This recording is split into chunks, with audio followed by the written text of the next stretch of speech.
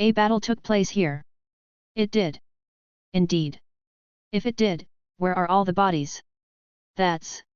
An armored man seated on a chestnut steed glanced at the hooded mage beside him. They stood within a narrow gorge that served as a shortcut to the nearby city. Scattered before them lay the remains of a carriage, one that belonged to someone they knew. The wind howled through the shattered pass. A dozen riders waited among the wreckage, their tabards marked with the emblem of a nearby noble house. At their head rode a knight, his polished helm tucked beneath his arm as he surveyed the devastation. It looks like an ambush, but not a simple one. Beside him, the hooded mage dismounted, his boots crunching over splintered stone. His staff hummed faintly, the large crystal at its tip answering his call. It glowed blue as he aimed it toward a nearby spray of blood. This is impossible. What is it, mage? What did you find? Sir Aldrin, my magic cannot trace the direction of the body. It is as if it is not there. Either powerful spells are concealing it, or what? Or it is as though it no longer exists in this world. The mage seemed unsettled by his own conclusion. The knight gave a slow nod, certain that formidable magic was at work. The man was a C-ranked mage, yet even he could not pierce whatever force had erased the trail. That treacherous baron will surely claim he no longer possesses the tribute. Sir, do you suspect them? Those people cannot be trusted. Either way, the tribute has not arrived. Have them send more, and warn them what will happen if it fails to arrive this time. Yes, sir. Sir Aldrin, the supposed leader of the group, did not seem too perturbed by the situation. Even though he was meant to collect the gold, he was not the one who had failed. The tribute never arrived in the city, so he could place all the blame on the baron who resided in the unfinished settlement it was meant to come from. Spread out, search for any clues, then report back to me. The man shouted before beckoning his horse forward. His instincts told him this was some kind of attack, likely not the work of ordinary bandits. It was clear to him that someone was trying to make it look like an infighting incident between mercenaries. Yet he did not care enough to investigate further. The amount of gold in the carriage was not significant and could easily be replaced. Thus, without another word, he rode forward, dismissing the incident entirely. Ack! A metallic figure slammed into a tree with a loud clang, sending the birds perched in its branches scattering. Stop laughing, Gleam. It is not an easy skill to master. Rusty muttered as he picked his helmet up from the ground. He had just used the dash step skill he absorbed from Varkas. It allowed him to move at tremendous speed, but it was difficult to control. Once activated, his body shot forward several meters in the direction he was facing. Each time he used it, he quickly lost his balance and struggled to judge where he would end up. The skill allowed him to adjust the amount of mana he poured into it, which determined both speed and distance. Perhaps Varkas had possessed an additional skill that helped him control it, or perhaps Rusty simply needed to learn how to channel his mana properly. Gleam wiggled from a tree branch while looking down at Rusty. The battle was over, and Rusty had accomplished what he set out to do weeks ago. Varkas was dead, and he, along with the other mercenaries, was now stored inside Rusty's body. As before, Rusty used his internal storage as a means of concealment. As long as the bodies remained within him, no one would know what had become of the mercenaries. For the time being, one major obstacle had been removed. Let's go back, Gleam. I will watch over you while you continue to evolve. His level was now above 10. Hunting mercenaries had proven far more effective for leveling than fighting monsters in the dungeon. He had also taken their money and armor. With the chest of gold coins he claimed from Varkas, he was now a wealthy monster. However, spending it at the shop was out of the question, as that would clearly expose him to the merchants or the noble. With all of this in mind, Rusty shrank himself and climbed onto Gleam's back. She shot into the sky, flying at remarkable speed. Like any monster, she could hardly wait to grow into an even stronger version of herself. She was already fast, but after evolving she would surpass her current limits. When they returned to the settlement, they slipped in unnoticed. For once, the town felt more alive. Although the mercenaries were meant to serve as a peacekeeping force and defend against orc attacks, they had become more of a burden to the citizens. Ever since Rusty began targeting them, the people seemed happier and no longer afraid to speak out against those who had been oppressing them. Have you heard? The Blackhounds left 2 days ago. I hope they never come back. I'm not sure about that. I heard they went to recruit more men. More of those bastards? Can't we get some normal guards instead? We can only dream. The two workers whispered to each other, unaware that Varkas and his men had already returned, their bodies stored inside Rusty's storage system. Even though they were gone, that did not mean all the bad people had vanished. There were still thieves, thugs, adventurers, and guards under the noble's command. Rusty was old enough to understand that this temporary vacuum of power would soon be filled, possibly by someone even worse than the Black Hounds. Still, he did not worry. His level had risen, and he was now about halfway through D rank. If more humanoid enemies crossed his path, he would eliminate them and advance even faster. There was also his summoning chamber, which he had not used since the necromancer incident. It was not that he did not want to use it. He simply could not. He had reached his limit for summoners, and for some reason none of the ones he had hoped for had reached out to him. He had effectively locked himself out of being summoned after spending all his resources to unlock loadouts while summoned. As a result, he lacked the points needed to increase his summoner slots. That left him with only two options: wait to be summoned or remove one of his current summoners to take on a new mission. He was not particularly attached to the necromancer, but the man provided a steady stream of points just by getting beaten around. However, if Rusty could not be summoned again before his next evolution, he would be leaving a considerable number of summoner coins on the table. Mr. Edmund, welcome back. Rusty waved at Rollo, who looked much better now. He had finally returned to his lair, though as usual it was mostly empty of customers. Still, he wondered if that might change soon, since his enchanting skills were steadily improving. I'll be down in the basement if you need me. All right. Rollo nodded without asking any further questions. The kids seemed bored, but at least they had food and shelter here. Rusty still was not sure how this hiding place would turn out in the long run. For now, though, he had taken a step toward making the settlement a better place. Now then, the options are. What do you think, Gleam? Adult magical gleaming ant. Insectoid D. An adult magical gleaming ant. Its larger body size allows it to cast a variety of spells. Its mandibles have grown stronger, and its bite can shatter stone and even metal. Flying Mana Myrm Ant Soldier. Insectoid D. A winged magical variant of the Myrm Ant Soldier. Its body remains roughly the same size, but its magical abilities grant it greater strength and speed. It can cast spells capable of devastating groups of enemies, and its wings allow it to fly freely through the air. Small Greater Silver Gleam Ant. Insectoid D. The further evolution of the rare small silver gleam ant. Like its previous form, this monster specializes in magical attacks and aerial combat and is superior to its lower-ranked predecessor. Superior Horned Myrm Ant Queen. Insectoid C. A superior horned variant of the queen of the Myrm ant species. Once fully grown, it becomes immobile, dedicating itself entirely to producing rarer ant offspring. The choices were not much different from last time, with one exception. The Ant Queen variant was now a monster that had already reached C rank. Even if it was the most powerful creature here, it was still unable to move normally, as its sole purpose was to produce more ant soldiers. Small Greater Silver Gleam Ant looks like the best and only choice. Gleam could not really argue with that. She did not want to become a larger ant soldier or a queen. While her offspring might have been useful to Rusty, she preferred to keep adventuring with him as his friend. Well then, it's decided. Do not worry, I will watch over your body. Gleam nodded and moved to a special compartment in the wall that had been made for her to slide into. While she trusted Rusty, there was always a chance someone could attack them. In that case, she would be able to hide there and come to his rescue, or at least avoid becoming a burden if a fight broke out. With the option chosen, Gleam went to sleep.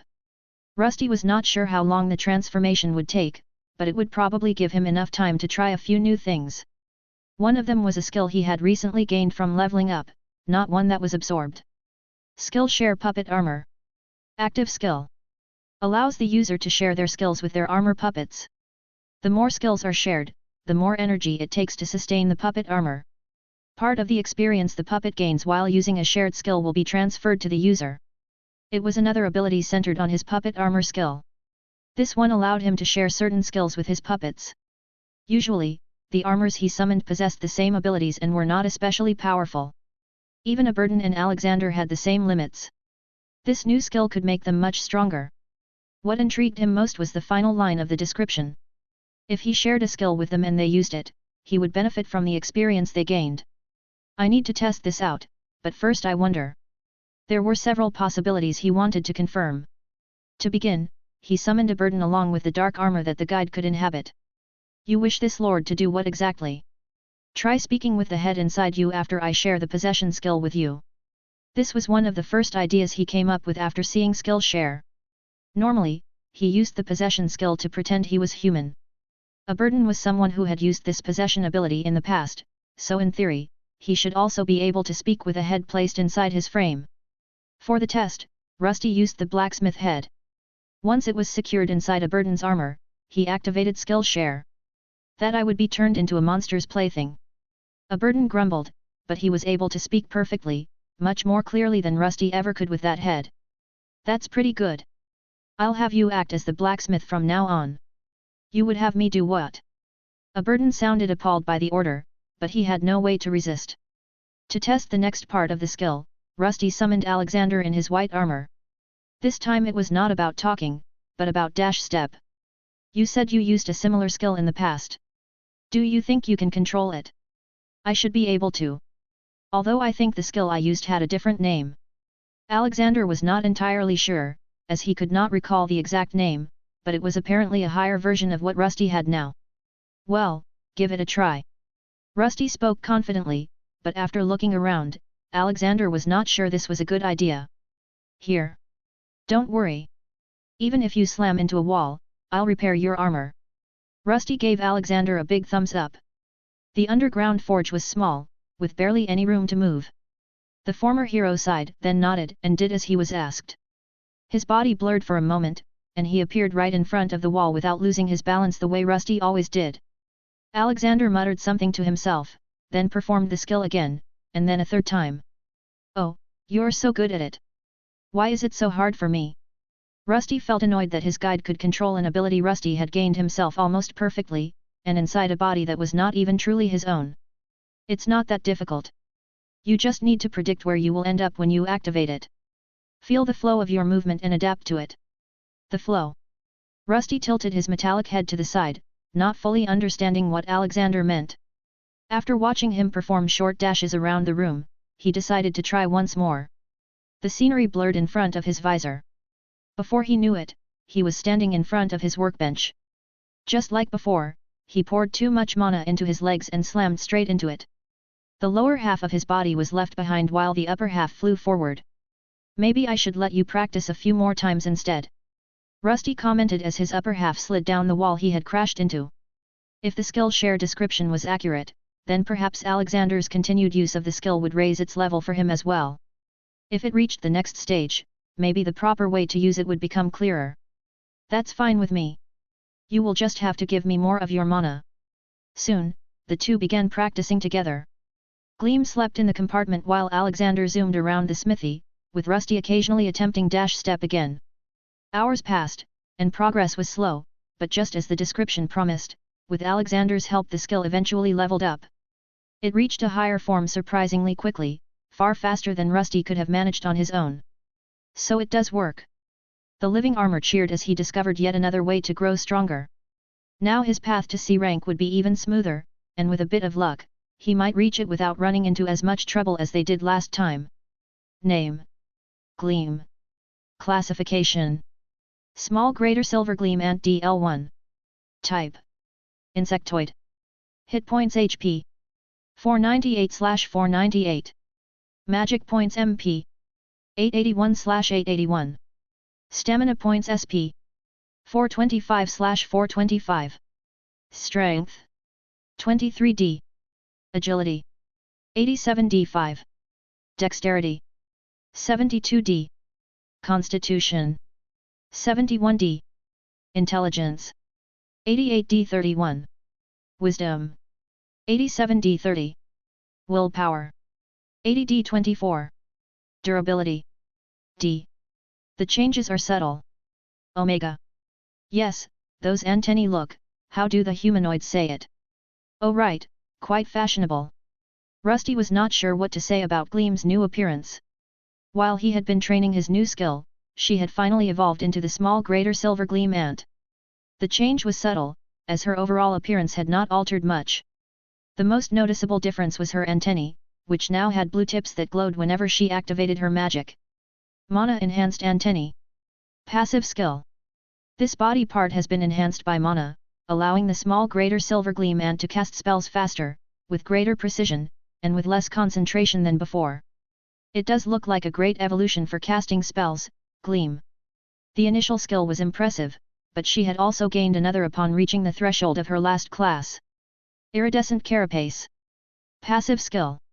The ant's gleaming exoskeleton reflects and scatters light-based and magical projectiles, granting a chance to partially deflect or reduce incoming magic damage. This skill required further testing, as they had proceeded with Gleam's evolution immediately. From the description alone, however, it was clearly a defensive ability against magical attacks.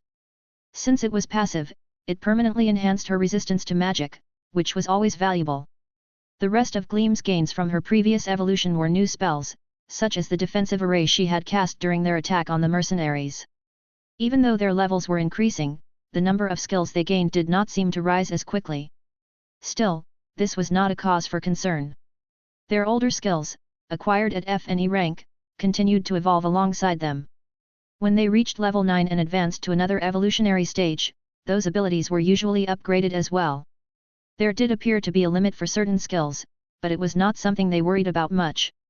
Great, I think that's enough for now. As Gleam returned, Rusty released the skill that was keeping Alexander's armor animated.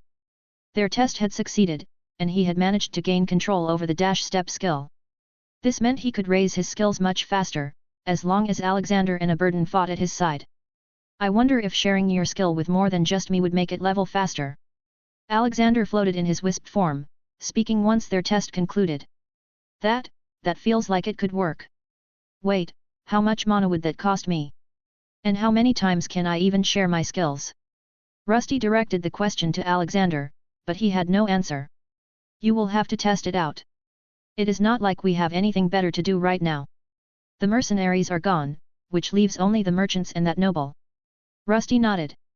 He planned to keep a lower profile from now on. The mercenaries were gone, and he did not believe anyone suspected him, but caution was still necessary. The merchants who had recruited him were still damaging his business, though it was not a major issue. The true enemy was the noble who controlled everything from behind his walls. It would be best to build more power first, my dear Rusty. We could also use that noble's greed to our advantage. Oh? We can. Aberdan interrupted as his wisp drifted out of Rusty's helmet. Indeed. These lesser races are easy to read. There is nothing they love more than gold and their positions of power, gained not through true strength but through lies. Rusty was not truly following what his guide meant, so he decided to voice his concerns. I'm not sure I follow. Confused? Yes. The ideal move would be to replace the mercenaries with our own and build an organization to topple them, but that is likely beyond your current abilities, Rusty. You want me to pretend to be a mercenary group? Perhaps once you have grown stronger. For now, you could join one of their organizations. I suspect they will be recruiting for a new mercenary band or a guard unit.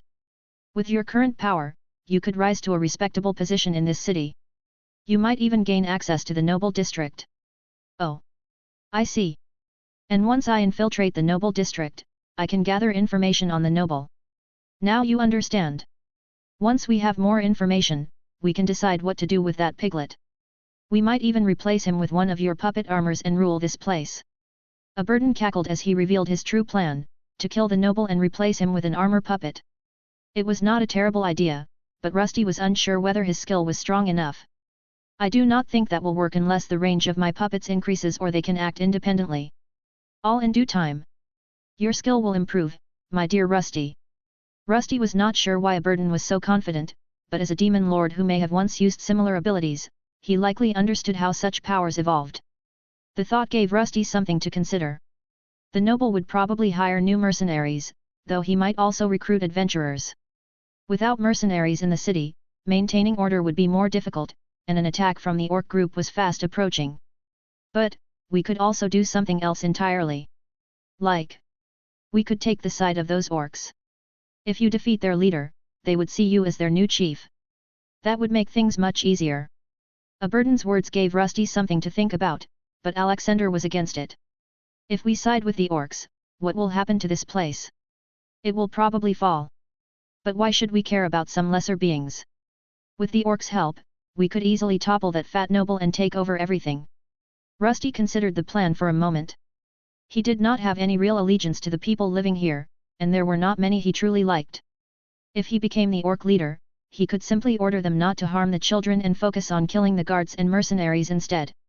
A whole settlement run by me? I am not sure I want that.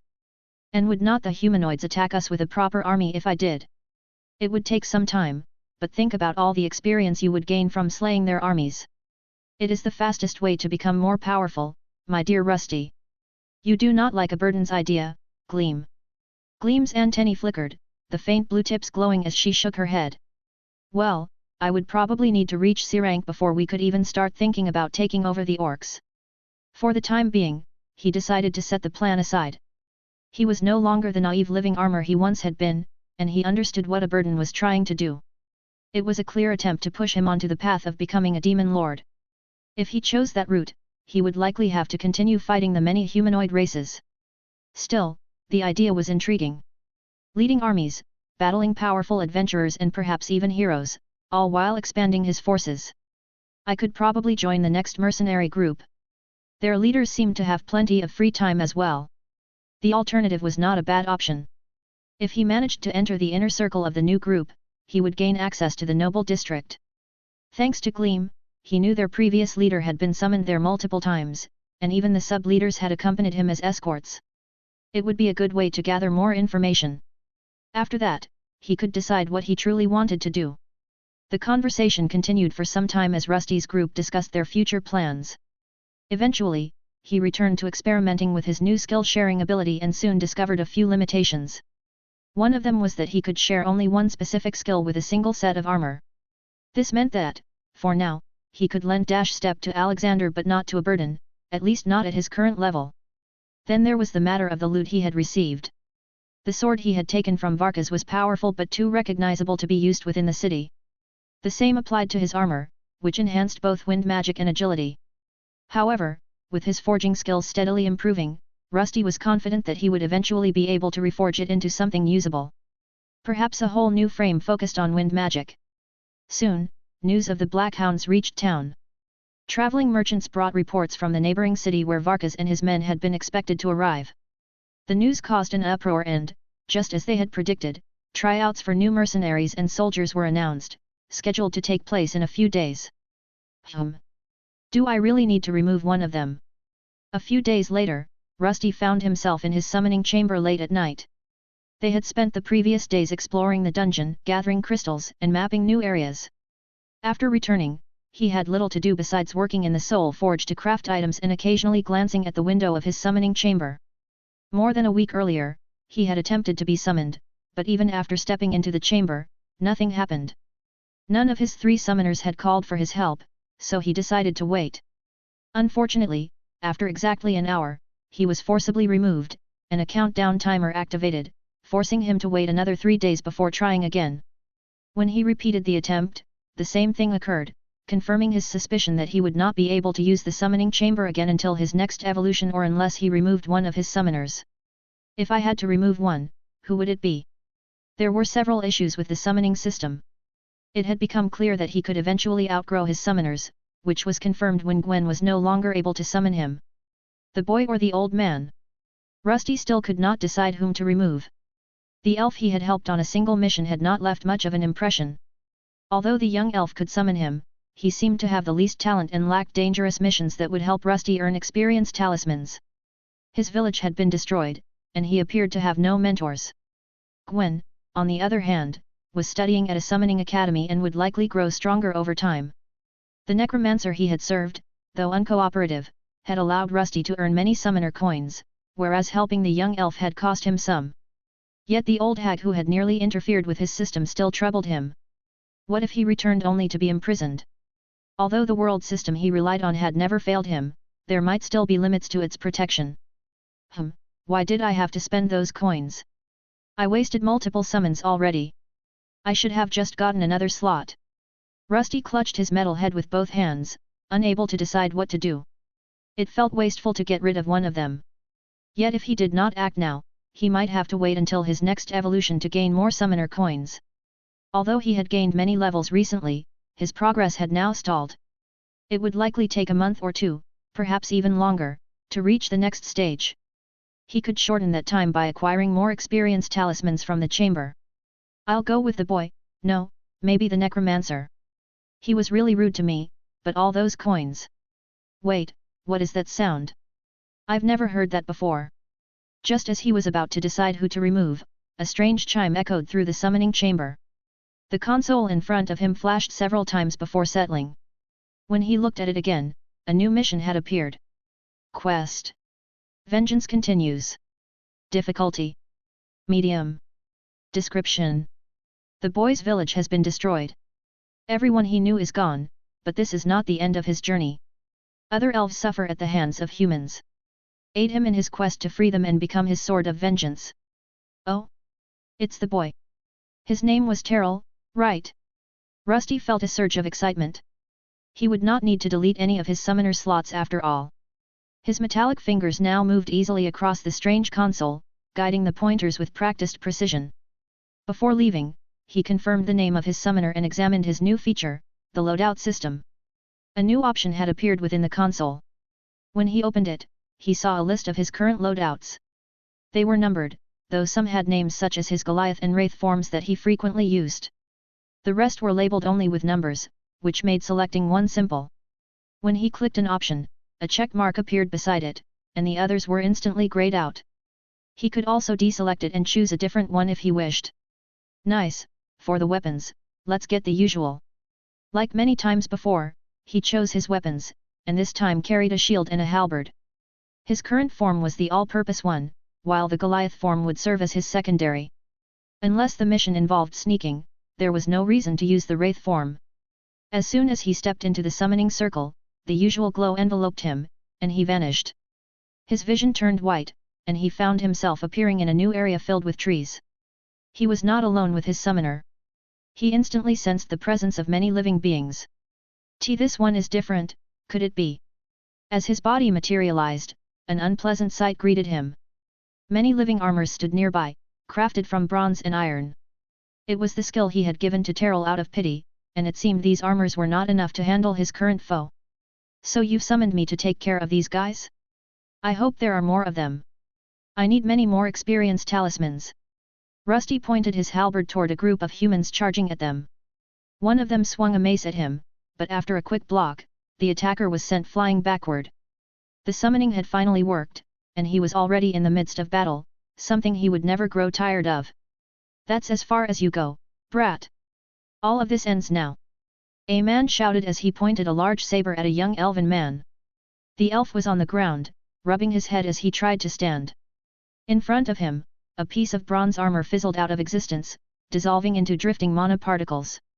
Moments earlier, it had slammed into him and knocked him flat after being kicked away by one of the men here. More constructs like it surrounded the youth, while beyond them stood a group of humans clad in armor and carrying heavy weapons. They closed in slowly, leaving him nowhere to run. No. It can't end right now. I won't let it. The elven youth placed his hands on the ground and focused. Multiple magical circles blazed into life beneath him, and bronze and iron constructs rose from their glowing patterns. The humans did not move as they had already seen this skill before. It doesn't matter how many weak monsters you summon, boy. That is why your people will never be anything more than slaves to us humans. You are too stupid to know when to give up. The man with the saber spat on the ground as another bronze construct moved forward. One of the humans stepped in and crushed its head with a hammer. The animated armor burst into mana particles that scattered like fireflies in the dim forest light. Terrell's breathing grew ragged. His mana was running dry, but he refused to give up. I said. I won't let it end. I'll never surrender to the likes of you. More circles appeared beneath him, and another wave of living armor emerged. This time, an iron construct rose, taller and heavier than the rest. The humans did not retreat. They laughed as they waited for the summoner to exhaust himself. The iron armor barely managed a few strikes before it, too, was smashed apart by heavy maces and hammers. Just as they said. This rat can only animate armor, and by the look of it, this will be the last batch. The leader smirked at Terrell. The youth's hands trembled, and sweat dripped from his chin onto the glowing summoning circles below. He knew he was close to collapsing, but the rage burning in his heart would not let him stop. He thought of his village, of the slaughter the humans had committed there, and a strange sensation washed over him. It felt familiar, a connection and presence he had sensed before. A cold, metallic existence pressed against his soul. This was not like the other summons. It was far more powerful, and once the circle began to shine, he could tell the being forming within it was different. Oh? So you have been hiding one of your monsters? It does not matter. Even one made of steel will not save you. The leader glanced at another man, who nodded and charged at the newly formed living armor. This one was different. It carried a shield and wielded a long halberd in one hand. The mace came down fast, but when it struck the monster's shield, the armor did not move. Instead, the man was hurled backward into a tree. His body made a sickening cracking sound, and the trunk splintered on impact. Leaves rained down as the human slumped to the ground, unmoving. Silence fell over the clearing. The laughter faded. The new living armor did not advance at once. It simply stood there with its shield raised and halberd angled downward, its polished surface reflecting the torchlight. Unlike the crude bronze and iron constructs around it, this one radiated power. So you summoned me to deal with these people? I hope there are more of them. I need many more experienced talismans. Terrell froze when he heard the armor speak to him. It was the same voice he had heard before, the one that belonged to the spirit that had avenged his loved ones. Though the body it occupied was different, it did not seem any weaker. A moment later, it tossed aside its shield and gripped the halberd with both hands. Just sit back and let me handle this. Spirit, you've returned. Terrell shouted, even though the humans could not hear the spirit speaking to him. Spirit? I am not a spirit. Just call me Rusty. We can talk after this is over, so hide somewhere for now. Rusty. Terrell was even more surprised by the way the spirit spoke. Before, it had seemed solemn and righteous. This time it sounded relaxed, almost light-hearted. Could this spirit be different? He barely finished the thought before his new helper responded. There is only one of me. You probably still do not know how to withhold your thoughts from me, but do not worry. I will teach you how later. Rusty charged forward, his halberd sizzling with electrical energy as he swung it in a wide arc. The humans he faced did not seem that strong to him, and with a single swing, 3 of them fell instantly. Defend yourselves, this one is different. They had assumed he was a steel-grade living armor because of his similar appearance. That mistake had already cost 3 of them their lives, and he had no intention of stopping. Anyone who would gang up on a child like this deserved no mercy. These guys are around E and D rank. Nothing I cannot handle right now, so why not test my new skill in real combat? After training step inside his lair, he wanted to use it in an actual battle. There were around 20 people here, perfect for testing his new ability. A faint pulse of mana rippled through Rusty's frame as he activated the skill. The world around him began to blur. A large man with a warhammer stood right in front of him, swinging down. Before the blow could connect, Rusty vanished. Hey? Where did he? Less than a second later, Rusty appeared at the man's left flank. The halberd's blade thrust forward, striking his stomach and piercing through his low-quality armor. The man collapsed before he understood what had happened, and the others froze in place. What happened? It was right there, then it just vanished for a moment. One of the men shouted, but before he could say more, Rusty was already moving again. Watch out, behind you. It was too late. With another step, Rusty's body flickered and reappeared behind them. His weapon flowed through slashes, thrusts, and sweeping arcs that blurred into silver after images in the air. The halberd carved through leather and mail alike. A backhanded strike split a helm. A reverse thrust punched through a breastplate. Rusty moved like a phantom, each step leaving behind a fading blur as he grew more accustomed to the momentum. Terrell watched with wide eyes as the men continued to fall one after another. This was nothing like the bronze and iron constructs he could summon.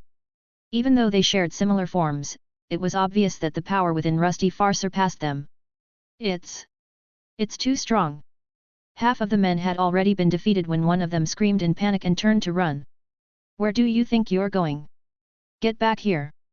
Their leader shouted in anger, but he could no longer control his subordinates. Soon, they were fleeing in every direction. Rusty advanced, focusing on the only one who remained, the man who had led them. Oh? You're stronger than them, but... His halberd was finally stopped, not because his opponent was powerful, but because Rusty's mana was running low. Terrell, his new summoner, had nothing left to give either. Rusty would have to finish this without using any of his skills. Even so, although the man was around D rank, he was clearly inferior in every way. And no. How could this be? Before he could finish, the halberd's blade tore through his throat. He collapsed at once, clutching his neck. His eyes bulged in desperation, but there was no saving him. Within a few breaths, he was dead. That was a nice warm-up, but is this really all, or are some of them hiding? Rusty spun his weapon and drove it into the ground, striking a victorious pose. His summoner still looked stunned by everything that had just happened, and Rusty could hardly blame him. The last time they had met, there had been no time to talk. Terrell had nearly died, and his entire family had not survived. Hello? Are you all right? Terrell remained silent, staring at Rusty's body as it reflected the light of the great blue moon overhead. You. Each of his summoners had been somewhat different. Gwen had been shy at first, but she gradually opened up to him. The necromancer was volatile, and even after being smacked around repeatedly, he never stopped insulting him for long. This wood elf, on the other hand, seemed to see him as some secret spirit of metal that had come to his aid, and his next words only confirmed it. Great Spirit of Metal, I am forever thankful for your assistance. Terrell dropped to his knees and bowed before Rusty as if he were some higher being. It was not something Rusty had expected, nor was it how this summoning worked. Without the summoner, he had very limited mana and could not move freely. He was not here out of charity either, as he gained rewards for completing missions for these people, and this elf deserved to know at least part of the truth.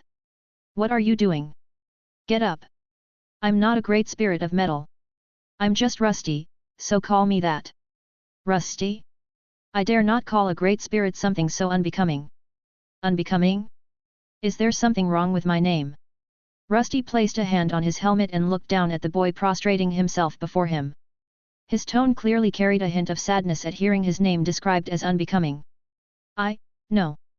It's a great name. A good name. Terrell caught on quickly and changed his tune. It is, isn't it? Now start calling me Rusty. I'm not a great spirit of metal, but a summon you called forth. That I called forth. Terrell repeated the words aloud rather than speaking through his thoughts. Before they could continue, Rusty heard voices from the side, ones that did not belong to the armed humans but to an entirely different group. Help! He won't be able to hold on much longer. Is anyone there? We need help. At the sound, his new summoner stopped speaking and turned at once. Finally, the reason he had been summoned and why the fight had broken out became clear. Not far from the battlefield stood a makeshift encampment. Inside were several people trapped in cages loaded onto wheeled wagons. Slaves, and all of them elves. Now it all makes sense. Rusty always wondered why the humans had attacked that village. It felt similar to what had happened with the barbarians in his own settlement. The difference was that here, instead of enslaving barbarians, the victims were elves. The cages were crude but sturdy, steel bars reinforced with wooden beams and bound with leather straps. Around them lay the remnants of the skirmish, dropped weapons, broken shields, and the bodies of the fallen. It looked as if the fighting had begun here before Terrell drew the guards away, perhaps to keep those locked inside from being harmed in the battle. From within the wagons, pale faces stared out in disbelief. They wore filthy clothes, and their skin was streaked with dirt. It was clear they had not been able to wash themselves for weeks. Don't worry, I'm here to help. Terrell shouted as he hurried toward one of the cages. Inside, a young woman cradled an old man who was little more than skin and bones. Fresh bruises marked his frail body, as though he had been beaten not long ago. He was clearly malnourished, and it seemed he might not survive much longer, something his new summoner was desperately trying to prevent. It's locked. The keys have to be here somewhere. Rusty watched Terrell tug at the barred door. He looked unwell. His mana had been drained during the fight, and he seemed close to collapsing. Even so, he refused to give up and searched frantically for a key ring. No. The slavers must have run off with the keys. He muttered the words, and before he could attempt something reckless, Rusty stepped forward. Leave this to me. This is just ordinary steel. Rusty approached the nearest wagon, each step sinking slightly into the damp forest soil. The elves inside shrank back at first, their eyes wide as they took in the towering steel figure approaching their cage. Oh, one of those metal constructs! Is it here to help? To his surprise, not all of them were afraid. Some even leaned closer. They had likely seen Terrell command constructs similar to him and realized he was one of them. Rusty examined the lock. It was crude, strong enough to restrain weakened captives, but nothing compared to the enchanted steel of his own body. He did not even need to use his weapon for leverage. His brute strength would suffice. He grasped the bars with his metal hands and pulled. The cage groaned as the metal strained against his grip. The leather bindings snapped first, cracking sharply as they split apart. Then the steel bars bent inward, warping under the sheer force of his strength. With one final pull, the lock tore free and clattered to the ground. The door swung open. The elves inside stared in stunned silence, and Rusty took a step back to give them space. He understood fear and hesitation well enough in humanoids. These people had been through a great deal, and the only person they were likely to trust was someone who had suffered something similar. Well, what are you waiting for, Terrell? Help them. As he stepped away, he placed a recovery potion in the young man's hand. It was something he kept in his storage space for moments like this. Ah, thank you, Great Spirit. You're still calling me that? Fine. Help them first, and we'll work on that later. The elven boy nodded and hurried into the carriage to give the old elf the recovery potion. Rusty, meanwhile, began looking around. Every one of these people was an elf, and it seemed his new task would be to help Terrell set them free. What's going on? Are we really free? Yes, everyone, don't worry. You are all free now. The evil humans are gone. Rusty moved from wagon to wagon, tearing open locks and bending bars as if they were made of soft tin. Each time a cage opened, another group of elves stepped out slowly, uncertain whether the nightmare had truly ended. Some collapsed the moment their feet touched the ground. Others simply stared at the forest around them, as though they had forgotten what freedom looked like. What are we going to do now? I don't know. Where are we? How will we get home? My home doesn't exist anymore. They killed everyone. He listened to the conversations among the captured elves as they were freed. Some sounded relieved. Others sounded completely lost. One young elf sat on the ground with his back against a wagon wheel, staring blankly at his hands. They burned the village. I watched it happen. From what he could tell, there were 15 people freed from the cages, and all of them were some type of elves. Some had longer ears than the others, and their skin came in different shades, but they all seemed to belong to the same race. He had no idea what the humans had planned to do with them, but his summoner wanted them protected, so for the time being, that was his mission. What are these metal spirits? Eventually, everyone began looking at Rusty and the other living armors moving around. It seemed these elves did not name things the same way humans did. The mercenaries had identified him as a living armor monster, but to them, he was some kind of spirit controlling metal. Do not worry. These spirits will not harm you. They are here to help. Terrell drew their attention to himself. Rusty was not sure how old the youth was, but he looked like a 15-year-old human boy. To his knowledge, elves lived much longer than humans, so perhaps he was older than he appeared. His demeanor had changed since the last time Rusty had seen him. Now he seemed more mature, like someone who had begun forming a plan. Do not be afraid. There is a place where we can stay for now. A place the humans do not know about. The freed elves murmured among themselves. Uncertainty remained, but a fragile hope began to creep into their voices. A place? Is there somewhere we could be safe? One of them asked the question weakly. It was clear that these lands did not belong to them and were controlled by humans, if even wandering mercenaries roamed the area. Rusty wanted to understand more about this place so he could properly fulfill his mission. He had been ordered to help Terrell continue his vengeance, but he was not sure where that path would lead next.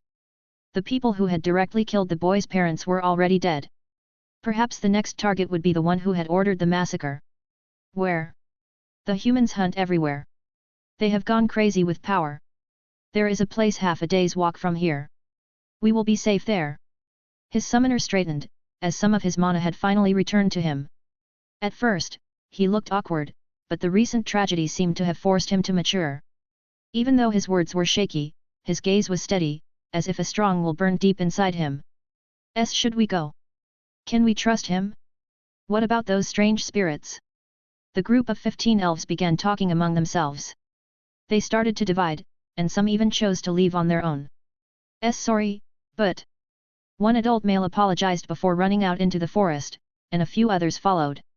Terrell stretched out his hand in surprise, but even when he shouted and warned them, many did not listen.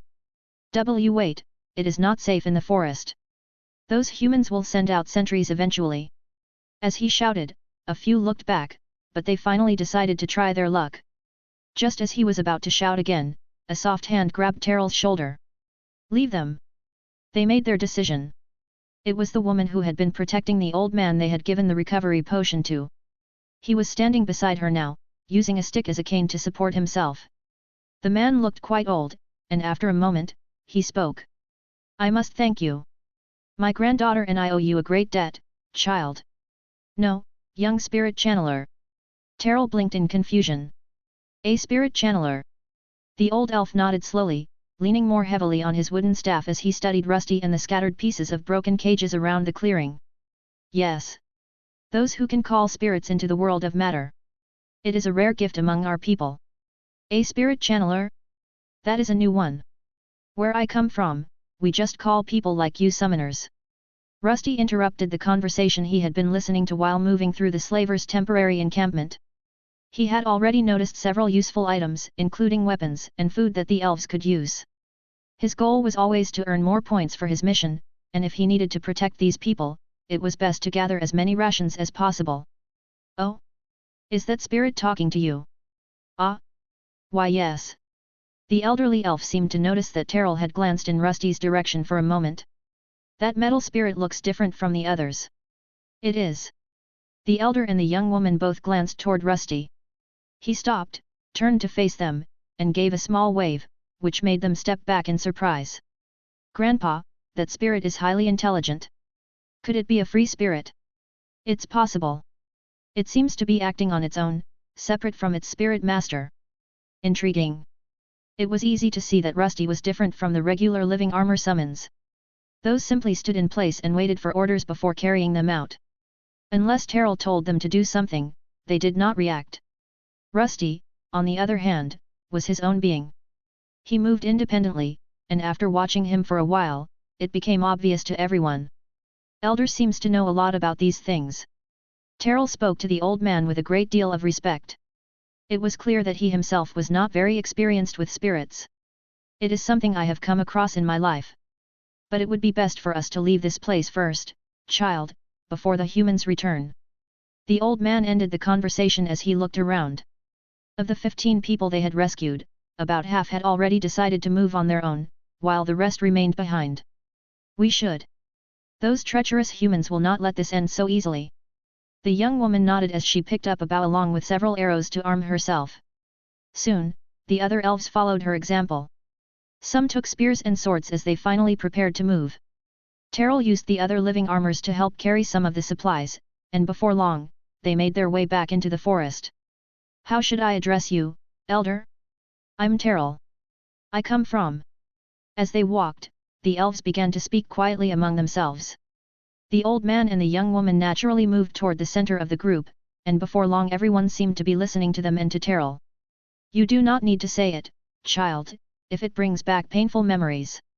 The old man spoke after Terrell stopped himself from naming the village he came from. It was clear that the tragedy from that day was still fresh in his heart.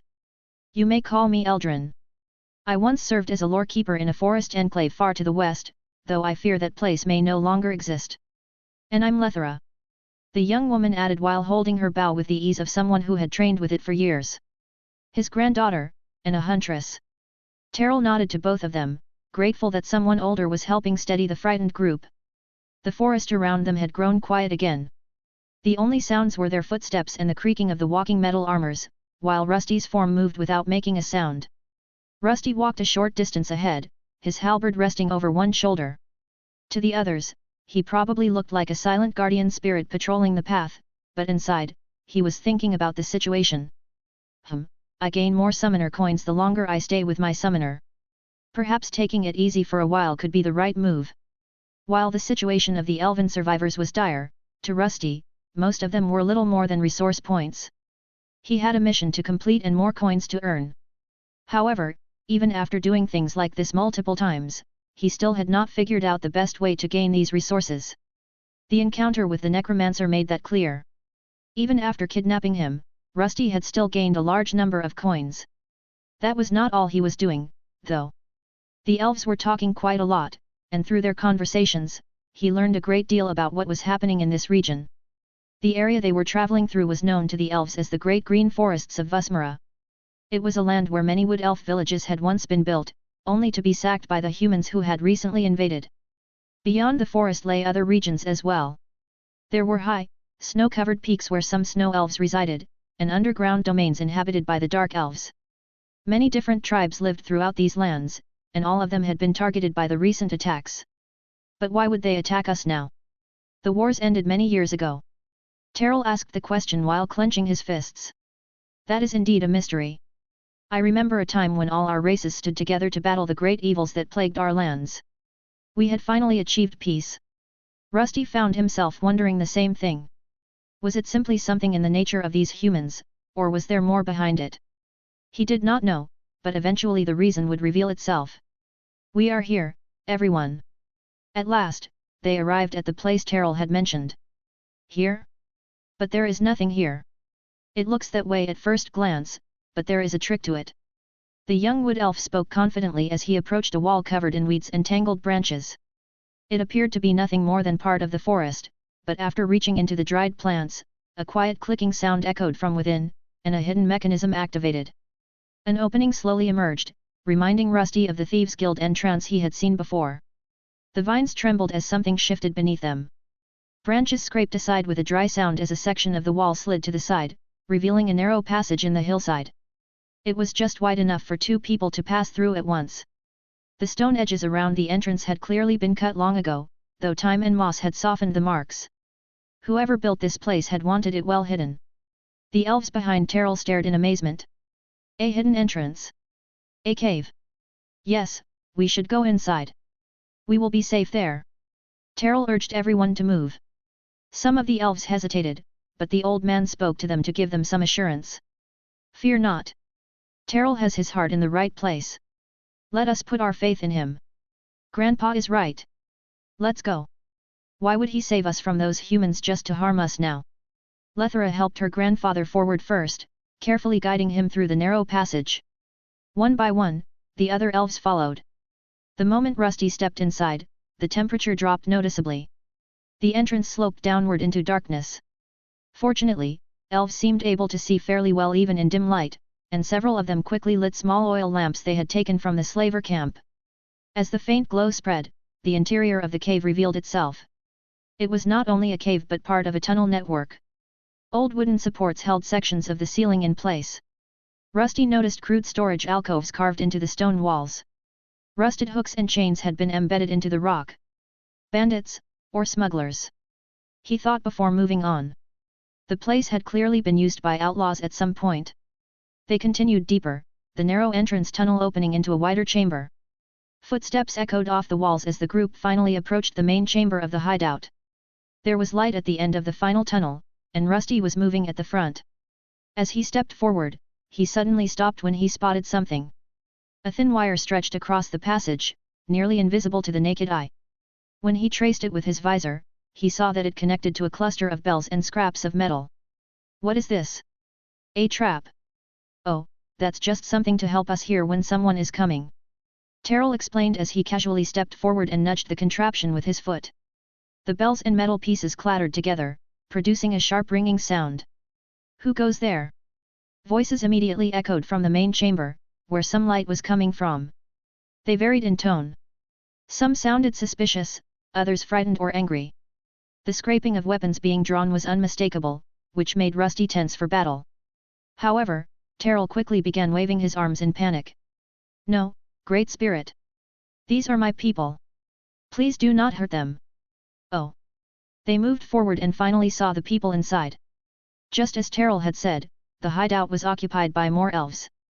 They varied in age, though most seemed fairly young. The tunnel opened into a wide underground cavern. Crude living spaces had been carved along the edges of the cave. Old bandit crates had been repurposed into tables. Piles of furs and cloaks served as beds, and a small cooking fire burned in a pit surrounded by stones. Smoke drifted upward toward a narrow natural vent in the ceiling.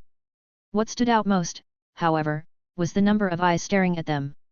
Nearly 24 elves were scattered throughout the chamber. Bows were drawn, spears raised, and a few iron swords trembled in nervous hands. For a moment, the entire cave fell silent except for the crackling of the fire. Terrell. Yes, it's me. I'm back, and I brought more of our people with me. One of the elves stepped forward.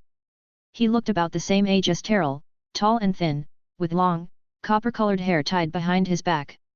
His bow was half drawn, but once he recognized who it was, he lowered it. Terrell, you came back. I told you I would. Terrell said, breathless from the journey. Thank the spirits.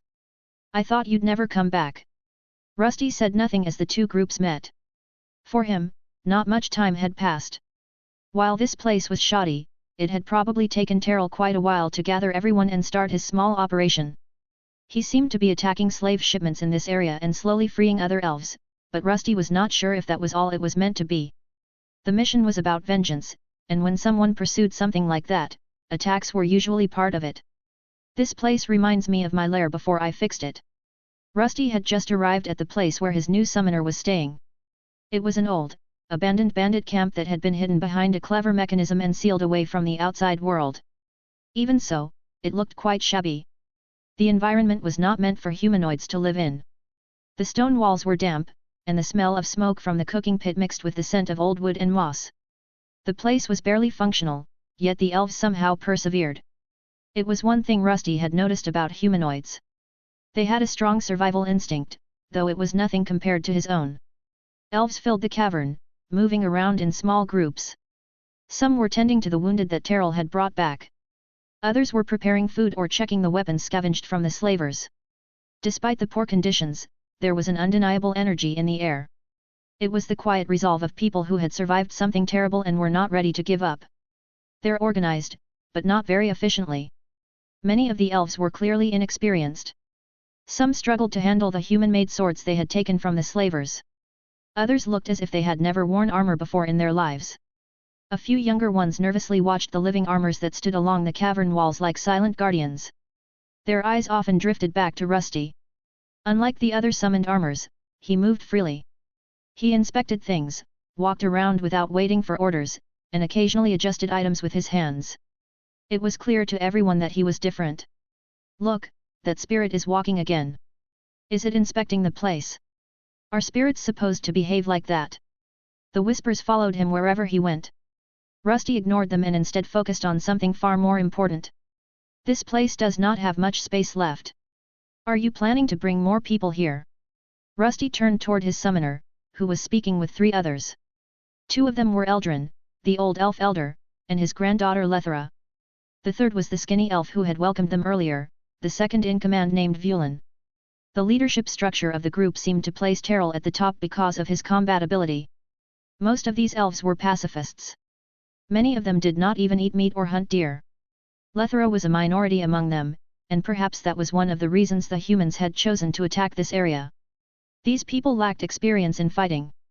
Some had proper classes that could be used for combat, but they remained at extremely low levels. It seemed that none of them used monsters or battles to level up. Even the so-called huntress was not that strong. She was only an E rank and had probably gained her levels slowly through hunting deer and boars. Is the spirit talking to you again? That is fascinating. I knew you were special, but this is a surprise. What is he asking about? Vulan noticed that Rusty was heading their way. Terrell also could not help turning his head whenever Rusty spoke. The Great Spirit wishes to know if we are going to take in more of our people. Of course we are. Vulan answered without hesitation. The man was a carpenter and the one who had set up the trap inside the tunnel. He was also responsible for furnishing the refuge with basic utensils and simple furniture. We will make space if we must. Our people are still out there being hunted like animals. If we abandon them, then what kind of elves are we? It was clear that Vulan wanted to help more people, and Terrell felt the same way. The other 2 new arrivals seemed to agree as well. That is a noble goal, but it is also dangerous, young ones. Eldrin leaned on his wooden staff as he spoke. His old eyes swept across the cavern while the flickering firelight reflected in them, revealing both wisdom and concern.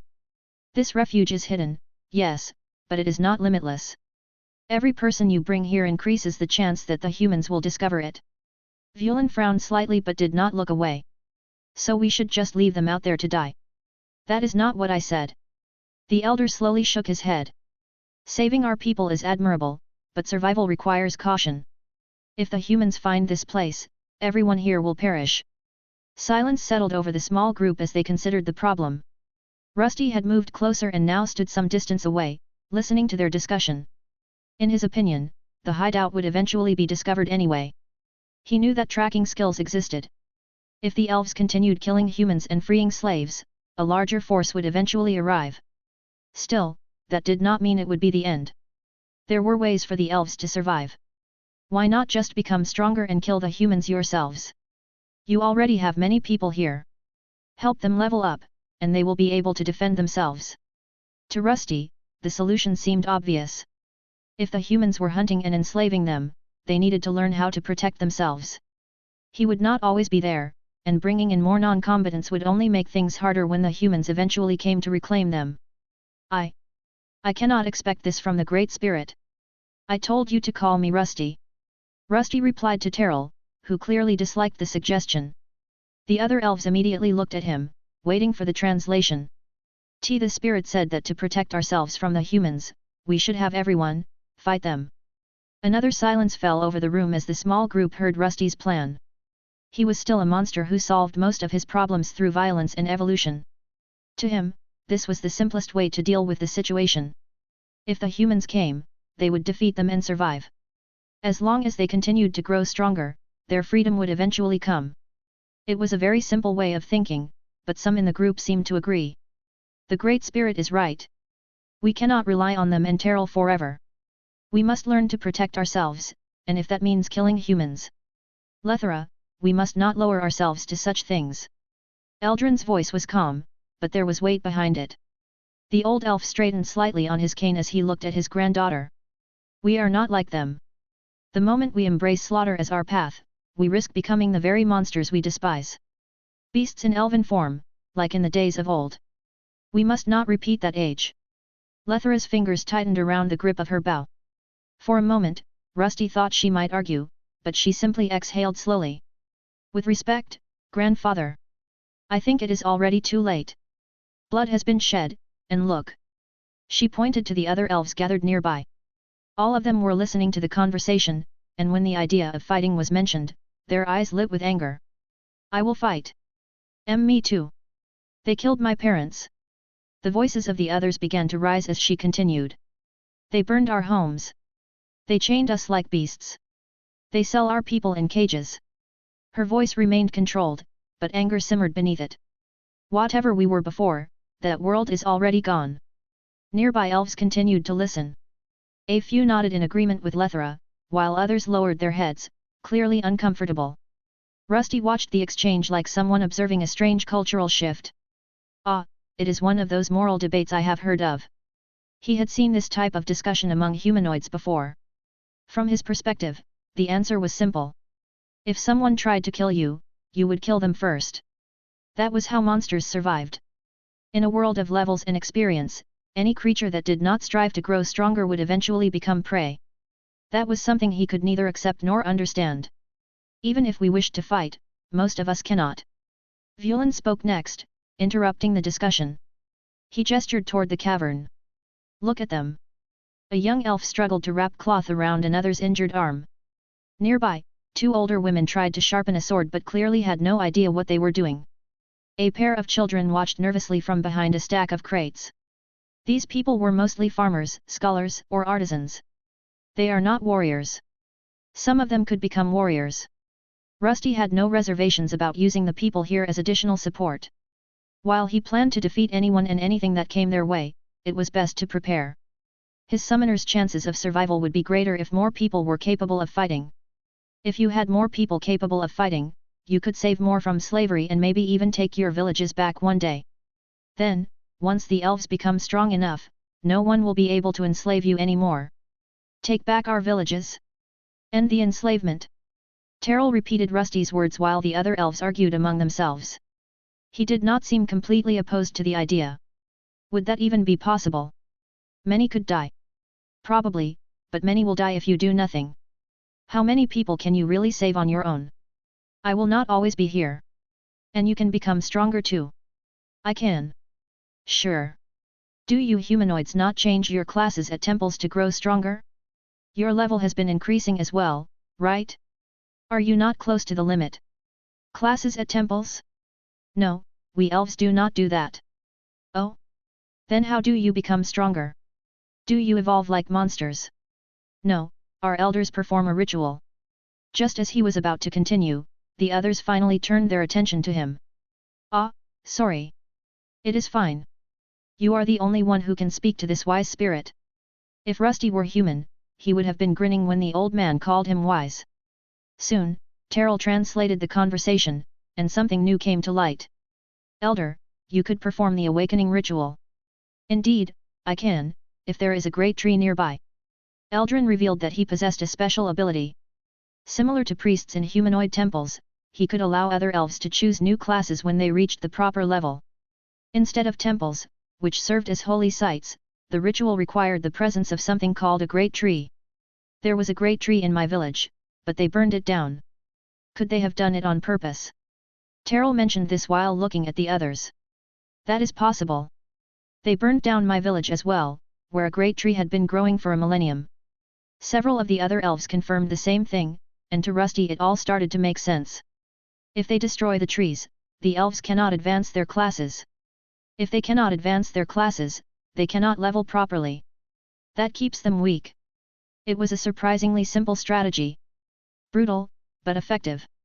He glanced around the cavern again. Most of the elves here were level 1, as if they had never even defeated a simple goblin or a monster insect. To make matters worse, more than half of them did not possess combat classes and instead had basic ones like farmer or villager.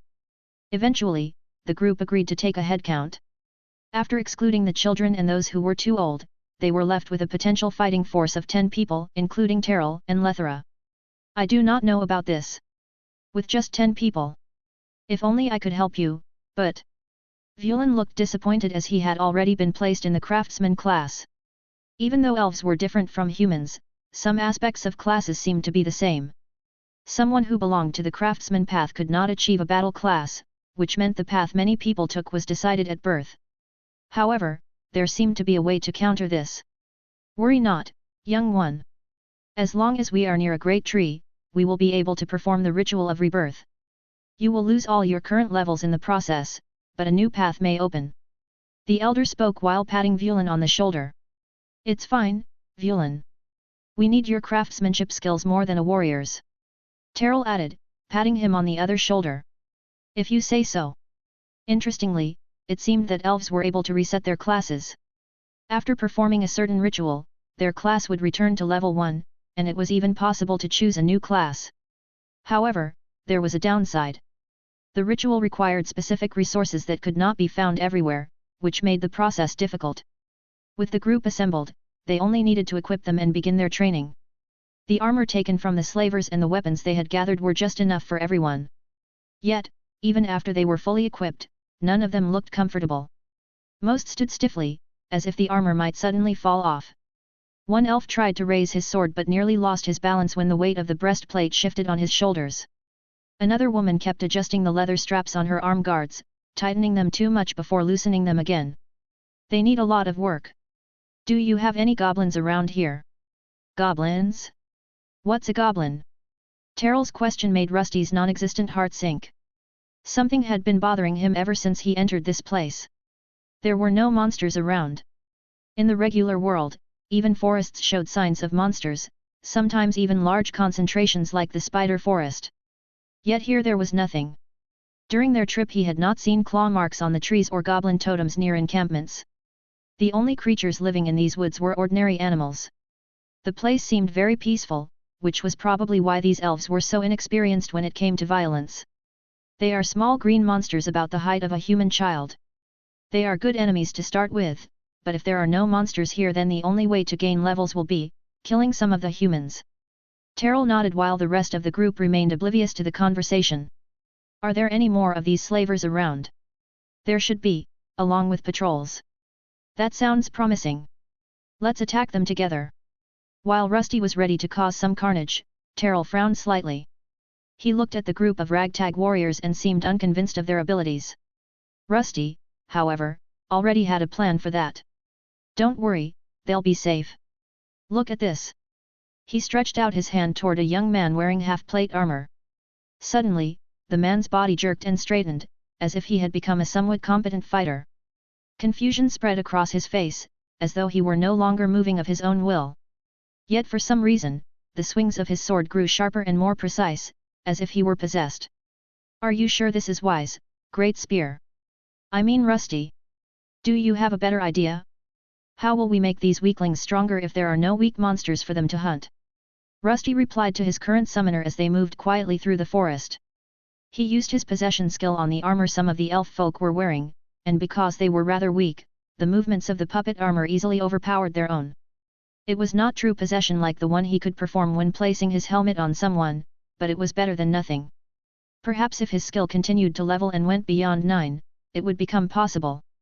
For now, he simply told the elves to relax and let the puppet armor do the fighting for them.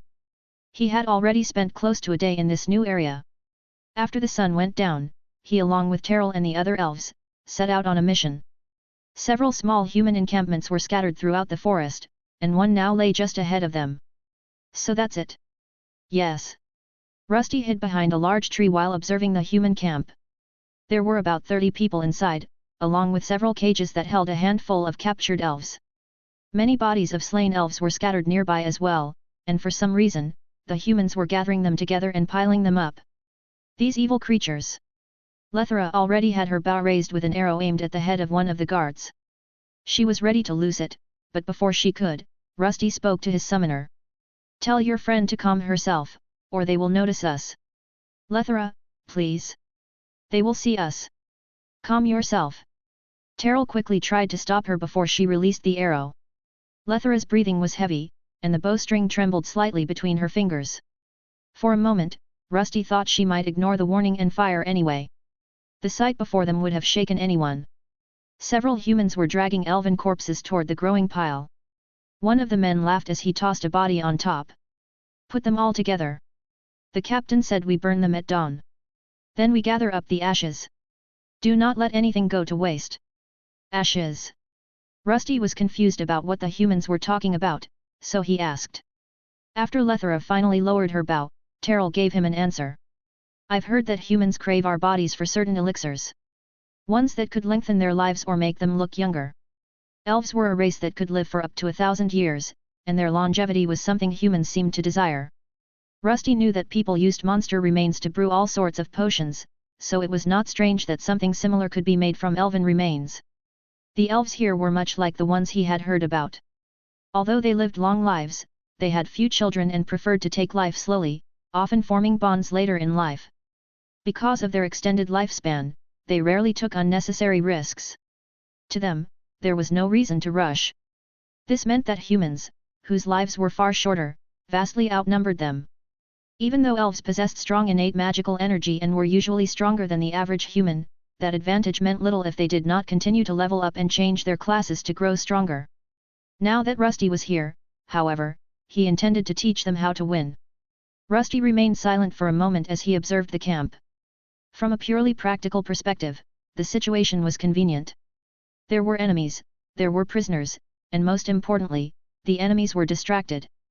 Several humans argued near a cooking fire while others worked around the pile of corpses. Only a handful stood watch along the perimeter. 30 humans. Not all of them can fight, and only one is D rank and quite a weak one, too. A perfect test. He had come here to help the elves gain a few levels and free more of their kin so they could raise their ranks. His mission was to help Terrell get his revenge, though he still was not sure against whom. For now, he decided to focus on the problem in front of him. If they saved the elves here, they might learn who the real target was. Okay, I'll go in first. Stay close behind me, and do not worry. I will not let anything happen to you or the others. After making the declaration, he finally decided to test his newly acquired loadout function for summoning. He selected it through his system window, and soon his body began to shift and expand until he reached the large size Terrell had seen during the previous summoning. "Let's go, Terrell." "That form. Yes, it's the one you saw before." Terrell was clearly surprised to see Rusty changing forms, but the other elves were even more astonished and needed a few calming words. "Everyone, follow the Great Spirit, and do not worry. Everything will be fine." The elves wearing human armor looked scared and uncomfortable. Yet beneath that fear burned a quiet rage. Even though their legs and hands trembled, they allowed the metal puppets to guide them forward. "Good." Rusty took a spear that one of the elves handed him and aimed carefully. After activating the power throw skill, the weapon flew in a smooth arc and skewered the human captain instantly. The spear struck with a wet crack, and for a moment, the entire camp froze. The human captain, who had been standing beside the fire shouting orders, looked down in confusion at the shaft protruding from his chest. The force of the throw drove him backward into a wooden crate, pinning him there like an insect on display. "Ambush! We're under attack!" The human guards shouted and turned toward the direction the spear had come from, only to see a massive suit of armor walking out of the darkness. Rusty stepped forward with a halberd in one hand and a mace in the other. His enemies trembled when they saw him, along with Terrell's living armors advancing beside him, and several of them instinctively backed away. "What the hell is that? An iron golem? Who cares? It's moving this way. Defend yourselves." Even though their captain had fallen, their morale had not yet broken.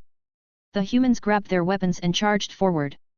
Some shot arrows, but they bounced off Rusty's armored frame as if they were made of soft wood. Behind him, the elves emerged from the forest. Their armor clanked awkwardly and their movements were stiff, but Rusty's possession skill was already guiding several of them. Their bodies jerked forward like puppets whose strings had suddenly been pulled, though their time to fight had not yet come. Rusty charged. His halberd swung in a wide arc and severed both legs of one of the humans below the knee. The man screamed, but the carnage did not stop.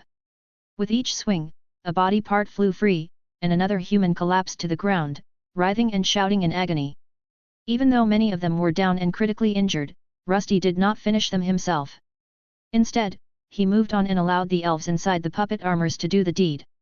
He knew that some more peaceful humanoid races had an aversion to killing, and most of these elves would probably never bring themselves to do it just to gain levels. Yet if his puppets delivered the final blow, it should not matter. At least that was the theory. Soon, his companions were forced to use their spears, blades, and even arrows to deliver the finishing strikes. As expected, many of them closed their eyes. Not everyone could watch a person take their last breath. But once the first kill was confirmed and he noticed their levels were not increasing, Rusty realized he would need to change his strategy. Is the world system giving the kills to me or to Terrell instead?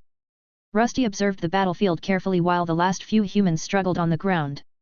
His identification skill showed no increase in the levels of the elves wearing the puppet armor.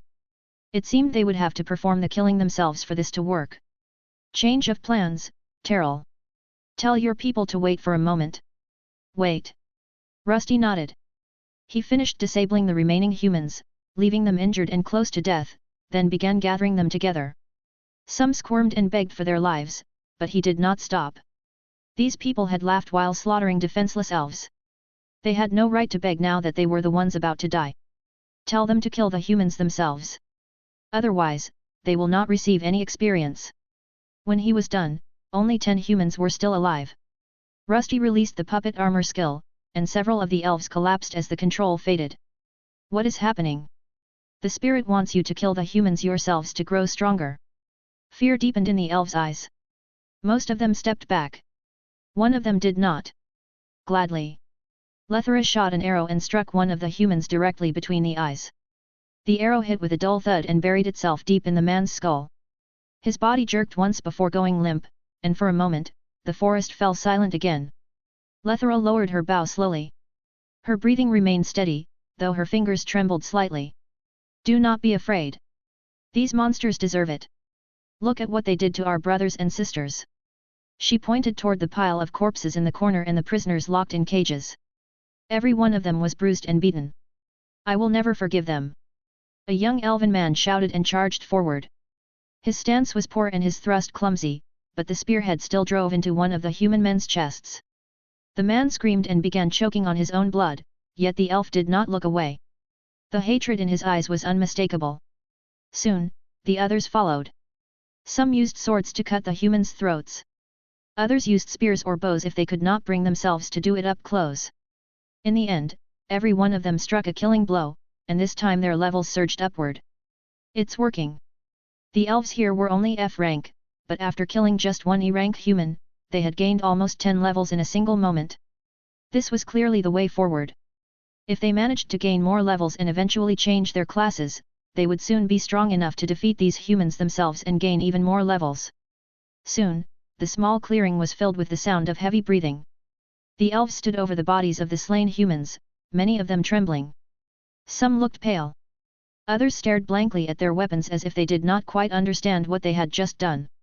One ran to the bushes and vomited, but none of them looked particularly regretful. Now let's free the other elves and take what we can. It would be best to burn this camp to the ground. While the others tried to recover, Rusty moved toward one of the cages and tore the lock from it. In this area, there were only 8 elf slaves.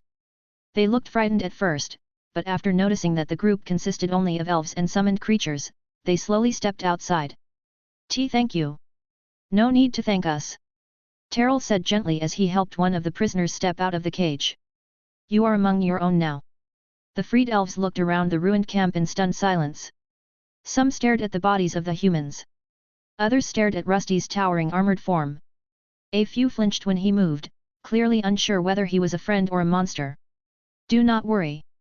These metallic spirits are on our side. They will help us free more of our kin. Our side?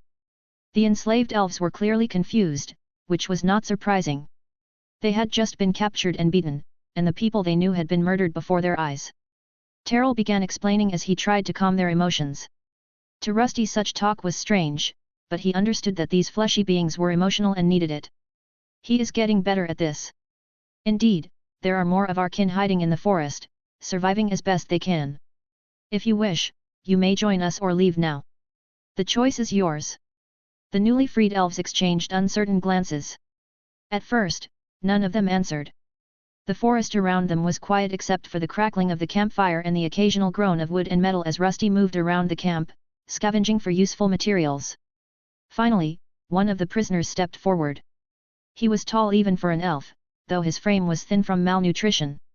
His silver hair had been crudely cut, likely by the slavers.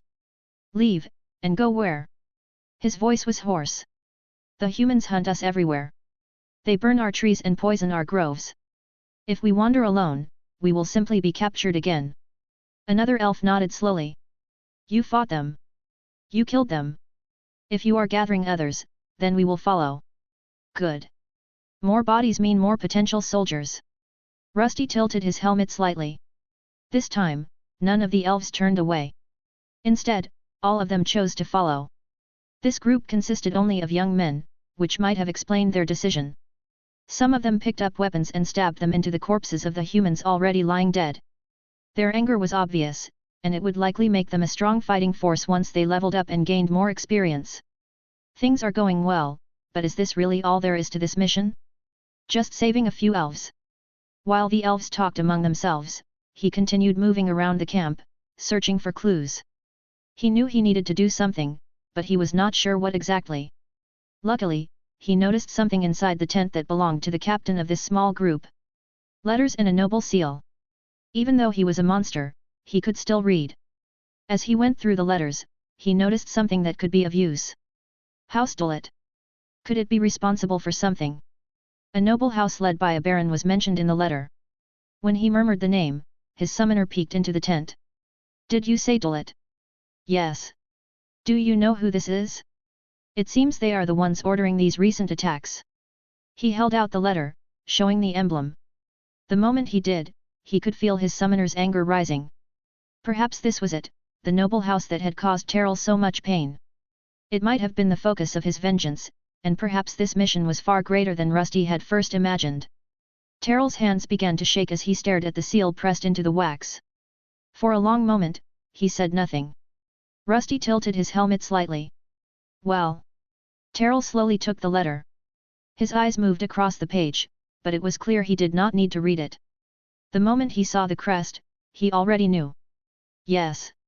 His voice was quiet, but the anger behind it was unmistakable. I know this noble house. These are the people who killed my family. Rusty had not been there when his summoner interrogated the mercenaries, but now he also understood who the culprit was. He was not sure if the nobles here were the same as the ones he had seen back in Ferndale, but they could certainly hire a lot of people. The humans here were not as strong as the Black Hounds, so perhaps they weren't on the same level, at least not for now. Are you all right? Terrell's hands trembled. Rusty placed a hand on his shoulder. At that moment, he had returned to his regular, smaller form. The touch seemed to ground his summoner, and he shook his head slightly. Ah, my apologies. I seem to have lost my wits. It is fine. We will get your revenge. And look, there is more here. Rusty pointed to a stack of papers, steering the conversation. These are maps and records. It appears so. With these, it will be easier to locate the other elves and to anticipate where the humans might move next. If we know where they will go next, we could prevent another tragedy from happening. Terrell spread the maps across the small wooden table inside the tent. Rusty leaned over them, the metal of his helmet reflecting the faint orange candle light. Several points had been marked with crude ink circles and small notes written in the human language. These are patrol routes. Rusty said after a moment, and Terrell nodded slowly. Yes. And these symbols here could mark capture sites, while these indicate the ones that have already been carried out. The young elf pointed to a red cross in several places, and his mind drifted again. This is where my village was. That means all of these have already fallen. Most of the map was already crossed out, with only a few sites unmarked. The circles were scattered across a wide portion of the forest. Some had dates beside them, others symbols. Neither Rusty nor Terrell knew what the symbols meant, so for now they decided to take all the maps back to their hideout. I'm sure Elder Eldrin will be able to figure out this code. For now, let's head back. Terrell looked to Rusty for guidance, as if he were the one in charge. Sure, let's do that. After the young elf took all the important pages, Rusty grabbed the remaining candles and tossed them into the tent. It caught fire immediately. Outside, the camp was already burning as the other elves followed suit. Most of them looked tired and unhappy. Some gathered around the pile of elven corpses, while others tended to the captured elves, offering them food and potions that had been left behind. We need to move. Terrell shouted to the others as he and Rusty finally stepped out of the tent. But what about the bodies? Are we really going to leave them here? Lethera objected, pointing toward the fallen elves. It seemed that, like other humanoids, these people had their own rituals for honoring the dead. Some buried their dead, others burned them, but for elves, it was something different. Rusty followed Lethera's gaze to the pile. Even in the dim firelight, the sight was grim. Limbs were twisted unnaturally, clothes torn open, and pale faces stared silently toward the dark sky. The other elves had formed a loose circle around them. No one spoke for a long moment. We cannot leave them like this. Terrell mumbled in a meek tone. Why don't we take them with us? Though someone might track the trail back to our hideout. Rusty pointed toward a carriage and the cart it was pulling. It was a generic vehicle, probably used for transporting slaves. Horses were still tied to it, and if they wanted, they could use it. The suggestion drew several glances. The cart stood near the edge of the camp, half loaded with crates and iron cages. Two horses stamped nervously as the smell of blood and smoke filled the clearing. The spirit says that we could transport them with the carriage. Terrell, as always, translated what Rusty was saying. If we bring the bodies with us, we honor them properly. But the spirit is right. The tracks would lead straight to our refuge. Lethera frowned as she spoke. So we just leave them? After what the humans did to them? Another elf shouted, and the group began to debate their next move. Rusty did not care much either way, but he knew it was important to decide quickly. Smoke from the burning camp could attract more humans. Do elves bury their dead like humans? Rusty asked Terrell, who also looked uncertain. No, we return them to the forest. Their bodies are placed in sacred groves where the roots of the great trees consume them. Our life returns to the forest so it can bless us in return. This seemed to be how the wood elves buried their dead, feeding them to the trees the elder had mentioned before. This complicated things, but it was something they would have to do sooner or later. If they wanted to perform the ritual for the elves, they first needed to secure one of those great trees. While there was some danger in their operation, they still held the advantage of surprise for the moment. First, they had to study the map to locate any remaining trees and make their way there. Once they arrived, they would have to establish a proper encampment and train the new elven militia. It was a lot of work, more than Rusty had expected for what was supposed to be a simple summoning mission. Previously, he had never stayed involved in summoning for much more than a week. Perhaps it would even be possible to attack the Baron with their current forces and his own power. The enemies here were relatively weak, and the mission had not been marked as overly difficult. Still, Rusty was not in a rush. The longer he worked with the summoner, the more coins he would earn, and that was reason enough to keep preparing carefully rather than acting hastily. Let's just take the bodies. It should still take some time for them to track us, and I heard there are ways to distort these trails, right? He spoke to Terrell, who also wanted to take the bodies of their fallen comrades. You would allow it? Allow it? I think you are misunderstanding something. I'm just your summon.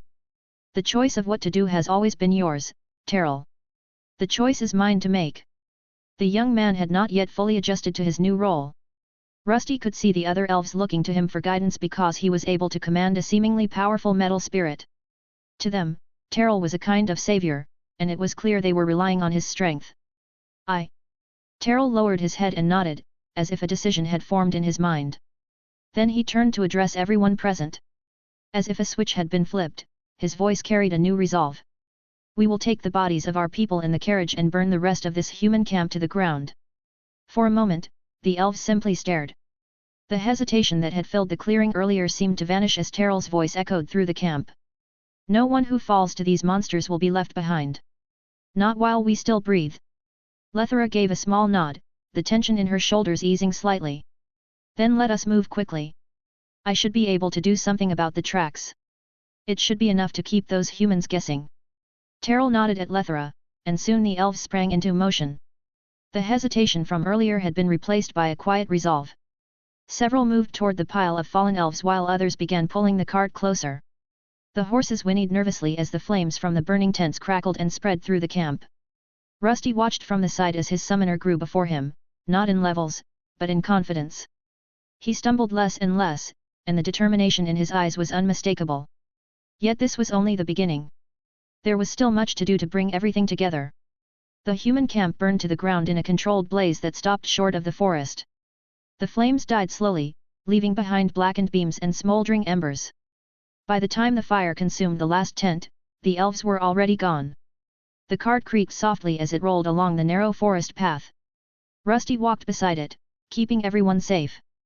This was his first mission with the elves, and he knew they required a lot of guidance. He had read a few books in the library about warfare, but nothing in depth. It would take time, yet he was convinced that in a few weeks, these people could become something formidable. Their journey was slow as they used techniques like moving down a shallow stream to eliminate their scent. Eventually, they arrived at the hidden bandit hideout, where the new elves could finally rest. Eldrin took all the maps and documentation to analyze them. Thanks to his efforts, they realized how little time remained. There is only one great tree left. Yes. These humans have been working fast. Fortunately, this one is near an old village that was abandoned. The old man's words set their next destination, the area around the remaining great tree. Along the way, they passed multiple old settlements that had already been ransacked and some where elven captives were still held. There was no time to linger. Soon, the group was back on the move, and Rusty noticed something he had not seen before in the elves: hope. There was still much work to do. Rusty continued assisting his summoner. Terrell had become nearly obsessed, sleeping little as they moved from one human camp to another, each time rescuing a few elves who continued to travel with them. Days passed, and they repeatedly clashed with human forces. Even though the elves used his puppet armor to assist them, they were gradually gaining the confidence to fight for themselves and earn the levels required to grow stronger. More and more elven members joined their cause, and eventually they reached their new permanent home, the abandoned village of Ether Falls. Old wooden structures stood half swallowed by the forest. Roofs had collapsed under years of rain, and moss crawled along the walls in every crevice. The wooden palisade that once encircled the village leaned outward in several places, yet enough remained to form a rough defensive ring. At the far end of the clearing, towering above everything else, stood the great tree. Even Rusty had to tilt his head back to take in the crown. Its trunk was enormous, wider than several houses combined, and its bark shimmered faintly with streaks of pale green light that pulsed slowly. Thick roots spread across the ground like the limbs of some ancient beast, vanishing into the earth beneath the ruined village. Yet despite their arrival after days of battle, something felt wrong. The tree dominated the ruined village, but its leaves were dull. They hung limply instead of reaching proudly toward the sky. Many had turned a sickly yellow, and some had already fallen, forming a thin carpet around the roots. That tree doesn't look healthy. Can we really use it? Eldrin, the old elf, noticed Rusty had turned his helmet toward Terrell and, without waiting for an explanation, spoke. Is the spirit concerned about the great tree's vitality? Yes. He says the tree is sick. Terrell nodded as the group approached what was to be their new home and sanctuary from the humans. Worry not. Once the ritual is performed, even this elder great tree will be reborn, just like everyone else here. Eldrin's confidence in his craft was evident, and Rusty would soon understand why. Along their journey, they had gathered many elven bodies, bodies that did not rot but instead brimmed with magical energy. This was how the trees survived. Once the energy from the fallen elves seeped back into the ground, the great tree would thrive again. The elven bodies were arranged around the tree within a circle, and Rusty watched from a distance as the strange ritual unfolded before his metallic visor. Interesting, they're forming some type of mana formation. With his mana sense, he could feel the density of magic rising in the area and a strange connection forming with the massive tree. The bodies had not been laid out randomly. Eldrin and several older elves directed their placement with meticulous care. Each fallen elf was positioned so that their head faced the trunk while their feet pointed outward toward the forest. Lines were drawn in the sand and filled with a special powder that resembled magical runes. Soon, the elder began chanting in a language Rusty did not understand, and that was when it all came together. Particles of mana became visible to the naked eye, and the other elves sank to their knees before the phenomenon. They joined hands, forming a larger circle around the tree. That was when it happened. The tree began to react to the ritual, its roots shifting beneath the earth. From the ground, small vine-like tendrils crept outward, glowing faintly with the same pale green light as the bark. They wrapped gently around the fallen elves' bodies, slowly enveloping them and covering them entirely in green. Sparks of light danced across the clearing as the entire tree pulsed with magical energy. The small roots flickered as well, drawing mana from the deceased and transferring it into the giant tree. Leaves that had once been yellow or brown were revitalized, and gradually the great tree regained its vitality. The first step toward victory had been achieved. The tree was restored, and with it, the elves could finally change their classes and become true warriors of the forest. The time for the counter-offensive was approaching, and Rusty would make sure that they were victorious. Come in. The wooden door crept open as a man in armor stepped inside. His boots echoed faintly against the floor as he advanced. He removed his helmet and bowed his head, though not deeply, as if the man before him had little regard for such gestures. My lord. At the far end of the chamber, the Baron of House Dullet sat slouched in a wide chair, one hand draped lazily over the armrest. A goblet of dark wine rested near his fingers. He was large, his belly pressing against the folds of a velvety robe. The room was excessive, cluttered with golden trinkets that caught the candle light. Marcel? What is it? Speak. The Baron did not look at him. He sipped his wine and stared toward a corner of the room. Make it quick. I am not finished with that one. The knight hesitated for a moment before speaking as he noticed to whom his lord was referring. We have received troubling reports from the outer patrols. Over the past 2 weeks, we have been losing men. That finally drew a reaction. The Baron's fingers twitched against the goblet. Losing men? He repeated, one eyebrow lifting. To what? There should be no beasts in the forest, and the elves are too weak to resist. We are uncertain. The knight chose his words carefully. At first, it seemed like scattered attacks. Small groups went missing. Now, entire patrols have failed to return. The Baron turned his head slightly. Bandits? The knight nodded. That is the current assumption, my lord. Though the efficiency suggests otherwise. Something more organized. A faint frown crossed the Baron's face. He drained the goblet and set it down with a soft clink. And this has been happening for 2 weeks? Why am I only hearing of this now? The knight stiffened, a hint of indignation crossing his expression. My lord, we attempted to request an audience several times. The Baron's eyes narrowed. And we were denied entry. Silence settled over the room. Irritation flickered across the Baron's face. Denied? By whom? The knight did not answer at once. His gaze shifted slightly past the Baron, toward the grand bed. The smell in the chamber had been strong from the moment he entered, but he had held his tongue. Only then did the Baron seem to notice. Behind him, half hidden by heavy drapes and dim candlelight, several figures were chained to the posts of an ornate bed. Slender bodies with pale skin marked by bruises and dirt. Their long ears left no doubt as to what they were. Elven women, clearly under the influence of some concoction, stood with glazed eyes. Iron shackles bound their wrists, and all of them wore strange collars marked with unfamiliar symbols. Ah! The Baron finally understood what his knight was implying, and an ugly smirk spread across his face. I suppose I may have enjoyed myself a bit too much since the king made that decree, but so did the other nobles. A dry cough escaped him as his amusement quickly faded. He raised a hand to his mouth, his thick fingers brushing through his facial hair as he considered the situation. It is probably just some wretched bandits trying to steal my elves. The other nobles would not dare break the treaty just to get a few of them. They already have plenty of their own to indulge in. He stepped toward the bed and seized one of the chains attached to an elven woman. He pulled her closer and licked his lips. Do not bother me again until you have dealt with this. You should be able to handle a few bandits. If the mercenaries are not enough, send in a few knights. The knight did not move. For a moment, it seemed he might speak again, perhaps to offer a warning or suggest another course of action, but the Baron no longer paid him any attention. His gaze was clouded with desire. There would be no discussion, and returning after another failure would likely bring consequences. As you command, my lord. He bowed, deeper this time, then turned and left. The heavy wooden door creaked shut behind him, sealing the chamber once more in dim candlelight and the faint, suffocating scent of wine and sweat. Fool! The knight muttered under his breath as he walked away. 2 guards stood by the door, but neither seemed interested in his words or even in their duty. They looked bored and almost about to fall asleep.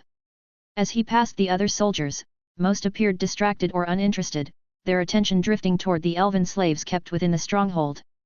The knight's shoulders slumped with frustration, his displeasure evident. Even so, he could not defy the Baron's orders, and sending more men than permitted would bring punishment.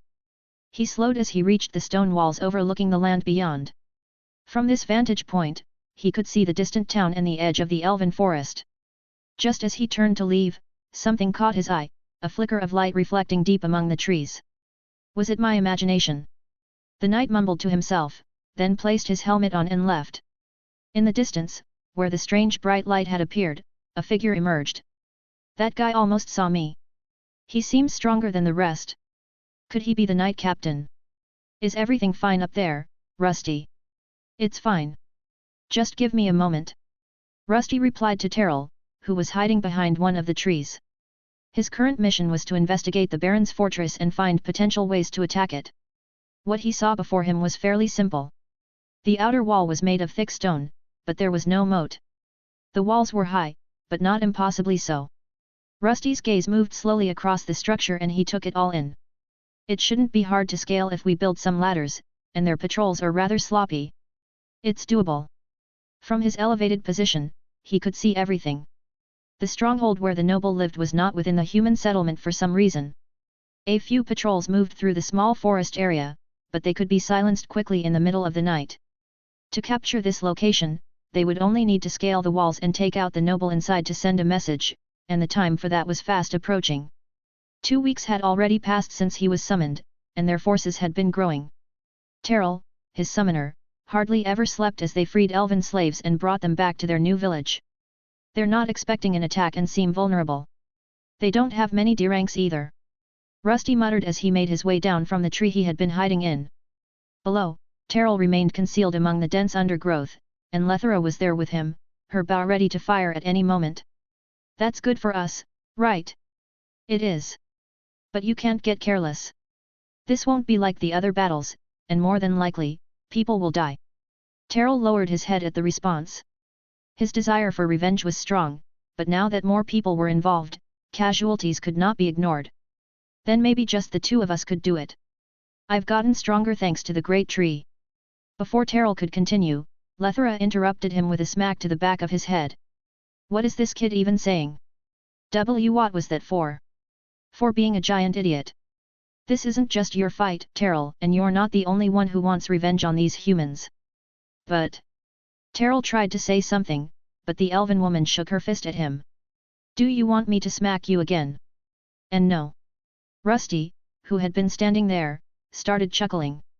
Over the past weeks, he had watched these two elves grow closer, along with many others. Lethera was close to reaching D rank, and Terrell's mastery over the armors had improved to an incredible degree. He had even achieved something Rusty once thought impossible. He had learned to summon living steel armors on his own.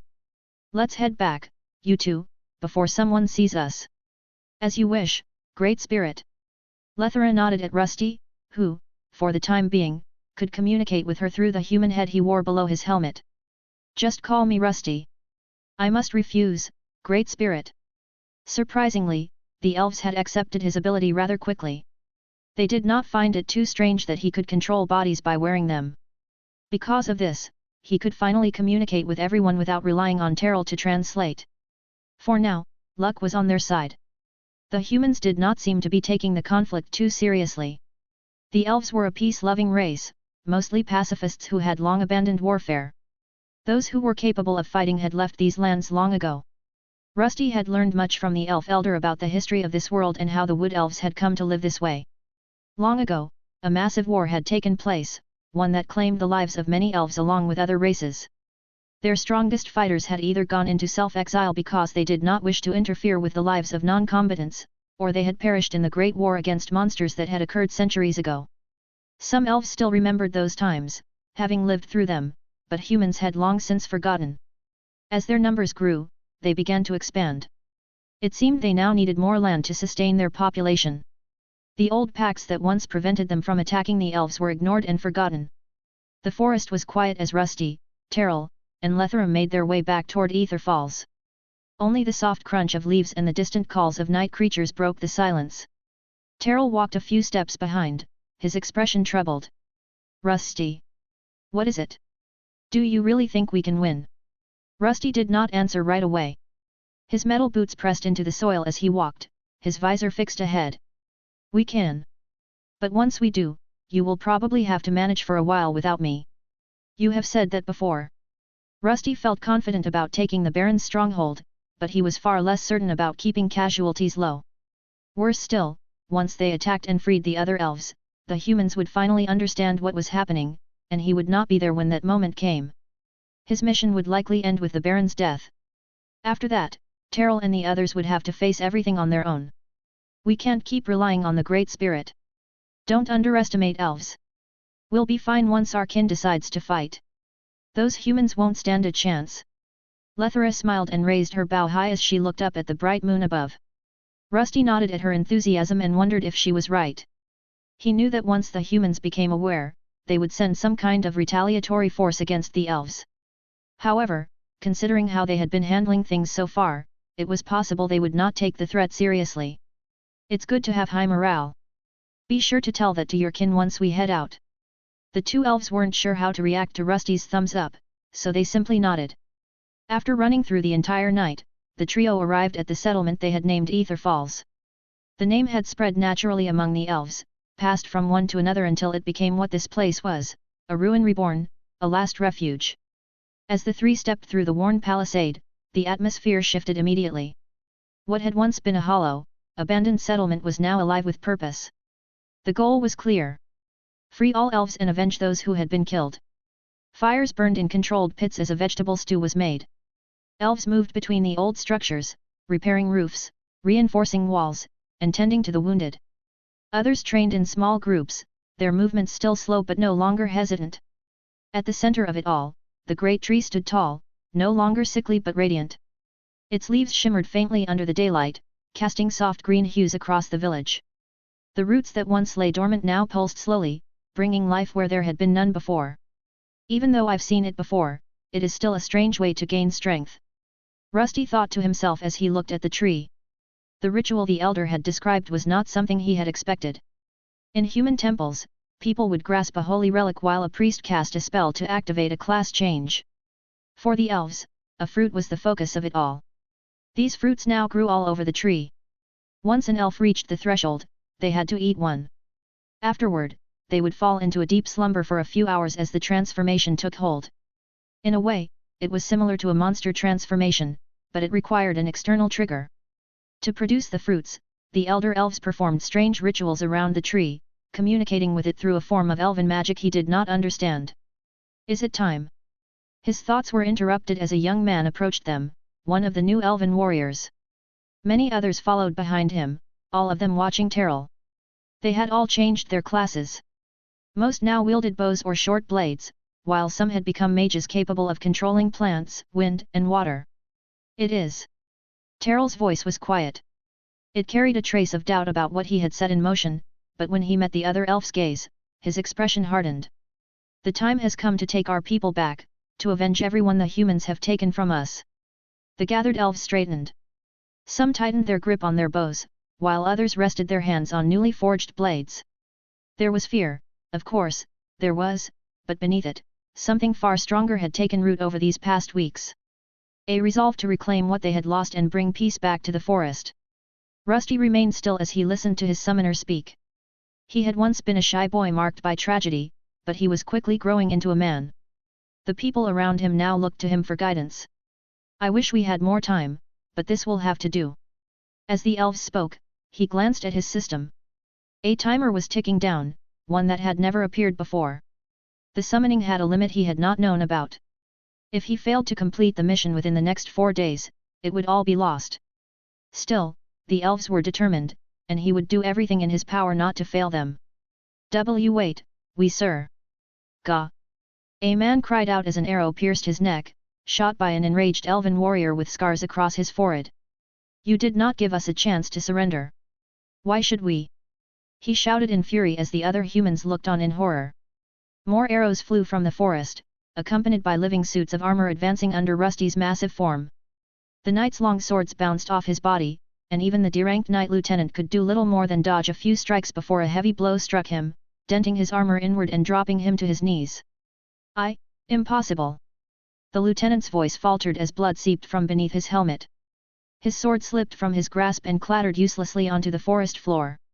Around him, the rest of the patrol had already fallen or were in the process of falling. That should be all of them. After finishing off the group leader, he turned back. There, he saw the wood elves overwhelming their enemies. Even though they were only E rank, their combat skill surpassed those of humans at the same level. It made sense. With fewer numbers, their kind had long relied on individual strength to survive. Push forward. Do not stop. Terrell was becoming a leader before his eyes. The number of armor constructs he could summon while still maintaining enough mana to sustain Rusty's abilities was staggering. Compared to Gwen, he was superior in almost every way, and his thirst for vengeance seemed to be driving his rapid growth. They are showing no mercy, but I wonder what will happen after this is over. Rusty knew these people carried deep anger within them, but he also understood how unpredictable humanoid emotions could be. It was easy to strike down those who meant you harm. It was far harder when innocents were involved. The humans had their cities, their non-combatants, and people who had nothing to do with the conflict. Would Terrell spare them, or would he seek to eradicate them all? There is not much time left, but I should finish this mission before the clock runs out. For the past several days, they had moved through the forest, eliminating smaller patrols sent to investigate. Their tactics steadily weakened the Baron's forces, yet they were still outnumbered 2 to 1. The elves numbered close to 80, while nearly 200 soldiers remained within the Baron's stronghold. It's almost time to strike. It's best if you let everyone rest for the day, Terrell. Tonight we will strike and end this. Rusty placed a hand on Terrell's shoulder to calm him. The young elf had not been able to rest for several nights, and before the final fight, he could not risk him collapsing from exhaustion. All right. His voice was steady, but tension and hesitation lay beneath it.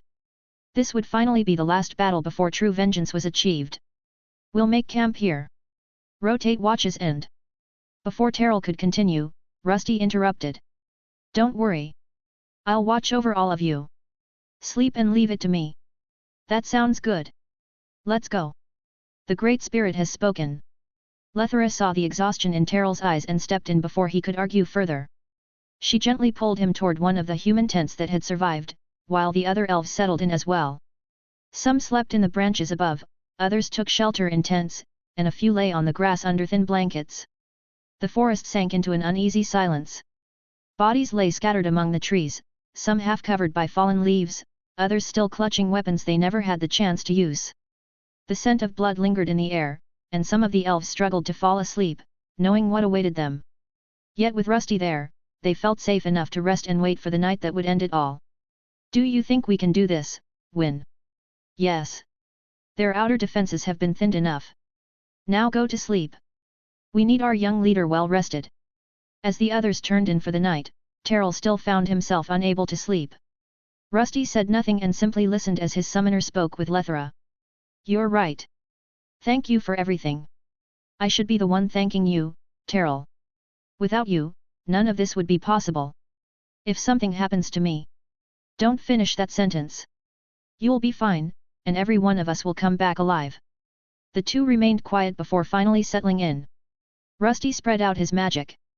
Even though he was not as skilled as Gleam, he could still project a field of silence around them. Hours passed, and night drew close once more. It was time to move. "Everyone ready?" Rusty's voice was calm and steady. The sky was covered by a blanket of clouds that kept the moonlight at bay, making it much easier to move through the darkness. "Good, then let's head out."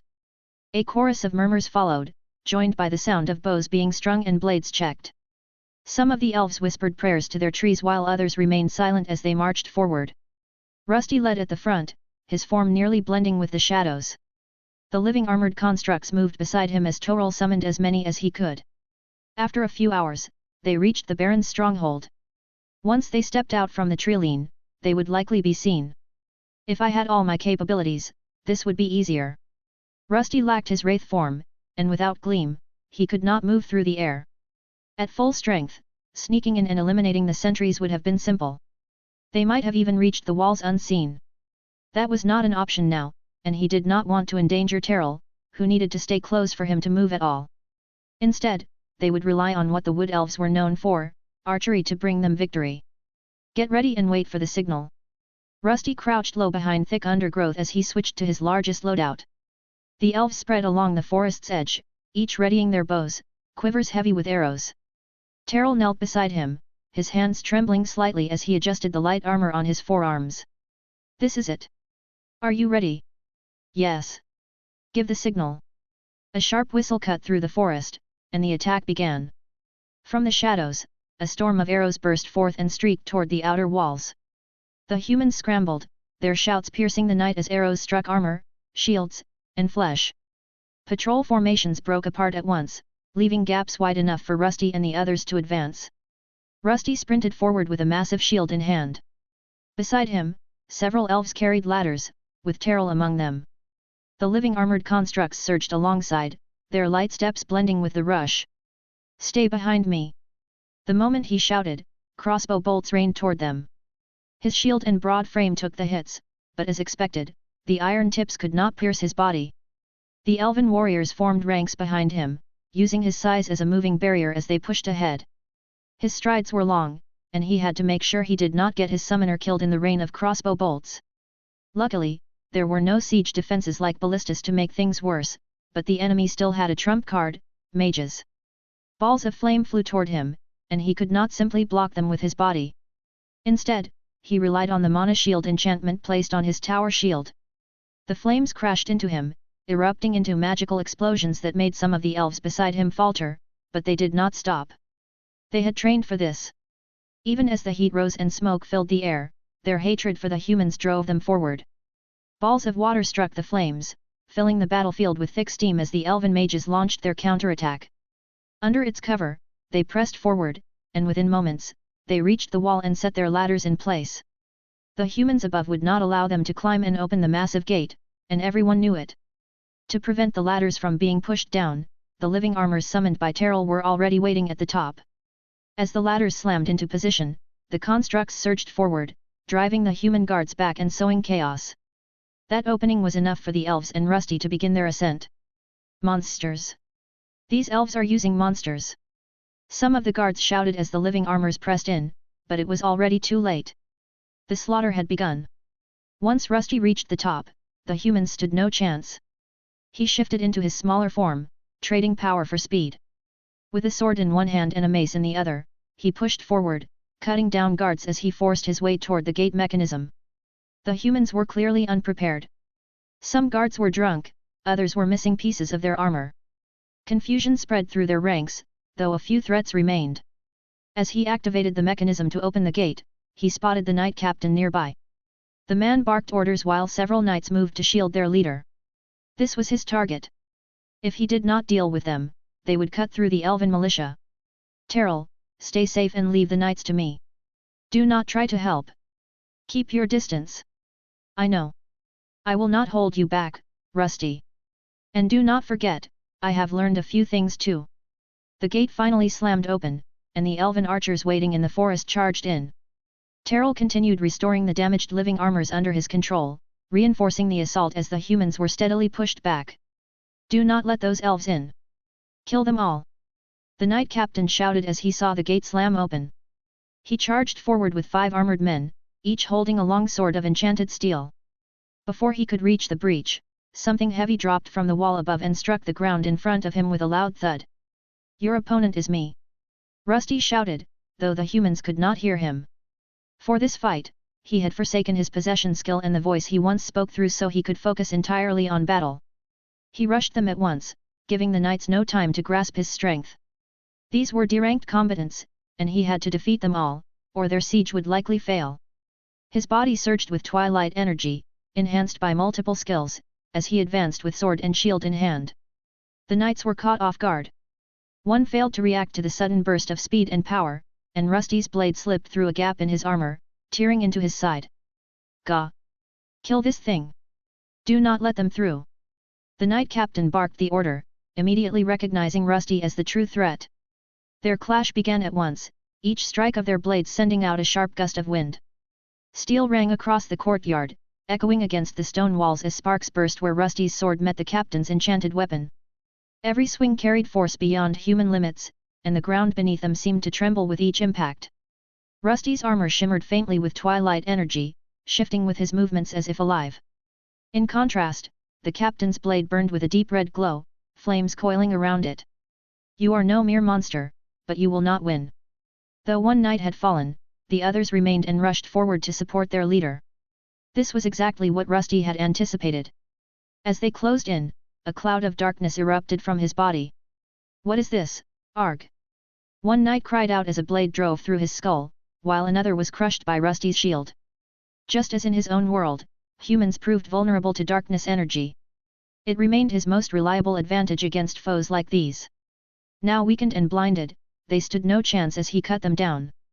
Why, you monster! It was not quite over as the knight captain gathered all his strength and unleashed a massive surge of flame through his blade. The burst of fire tore away the darkness. What remained was a sight no warrior could bear. His men lay dead, and Rusty was gone, and in the next instant, Rusty appeared behind him. You will not win, foul creature. I will do my duty and protect. The man kept talking as Rusty traded blows with him, but it soon became clear who held the advantage. Within moments, the knight was forced down to one knee as a blade slipped through a gap in his leg armor. Your duty ends here, but before that. Rusty raised his weapon to deliver the final strike, then suddenly stopped. Instead, he turned his gaze toward the other fallen knights and activated his puppeteering skill. The armors moved, rising like puppets on unseen strings. They were not driven by hunger or instinct. They simply threw themselves at the wounded knight, pinning him to the ground. Let's see, anything useful this time. To an outside observer, the scene would have been baffling. Rusty, however, had no intention of passing up the chance to absorb a new skill.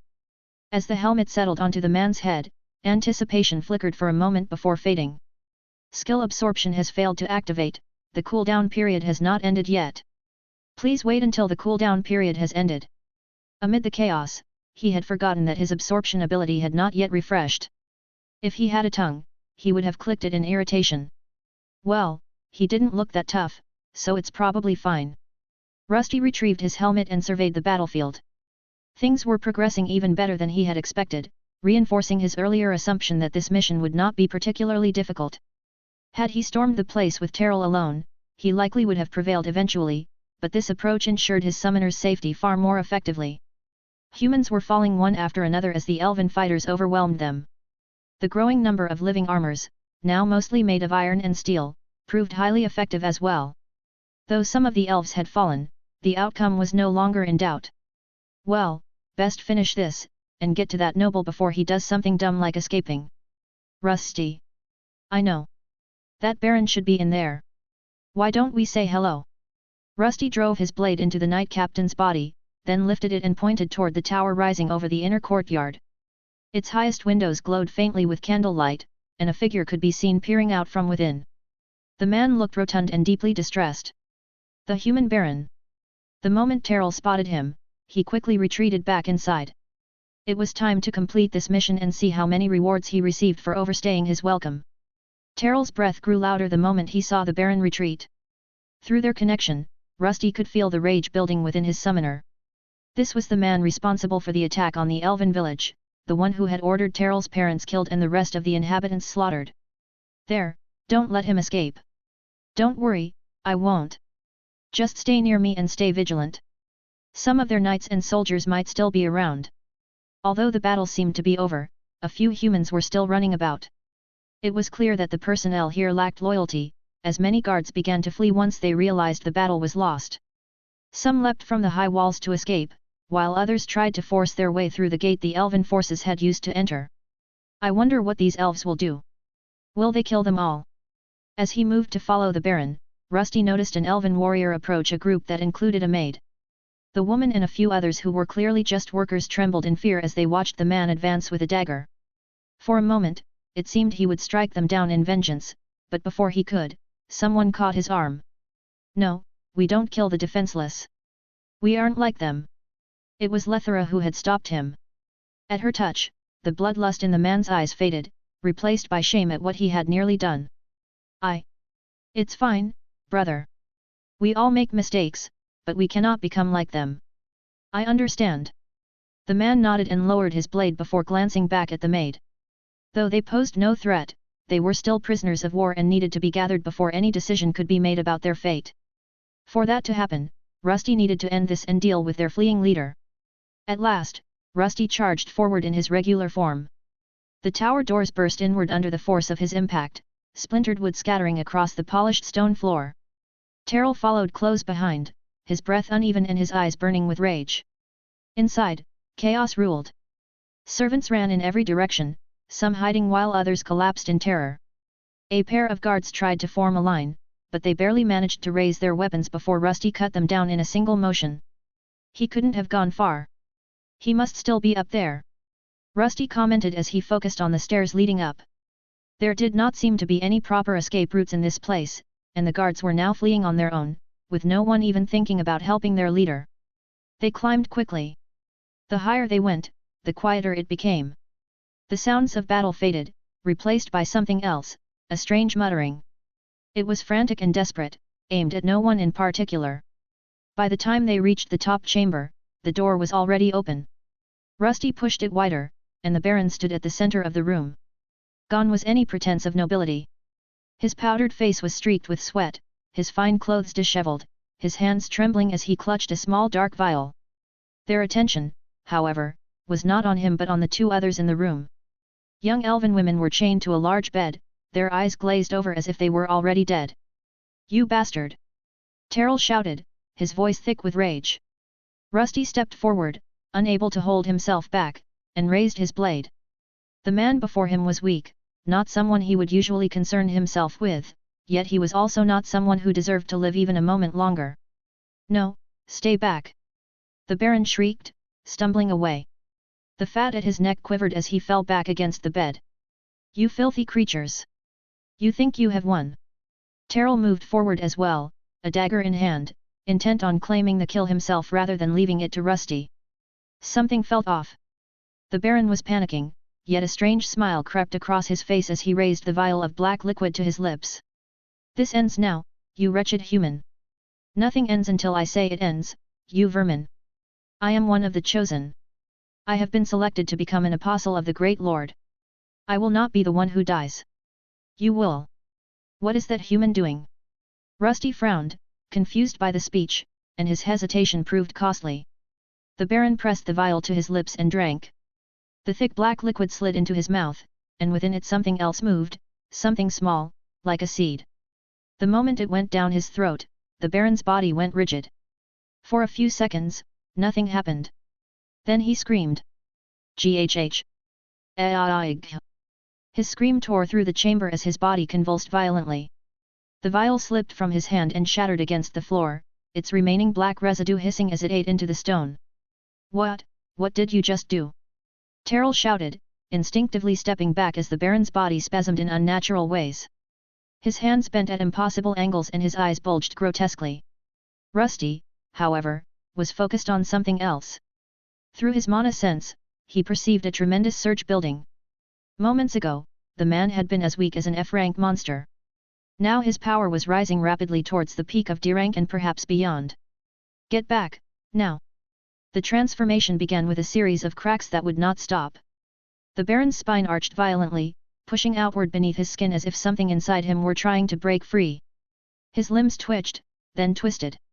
His arms lengthened, fingers fusing and splitting into multi-jointed segments.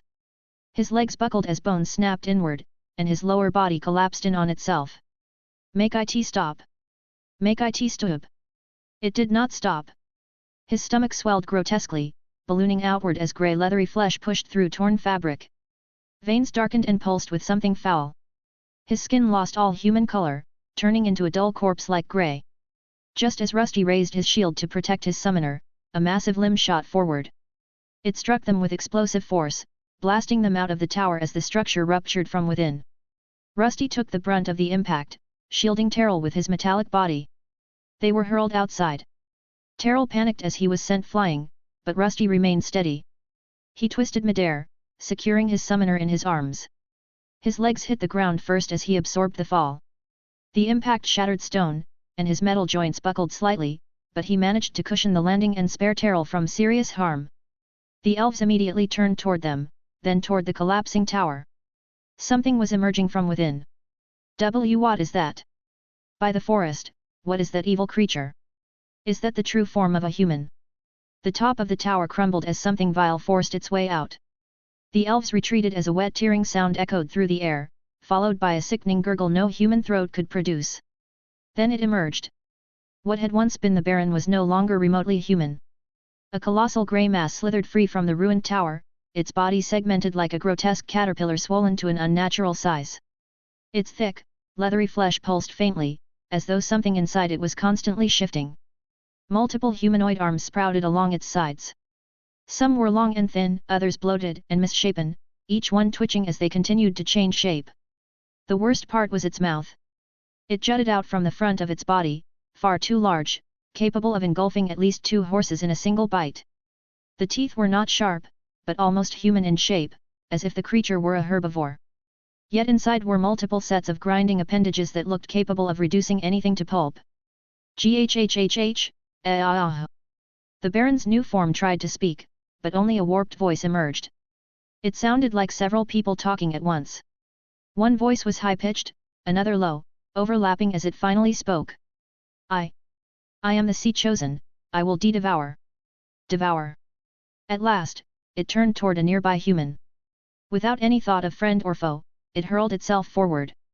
The man screamed as the creature's mouth swallowed his entire body, devouring him whole. Blood sprayed in every direction as the Baron's grotesque jaws clamped down again and again. The sound of bones snapping and flesh tearing filled the courtyard while the elves watched in horror. Stop spacing out. Order your people to use their bows. I'll hold it off. Rusty was the only one who did not freeze. His frame expanded into his Goliath form. In his left hand, he held his tower shield, slamming it into the greyish, caterpillar-like creature and forcing it back a few steps. It was immensely heavy and tough. He struck its side with his halberd, but even at full force, the blow left little more than a scratch. Still, the creature clearly felt pain. Gah! Why you?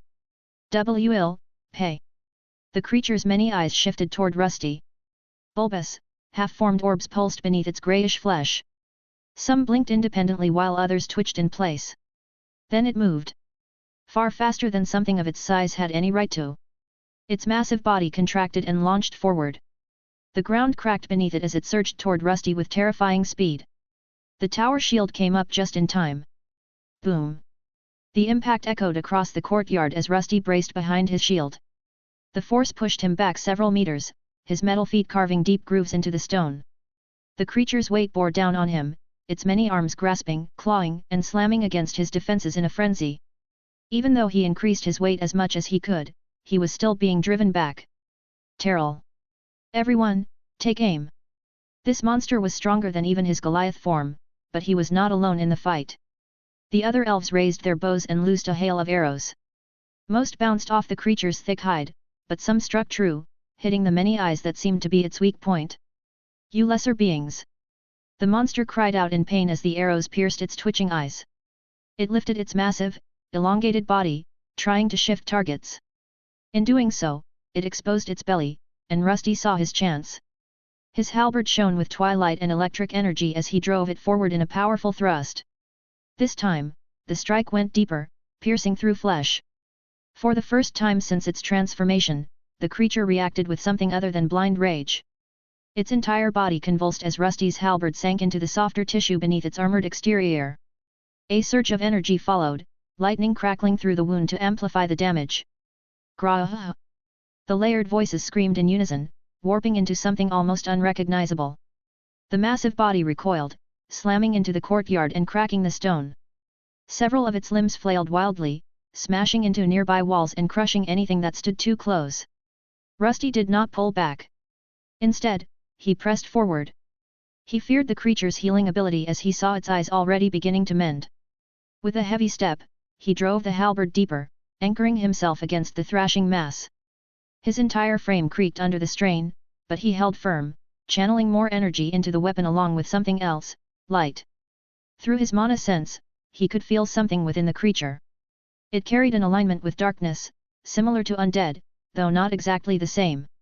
To test his theory, he activated one of his older skills, imbuing his metal with light. Just like the undead, the creature reacted violently to it. Don't let up, the monster is faltering. Terrell shouted as he watched the creature flail wildly, smoke pouring from its body. The halberd buried deep within it was somehow destroying it from the inside. The courtyard trembled beneath the creature's violent thrashing. Stones cracked, walls splintered, and the air filled with the stench of burning flesh as pale smoke curled from the wound Rusty had carved into its body. Light-infused energy coursed through the halberd, spreading like a slow poison and eating away at the unnatural mass from within. Hold it down, keep firing. Terrell's voice carried a confidence it had lacked before. Vines surged forward as a nature mage acted, coiling tightly around the creature to pin it in place. The other elves kept their distance, shooting arrows while others used long spears to stab at the exposed flesh. In its weakened state, their attacks finally pierced through. The combined assault was working. Its death was approaching. Stop, stop, it hurts. The massive body recoiled, trying to pull away from Rusty's weapon, but he refused to let go. His metal fingers tightened around the shaft of the halberd as he leaned his full weight forward, forcing the blade deeper. Stay still and die. Rusty's voice carried no emotion, yet there was something cold in the way he spoke. The kind of certainty that came from knowing the outcome was already decided. The creature lashed out in response. Several malformed arms slammed into him, denting his body, but he did not budge. Instead, he poured more mana into the weapon. Its light shone brighter, illuminating the battlefield and forcing a scream from the monster. Light burst from its many eyes along with thick smoke. In an instant, the fleshy orbs ruptured, releasing a blinding surge that spilled from its eyes and its tooth-filled mouth. No, I am chosen, I cannot. For a single moment, everything stopped. The massive body convulsed once more, far weaker than before. Cracks spread across its grey, leathery surface. Light seeped through them like fractures in a shell. Then it collapsed. The enormous form slumped to the ground with a heavy, final thud. Its limbs twitched a few more times before going completely still. Silence fell over the courtyard as the monster began to shrivel, its huge form collapsing inward until only a withered husk remained. No one spoke as the creature crumbled to dust. From within, a strange black seed was revealed. It cracked apart as the last of the body disintegrated, then it too turned to dust. Everyone stood speechless, unable to comprehend what they had witnessed. None of them had imagined their human enemies were capable of creating something like this. However, victory was theirs, and once the Baron was slain, Rusty received a message confirming that he was finished with the mission. Congratulations! You have completed your mission. There it was, a message in the window telling him his mission was complete, and just in time. He had only 1 day left before he would have failed due to the time limit. I wonder how many coins I'll get. I've been here for almost a whole month. While the elves were still shocked by what had just happened, he was already thinking about his reward. Terrell stepped closer, finally with enough mana left to summon several suits of steel armor to prod at what remained of the body. The moment the living armor touched it, the husk crumbled further until nothing was left. Don't breathe in the dust. It could be poison. Lethera shouted as the wind carried away the creature's remains. The other elves quickly stepped back, but Rusty saw no signs of transformation, and no trace of the creature's mana remained. The battle was over. Now the rest was up to the elves. Terrell, the time for me to go has come. I'm not sure when you'll be able to summon me again, so stay safe. Rusty walked up to his summoner. The young man was clearly still processing everything that had happened. He had killed the one responsible for his parents' deaths, yet there was no triumph in his eyes.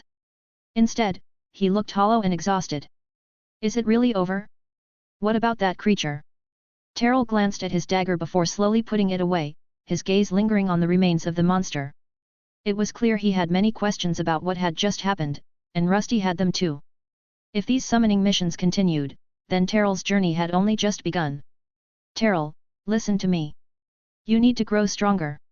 You're a summoner. You should be able to call on spirits other than me. Rusty's form began to fade, his body turning transparent. Only then did Terrell realize what was happening. He rushed forward, hands trembling as if he were about to lose something precious. Rusty, where are you going? I need you here. I need your help, your guidance. Without you. Without me, you are the one who will lead the elves from now on. Take care of your people and protect your village. More humans will come for you eventually, so be ready. Be strong. The young man seemed on the verge of tears, but he managed to hold himself together. He bit his lower lip and finally took a step back. I will. Good. And remember, you are not alone. Before fully vanishing, Rusty gestured to the other elves gathered around the human stronghold. They had all come together to defeat the evil Baron and his lackeys. I'm not alone anymore. Terrell glanced back and saw Lethera waving him over. They needed help with the injured. When he turned back to where Rusty had been standing, his body had already dissolved into particles of blue light. He was gone now, no longer there to lend his power or offer advice. Though the young elf felt uneasy, he had no time to dwell on it. I'm coming. He moved forward, but something felt off. His frown was clear, and he found it difficult to focus on his second-in-command, Lethera. Terrell, are you feeling unwell? Maybe you should sit down. You might be suffering from mana exhaustion. Mana exhaustion? No, I'm fine. His voice was weak, and a strange sensation suddenly washed over him.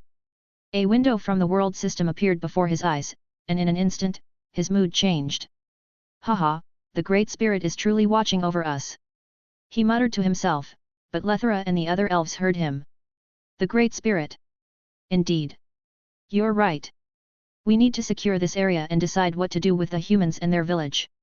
With renewed vigor, he summoned more of his living armor constructs and turned to lead the group of elven warriors. They had taken some damage, and a few had fallen, but compared to the humans, their losses were minimal. After the mission ended, Rusty appeared in his usual spot within the summoning chamber.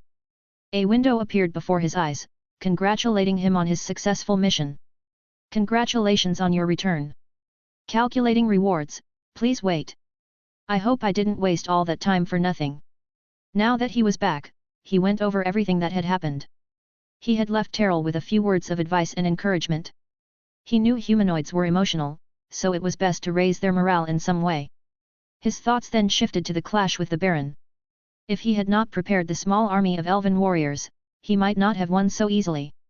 He might even have lost if the knights had still been present when the Baron transformed. It was clear that the transformation had increased the difficulty, which meant he would likely receive greater rewards than usual. Received Medium Experience Talisman X6. Received Small Experience Talisman X5. Received Lesser Piercing Talisman X1. Received Lesser Windblade Talisman X1. First came the talismans. He had received more than during his encounter with the Necromancer. The medium experience talismans granted 3 times the experience of the small ones, making it a valuable haul. With them, he could gain at least one new level in the real world and move closer to reaching the peak of regular D rank. The enchanted talismans were also intriguing. One seemed to increase the piercing power of weapons or arrows. Since he had been working with elves skilled in archery, this made sense. The other reminded him of the mercenary leader and his enchanted wind saber. Congratulations! Your synergy with the summoner Terrell has reached a new level. You will be rewarded with summoner coins. For furthering the bonds with the summoner Terrell, you will be rewarded with additional summoner coins. Now then, for the moment of truth. Rusty quickly checked his summoner coins and was not disappointed by the amount he had received. So it really is about the time spent with them. At last, he had the answer to a question that had been bothering him. Taking his time in these summoned worlds was the best way to gain more resources. However, it was also a double-edged sword. There was a timer he had not noticed before, and by the time he became aware of it, around 70% of the allotted time had already passed. Last time, he had 101 coins after his visit to the Necromancer. He spent all of them on unlocking one loadout option and was left with a single coin. Now, after spending a lot of time with Terrell, he had gained 87 more, bringing his total to 88. A whole 88 coins. Now what should I spend them on? His instincts told him to unlock another summoner slot, since his earlier mistake had locked him out of taking new missions for a while. However, he wondered if he really needed to do it now or if it would be better to wait until the next summoning cycle. If he managed to get a regular mission with one of the 3 he already had, spending 25 coins might feel like a waste. Should I just save them and decide later? He questioned whether there was any reason to act immediately. It might be wiser to read the new mission description in 3 days and then decide whether he needed more storage capacity or if unlocking a longer link range with the summoner would be the better choice. There was, however, something he could spend coins on right away. While he was not fully convinced about the Necromancer, Gwen and Terrell were summoners he was willing to invest in. Both could be strengthened by improving their stats, but also by upgrading the rarity of the armor he unlocked for them. Spending a few coins to make the elf stronger would likely improve his chances of survival. This option was not there before. Unlock Enchanted Steel Heavy Warrior, 25 coins. Unlock Enchanted Steel Light Warrior, 25 coins. Unlock Enchanted Steel Scout, 25 coins. An option to choose a D- rank summon had appeared for Terrell. To make things more complicated, there were 3 variations, and when he hovered over them with the mouse pointer, a short description of each appeared. Enchanted Steel Heavy Warrior. These larger living armor constructs possess more mass than the others and are equipped with a tower shield and a large mace. Their defensive capabilities are high, but they suffer from limited speed and reduced maneuverability compared to lighter variants. They are best suited for holding the front line and defensive roles. Enchanted Steel Light Warrior. A balanced construct equipped with a long sword and a medium shield. These units offer decent mobility and solid defensive capabilities, making them adaptable to most combat situations. They are a reliable choice in general scenarios. Enchanted Steel Scout. A lighter and faster construct designed for reconnaissance and rapid strikes. Equipped with dual short blades and a longbow, these units excel at flanking and targeting weak points, but they lack durability in prolonged engagements. Rusty leaned back slightly as he reviewed the options, his metal fingers tapping against his helmet while he considered each choice. 3 options, each useful in its own way. He had enough coins to take all of them, but that felt excessive. Terrell could already summon standard steel living armors similar to the light warrior variant being offered. There were also plenty of elves supporting him, so a scout with a bow was hardly something he lacked. A strong vanguard to protect him while I'm gone would probably be best, but why does it cost so much? Choosing it would cost him a full 25 coins. Still, many of the humans were only D rank, and he did not feel comfortable leaving Terrell without additional protection. Even if he selected just one option, that did not prevent the elf from summoning multiple heavy warrior variants later. Enchanted Steel Heavy Warrior it is. You better thank me when I get back, Terrell, for being so generous. He made his selection, and the new summon was added to Terrell's repertoire.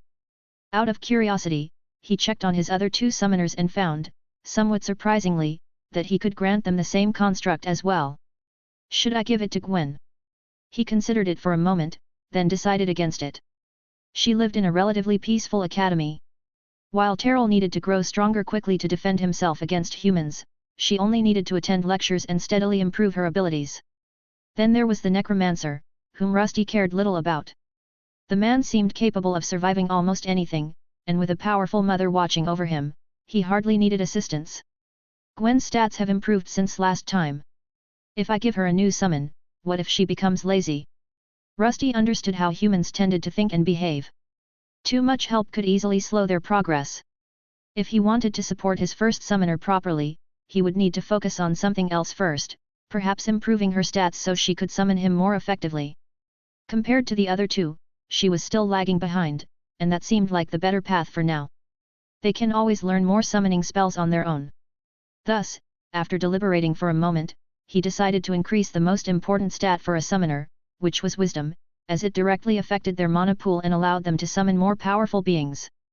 With that done, the time was finally up, and he was left with 53 coins, enough to buy a slot for a new summoner and perhaps increase storage capacity. I'm back, Gleam. Finally, Rusty returned to his own home. There he was greeted by his best ant friend in the world, Gleam. She instantly jumped onto his shoulder and stretched. Have I been gone for long? Gleam shook her head, indicating that not much time had passed in this world. The time distortion his soul forge allowed him to use was quite a cheat. Even though he had been gone for almost a whole month, very little time had passed here. Now then, come forth, my guides. Aberton and Alexander were quickly summoned. You seem rather happy. Alexander commented as he appeared first. Of course, I've finally gotten enough summoning coins for everything. Look at how many experience talismans I've gathered, too. Gleam wiggled as Rusty's joy seemed contagious. Soon, Aberton also appeared to congratulate him on his victory. Quite impressive, my dear Rusty. That was quite the strange transformation, though. The magic seemed rather demonic. Oh? Were you two watching? The moment he arrived, Aberton could not help but comment on the grotesque caterpillar-like monster the human baron had transformed into. I'm always watching you, my dear Rusty. Aberton replied.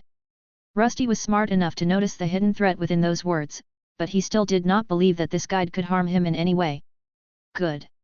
I appreciate the advice you give, but now we need to focus on getting stronger. The faster I evolve, the better. With the experience talismans in his hand, it would not take long for him to reach D+ rank. To achieve that, he needed to return to the dungeon, or perhaps hunt bandit camps, or even visit the orc-infested forests. I wonder what they will do about the hounds vanishing. Once it's morning, let's go see Gleam. It was still nighttime, so he first spent some time discussing the issue and his recent summoning. Aberton informed him that the vial with black liquid contained a seed known as a devil flesh seed. It was something that could turn humanoids into powerful devil beings, a lesser form of demons that were still strong but far less intelligent. When morning came, he headed into the city. To no surprise, the notice board in the city square was filled with requests for mercenaries. There was also one within the Adventurer Guild, which made him wonder if this was an opportunity he should take. Everything is going as we planned, but will it really be that easy? He asked himself as he looked at the paper. People of E and D ranks were asked to report in just 2 more days. It seemed that an orc attack was approaching, and the settlement found itself without enough mercenaries.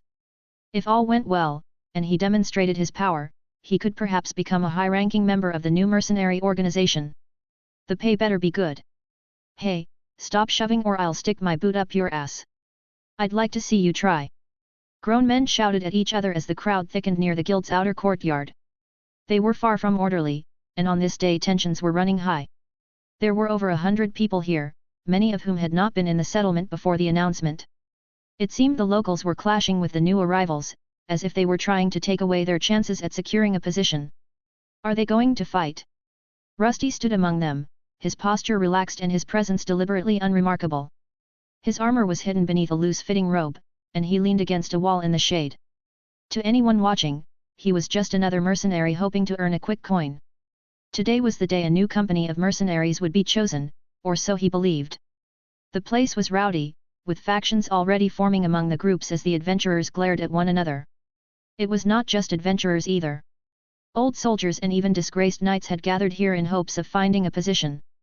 They all knew that this new mercenary band would have special privileges, much like the Black Hounds. They would be untouchable within the settlement due to their ties to the Baron, and the pay would be good as well. To Rusty, this was a strange thing humans did. Taking part in dungeon raids and battles was the best way to grow stronger. Humans were not truly motivated by growth, though. Instead, they were driven by money and prestige. As mercenaries, they would likely not grow much stronger, but they would not have to work as hard or risk expeditions into dangerous dungeons. A sharp crack echoed through the courtyard. Someone had shoved too hard. A burly man with a scarred jaw staggered back a step, then lunged forward and grabbed the front of another mercenary's tunic. The second man did not hesitate. His fist came swinging. "Say that again!" he shouted as the punch missed its mark. "I said you're gutter trash pretending to be a fighter." The other man swung back, and his punch connected. Shouts erupted as the crowd formed a loose ring around the two. Some cheered. Others taunted. A few stepped back, unwilling to get dragged into the mess. Rusty did not move. He simply watched, always finding these humanoid displays of dominance rather interesting. To him, a monster that only cared about fighting monsters or individuals to gain experience, this made little sense. The humanoids, on the other hand, loved throwing themselves into petty squabbles that rarely ended in anyone's death. It was all to show dominance and raise their social standing within the group. The winner earned cheers, while the loser was mocked and humiliated. Waste of time. They don't even train their skills properly during those.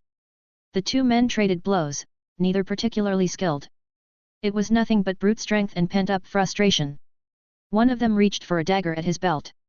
That was when the mood shifted. Several others tensed. Hands moved to weapons. The invisible line between a brawl and bloodshed was about to be crossed, but Rusty knew better. "What are you lot doing? Sheath your blades!" A booming voice cut through the courtyard, sharp and commanding. The man with the dagger froze mid-motion. Not out of obedience, but instinct.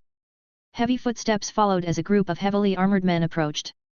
At the front was the one who had shouted, clad in expensive-looking armor that made Rusty's helmet shift slightly. That man, he looked stronger than the Hound's leader. This was a knight, and one of high rank at that. Rusty had some understanding of the noble power structure. At the bottom were the city guards, poorly equipped and barely trained compared to real soldiers. Above them stood professional troops and veteran mercenaries. Then came the knights, who served directly under nobles. This man commanded those knights. If I remember correctly, knights are divided into ranks. This one is probably a knight lieutenant. A knight needed at least D-rank strength to earn the title. Above them were knight lieutenants, who stood at the peak of D-rank power. Then came knight captains, supposedly C rank, followed by knight majors at B rank, and finally knight commanders at A rank. There were exceptions, of course. These humanoids sometimes elevated weaker individuals, and the opposite could also happen. To Rusty's knowledge, there was a knight captain somewhere in this settlement, likely the strongest humanoid fighter around. This man, however, was only one of his subordinates. The armored knights stepped forward. There were exactly 7 of them. They spread out to the sides, ensuring their leader could walk through without obstruction. The crowd of would-be mercenaries fell silent, watching him with clear unease. Perhaps not fear of his personal strength, but of what he represented. The noble. Rusty adjusted his stance slightly, still leaning against the wall, his attention now fully fixed on the knight. The man's armor was not just for show. Even without activating any form of identification, Rusty could feel it. Let's see. Classification. Haymond Bertone Knight L45. Type. Human. Class Path. Fighter, Squire, Knight. Description. A knight is a D-rank class focused on heavy armored combat. It is proficient with a wide range of weapons and is often considered a jack of all trades among martial paths. Balanced between offense and defense, a knight can adapt to most battlefield roles while maintaining strong survivability. Rusty looked at the window and read through it. Knight was a D-rank class with few clear weaknesses, but also few standout strengths beyond its proficiency in fighting while wearing heavy armor. Further class advancements would allow knights to specialize in different combat styles, whether with shields, swords, or blunt weapons. In time, they could even become champions, crusaders, or paladins capable of wielding divine magic. His level is above Varka's, but not by much. I should be able to take him. The urge to fight him came instantly. Rusty wanted not only to defeat the man but also to take whatever skills he possessed. As a living armor monster, gaining abilities from humanoids who wore heavy armor was one of the most effective ways for him to grow stronger. Still, he was not here to cause trouble. His goal was to be hired by the mercenaries, and although he believed he had enough strength to become their new leader, he was not certain that would be the right move. The knight's visor was raised, revealing a stern face shaped by years of training. He appeared to be in his 30s, his gaze sharp and assessing. His eyes moved across the gathered crowd, and Rusty caught something in them. Is it disgust or dissatisfaction? It was clear the man did not want to be here. From what Rusty knew, knights and nobles often looked down on adventurers and common mercenaries. They saw them as expendable and avoided associating with them unless it was absolutely necessary. You come here to sell your blades, yet you turn them against each other before even being chosen. His voice was controlled, though the earlier force behind it still lingered. If this is the quality of men gathered here, then I worry about the safety of this settlement. You should consider yourselves lucky that we need more men. Otherwise, you would all be disqualified immediately. The adventurers frowned at his tone. Still, he was not wrong. If not for the looming orc attack, these knights and nobles would never have considered forming a new mercenary company from such a disorganized group. Some looked down while others clenched their jaws, clearly unhappy but smart enough to stay silent. The earlier fighters had already separated. One clutched his bruised jaw while the other wiped blood from his lip. Can they start the selection process already? This is taking forever. Patience, Rusty. We will deal with these fools later. There will be no dealing later, a burden. It is just an old military tactic to see how well new recruits handle orders. Alexander replied to a burden, as they were among those waiting. It seemed the knights were testing the patience of the new mercenaries. Vague orders and long delays were common, and the ability to endure boredom was part of the job. Even so, battle strength remained the most important trait. Listen up, ingrates. If you are C rank or above, step forward. The rest of you will remain where you are until called. Anyone who disobeys will be removed. The knight's voice carried across the courtyard with absolute authority. There was no hesitation in his tone, no room for argument. Yet no one stepped forward. No one here held that rank. Figures. The knight lieutenant clicked his tongue when no one moved. This was a remote settlement, far from the larger cities where higher-ranked adventurers gathered. A C rank had better places to be than fighting orcs here and serving a corrupt baron. Very well. We will proceed with D rank evaluations first. Step forward if you are D rank. Remember, if you overstate your rank, you will be punished for wasting our time. It seemed the lower F and E ranks would have to wait. Rusty remained still for a moment, watching adventurers and vagabonds step forward. Most of those gathered were E rank. As for D ranks, there were around 20, including him. Move it. No names were called. It seemed they only wanted to divide the groups first and determine who was fit for a leadership role. Finally, Rusty pushed himself off the wall and stepped forward. To be safe, he dismissed his two guides, unsure what might happen next. His head still bore Edmund's appearance, and with his possession skill improving, it looked more lifelike than ever. Around him, the other D ranks carried themselves in different ways. Some walked with confidence, others with forced bravado, and a few with the quiet caution of those who had survived more than their share of close calls. 20 or so, the strongest seems to be that woman. When he arrived, he made sure to scan for potential opponents. The D ranks here were roughly on par with those he had faced before, with only one standing clearly above the rest. Classification: Galliana Heavy Axeman L39. Type: Human/Beastman. Class Path: Fighter, Axe Fighter, Heavy Axeman.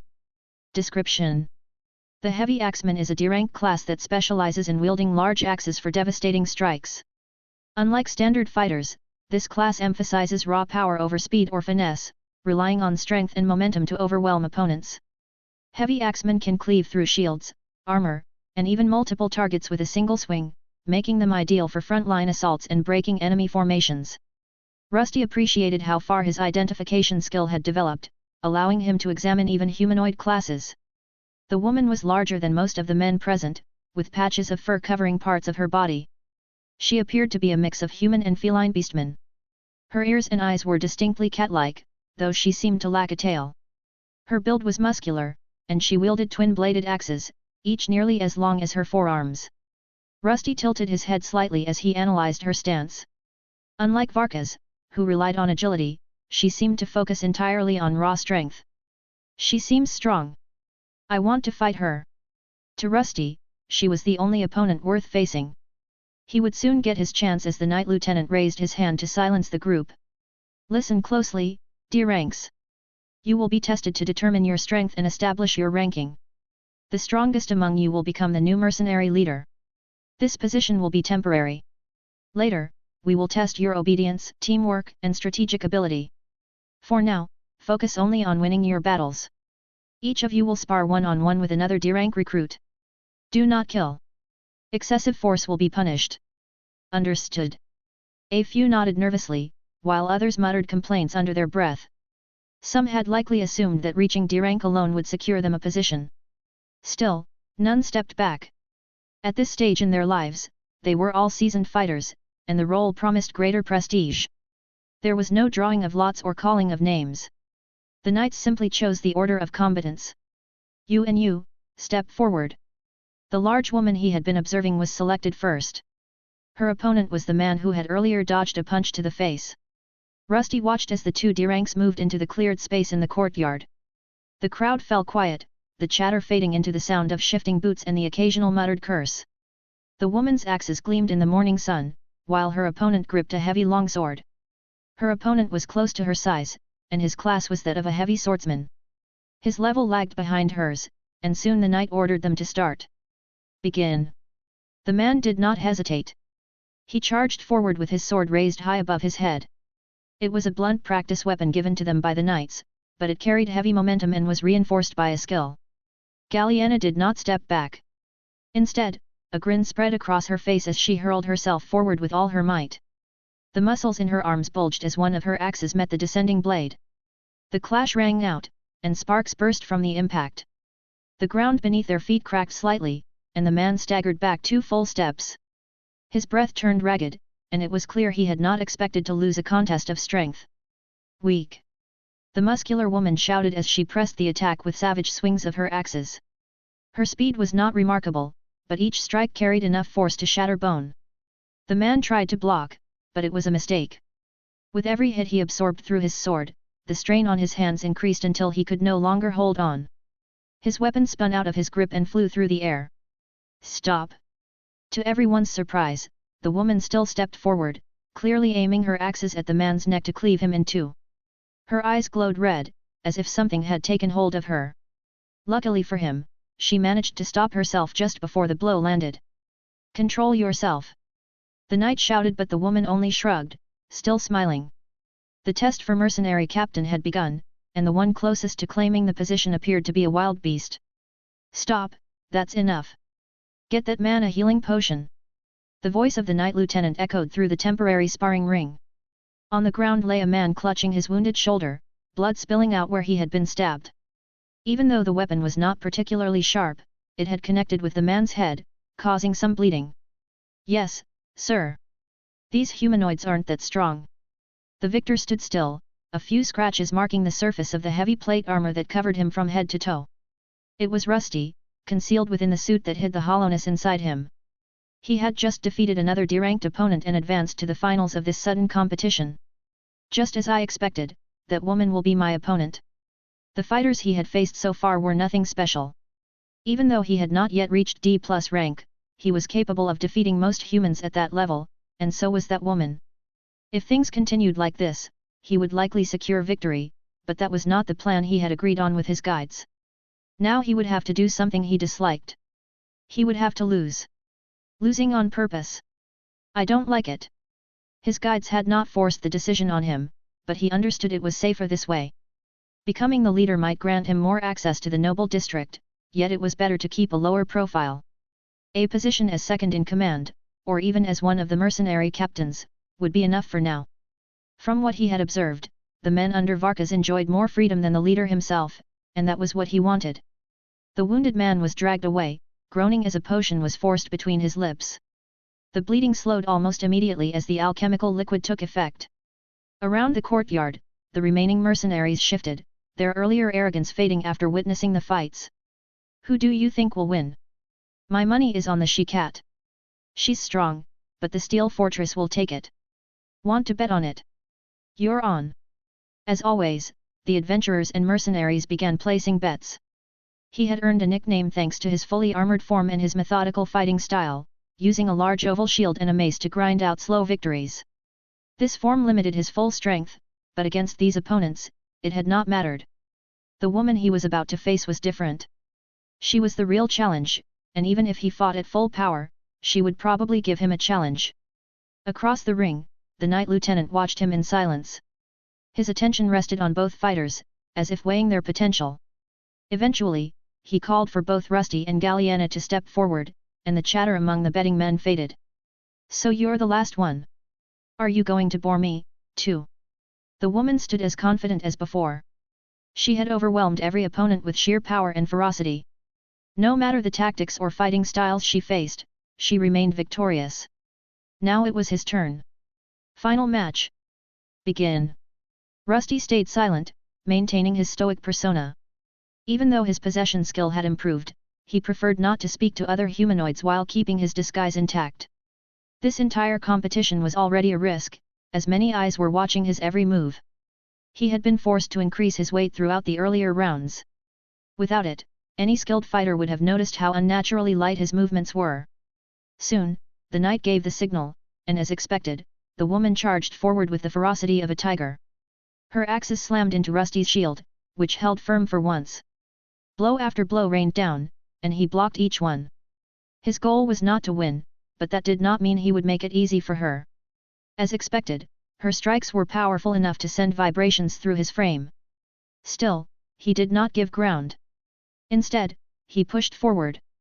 His shield deflected one of the axes, and he stepped in to strike with his mace, an attack the woman barely avoided. The she-beast is faltering. One of the adventurers shouted, drawing an immediate reaction. Who are you calling a she-beast? Her rage surged. Her eyes turned red, and her muscles swelled. Rusty had seen her use this ability against other opponents. Now he felt its full force directed at him. Her speed and strength increased as she entered a semi-berserk state. The change was immediate. Her next strike came faster, heavier, and far less controlled. The axe crashed into Rusty's shield with a force that echoed across the courtyard like a hammer striking an anvil. Dust rose around his boots, and the ground beneath him cracked under the pressure.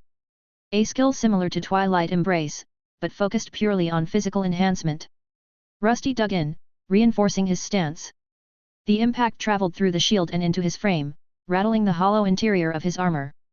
It was not enough to damage him, but it forced him to adjust.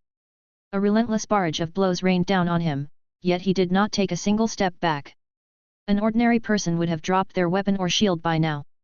Their wrists would have shattered and their will broken, but he stood firm, determined to prove his guts to the onlookers. He really is a fortress. How is he managing to take all of those blows? Is it some kind of defensive skill? I don't know, but that she-beast isn't relenting. She only seems to be getting stronger and faster by the minute. The adventurers watched in astonishment as an immovable object met a seemingly unstoppable force. Galliana's axes blurred as they rose and fell, each strike fueled by growing fury. The red in her eyes deepened, and her breath turned into low, animalistic growl. She was trying to break him, and Rusty let her. This should be enough, right? Compared to the other brief clashes, this fight had already stretched on for 5 minutes. He had focused mostly on defense, though he managed to slip in a few strikes with his mace between her attacks. To him, it was enough to prove his worth as a vanguard and to show that he could stand against their new mercenary leader. Wait, his defense is crumbling. Is this it? Soon, the tide of battle began to shift in her favor. He finally started stepping back, his legs beginning to quiver. To the onlookers, it seemed he was being pushed back by the sheer force of her assault. Yet she was nearing her limits as well. Sweat covered her body, and her muscular frame twitched as though the skill she relied on was beginning to falter. Then, with a powerful strike, his oval shield was knocked aside.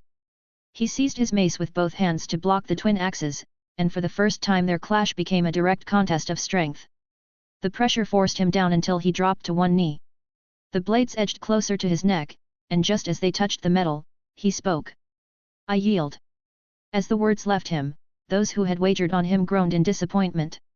Others cheered for the woman, and the Knight Lieutenant raised his hand to end the bout. That's enough. For a brief moment, it seemed Galliena might ignore the call and finish the strike, tearing off Rusty's helmet with a fatal blow. But at the last instant, the red in her eyes faded, and the tension in her body eased. "You yield," she muttered in a strained voice. It was clear she was exhausted, and perhaps even surprised by her victory, but after a few moments she recovered. "Of course you yield." The woman straightened and raised her axes into the air. The weapons were chipped from striking the shield so many times, but she did not seem to care. After letting out a victory roar, a smile spread across her face as she savored the win. "You've lasted longer than the rest. You aren't half bad. What's your name?" She tossed the damaged axes aside and extended a hand to help Rusty up. Compared to the other mercenaries, she seemed to respect his strength, and he took the offered hand before replying. "It's Edmund." Rusty did not expect what came next. After pulling him to his feet, she raised his arm into the air and shouted a battle cry. She was cheering with him, pleased to have found an opponent close to her own level. It was a surprising sight. Most of the previous mercenaries had been cruel, and none of them would have reacted this way. The cheers, however, did not last long. "Silence!" The Knight Lieutenant's voice cut through the courtyard like a blade. The noise died almost instantly, though a few stragglers coughed or muttered before remembering where they stood. "You have proven your combat ability. Barely. Consider yourselves lucky. If we were not so short-handed, none of you would qualify for this position." Galliena lowered Rusty's arm, though the grin on her face remained. She did not seem bothered by the reprimand. She simply rolled her shoulders, as if already eager for the next fight. Rusty, on the other hand, felt confident that his performance had earned him a good position without fully revealing his abilities. The Knight Lieutenant stepped forward, his gaze sweeping across the remaining D ranks. They were ordered to stand before him, all 20 of them, with the victor in the middle. His eyes moved from one face to another before he finally spoke. "Galliena." She grinned slightly as she waited. "You will serve as acting mercenary captain." Some looked disappointed, but no one spoke. After witnessing her strength, none dared object. The lieutenant's gaze shifted, settling on Rusty. "Edmund." Rusty inclined his head just enough to acknowledge the call. "You will serve as her second." There it was, exactly where he wanted to be. For a moment, he wondered if it might have been better to win outright and become the leader. Still, this position was enough for now. There was no need to rush. In time, he could rise through the ranks, as that was simply how this humanoid society functioned. The rest of the D ranks will make up the inner forces. Oh! To his surprise, the other D ranks were not given any official positions in the new mercenary group. It seemed they were either considered too weak or simply not worth the effort. The former leader, Varkas, had maintained several officers close to him. Perhaps this time they intended to leave those decisions to Galliena. Selecting Rusty as second in command might have been deliberate, a way to position him as her successor should she fall or prove disobedient. "As for the rest of you, you will report to Galliena and Edmund for orders. We will not be holding matches for simple E ranks. You will prove your worth during the coming orc attack. My men will take you to the barracks. Pick out your weapons and get some sleep." The lower-ranked adventurers were not even considered for command.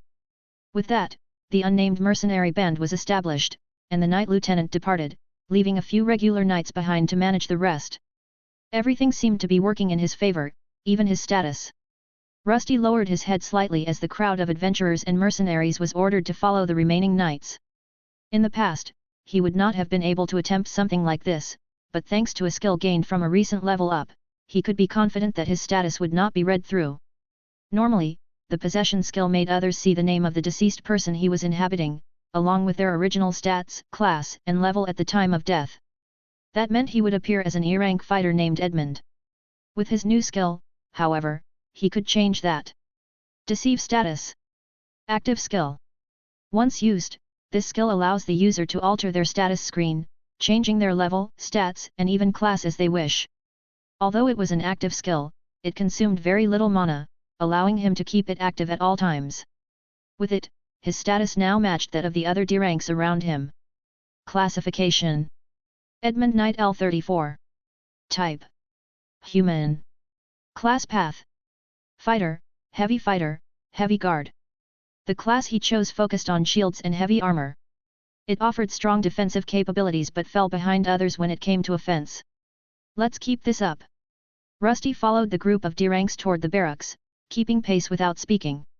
Galliana strode ahead, her axes now properly fitted and slung casually over her back. The chatter of mercenaries faded into uneasy whispers as they passed. Many glanced at Rusty, curious about the man who had withstood Galliana's full strength and survived. The barracks were surprisingly well established, at least the ones assigned to the D ranks. The quarters for the E ranks and below looked worn down by comparison. Are we supposed to stay here? It's better than the stables I was staying in, so stop complaining. Some of the adventurers were not pleased with the situation, while others saw it as an improvement. The knights stopped and directed everyone to their new sleeping quarters. The area included a training field as well as storage for various weapons and pieces of armor once used by the previous Black Hounds. Some still bore blood from the attacks Rusty himself had carried out on their former owners, yet even these were an upgrade from what some of the E ranks had been using. Get accustomed to your new quarters. You will need your rest. Tomorrow, be ready to march. We know it is short notice, but the orcs will not wait for you to settle into your new positions. Galliana was given a key to Varka's old quarters, though he rarely stayed there. Rusty knew that those in power had their own houses, and the sub-leaders were no different. None of them lived in the barracks prepared by the city lord. For now, however, they would have to rest here. Only after proving their strength would they be taken seriously, and everyone understood that. The orcs were coming, and there was a strong chance that some of them would die in the coming days. They were only a temporary group of fighters without a proper name, and they needed to prove themselves before the Baron. To Rusty, however, they were just a stepping stone in his current mission to dispose of the crooked Baron and his followers. The first step of his plan was complete. Now he only needed to continue until all of his true enemies were dead. You there? Are you going somewhere? Yes, to my lie. Your lie. I mean my home. Yes, that's right. Rusty stood near the exit, ready to leave, but the new mercenary leader stopped him. The area was filled with people who had recently taken the test. Some mercenaries were fighting, others were drinking ale or eating the free food left behind. However, Rusty was the only one trying to leave the barracks. You have a home? Yes, I live here, and I asked one of the guards. No rule forbids mercenaries from sleeping elsewhere. In truth, he had not asked any guards, but he knew all the rules of this place. He had once shadowed the Black Hound mercenaries, which eventually led to their downfall. He understood how they operated. There were hardly any rules at all, as the mercenaries were treated like a private militia that reported to the Baron. They were mostly free to do as they pleased and only received orders from time to time. The person who stopped him was the current mercenary leader, the one he had lost the duel to.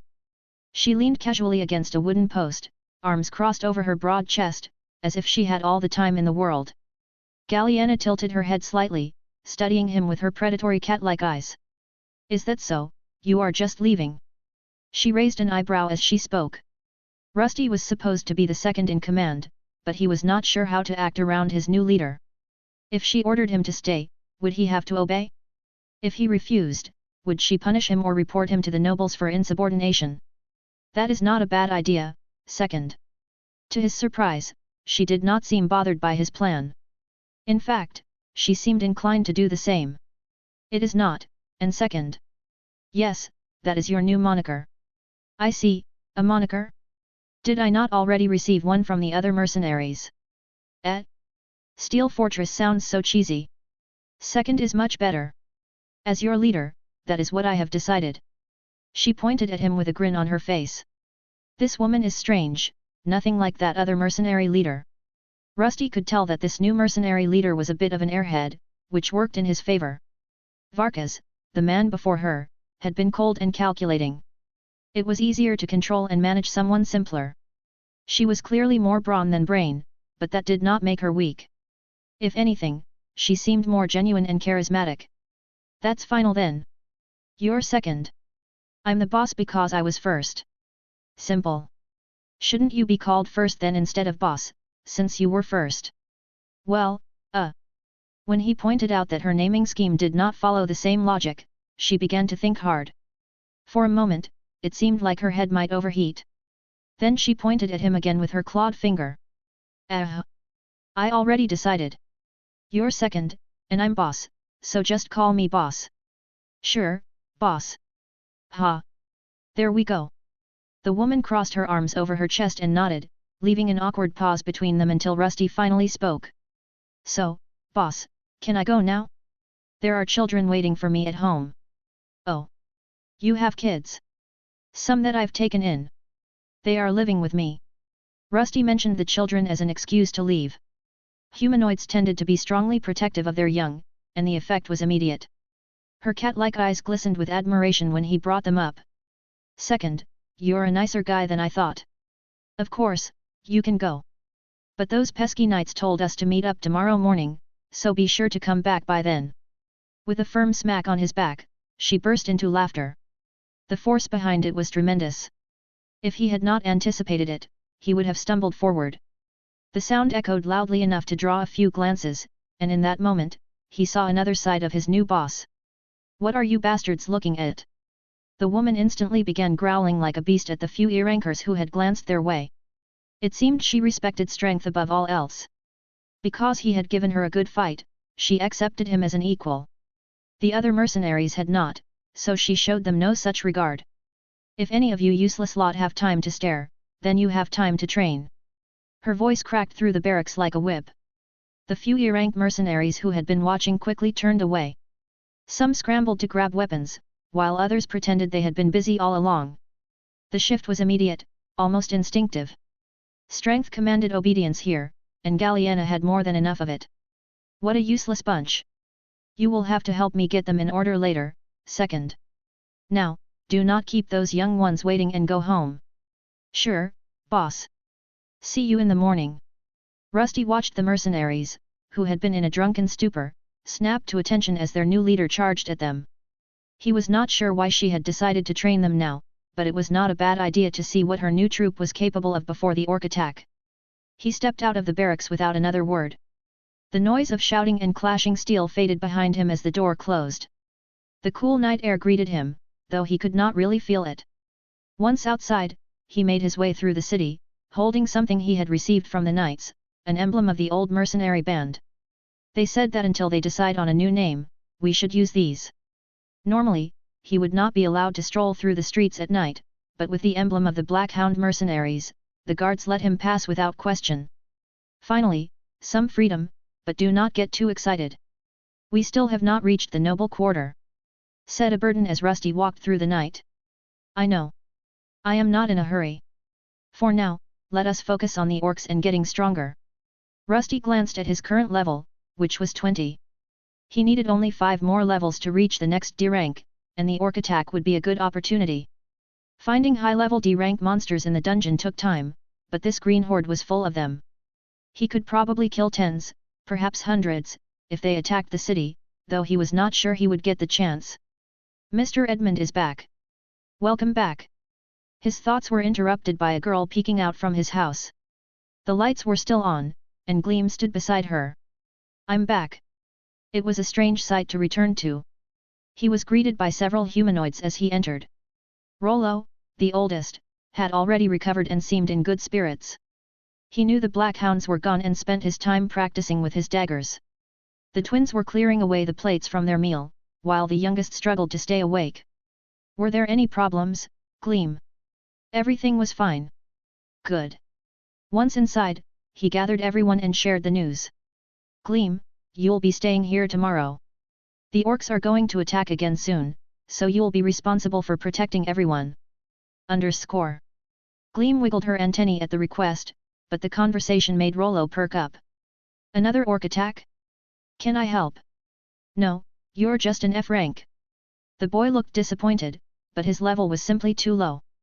This area was surrounded by E-rank monsters, and the dungeon itself was filled with E and D-rank threats. It was not a place for someone like him to fight. Rusty wondered if he should capture a few goblins to let the boy train, but he was not sure how to go about it. Reaching a place where goblins were common would take too long, and transporting them back would hardly be worth the effort. Just stay here with Gleam. The orcs shouldn't get through the gates. I'll make sure of that. Rusty tapped his metal chest as if to say they should leave it to him. Perhaps after everything settled, he could find a way to help Rollo level up, though at the current pace, it might not matter. With that decided, Rusty spent the rest of the night working in both forges. Using a silencing spell, he blocked out the noise and focused on crafting his enchanted gear. In the Soul Forge, he used the newly acquired piercing talisman on an enchanted high steel bow. It might have suited a spear better for the coming siege, but the bow would serve him well and likely help him gain more experience. Once finished, he ensured his armor was in perfect condition, with no risk of revealing the truth of his form. He left early in the morning and arrived at the mercenary barracks. To his surprise, the new boss was already awake. "Second.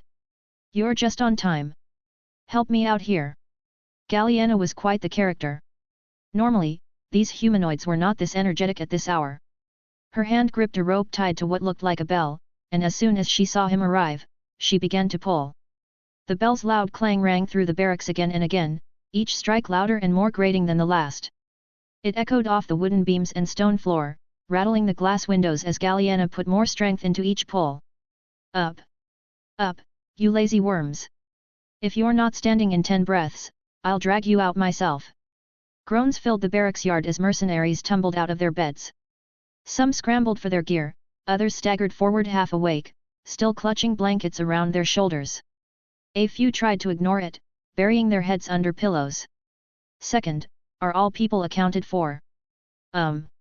Hey, a burden, is someone missing?" At last, it seemed he had been given his first proper order. He had kept a burden hidden during the battle tryouts, but he had summoned both his guides upon arriving at the barracks and ordered them to stay quiet. "What would you ever do without me, Rusty?" As always, the Demon Lord's memory was perfect. He had already memorized the full number of new mercenaries and knew who was missing. "Just tell me how many are missing." 6 of the E-rank buffoons haven't come out, and 3 of the D-rank dunces." Galliana waited for a moment. It was clear she would soon order him to check the barracks himself, so before she could, he spoke. 6 E-ranks and 3 D-ranks are missing." "Oh? You can tell."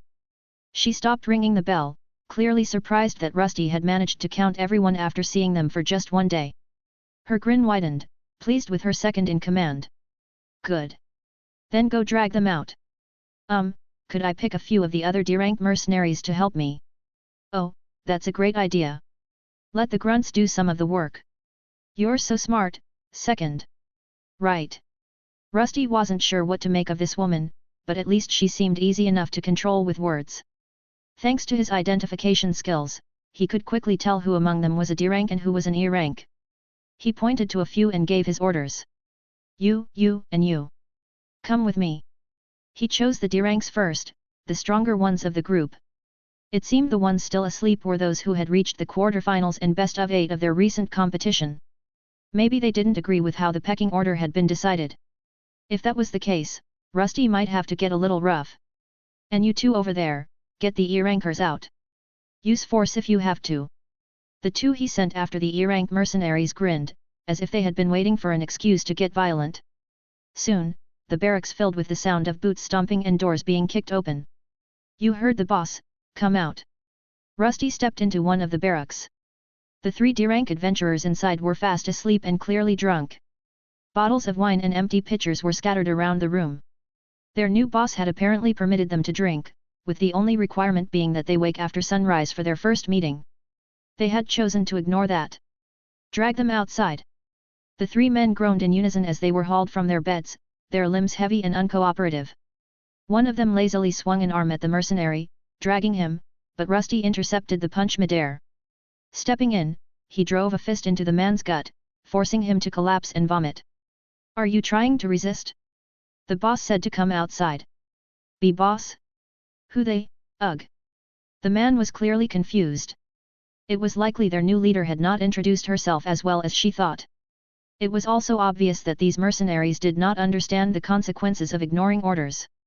Rusty, however, was more than happy to play the enforcer.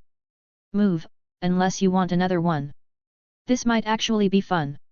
The man was the same one who had lost to Galliana in the semifinals.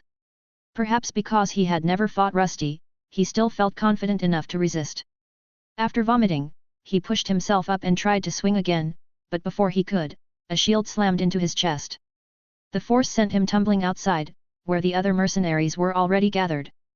The 2 other D-ranks were tossed out as well, though at least they had not taken a shield to the face. They hit the ground coughing and groaning. The morning sun, combined with the abrupt wake-up call, sobered them up quickly. Great going, second.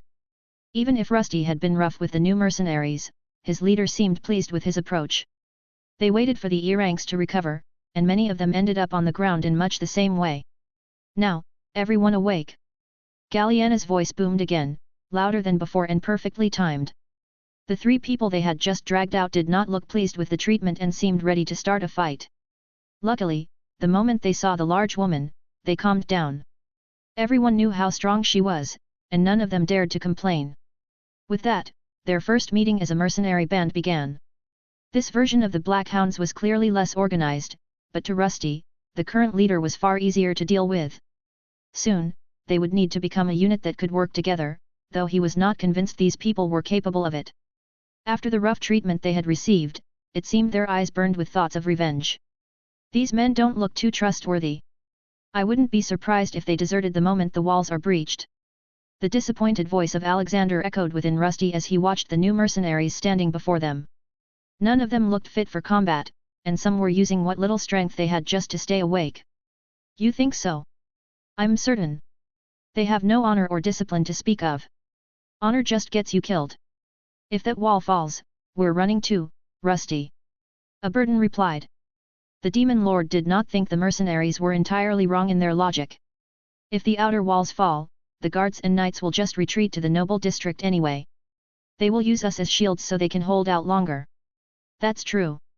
Rusty nodded, as he more or less understood what the nobles were planning.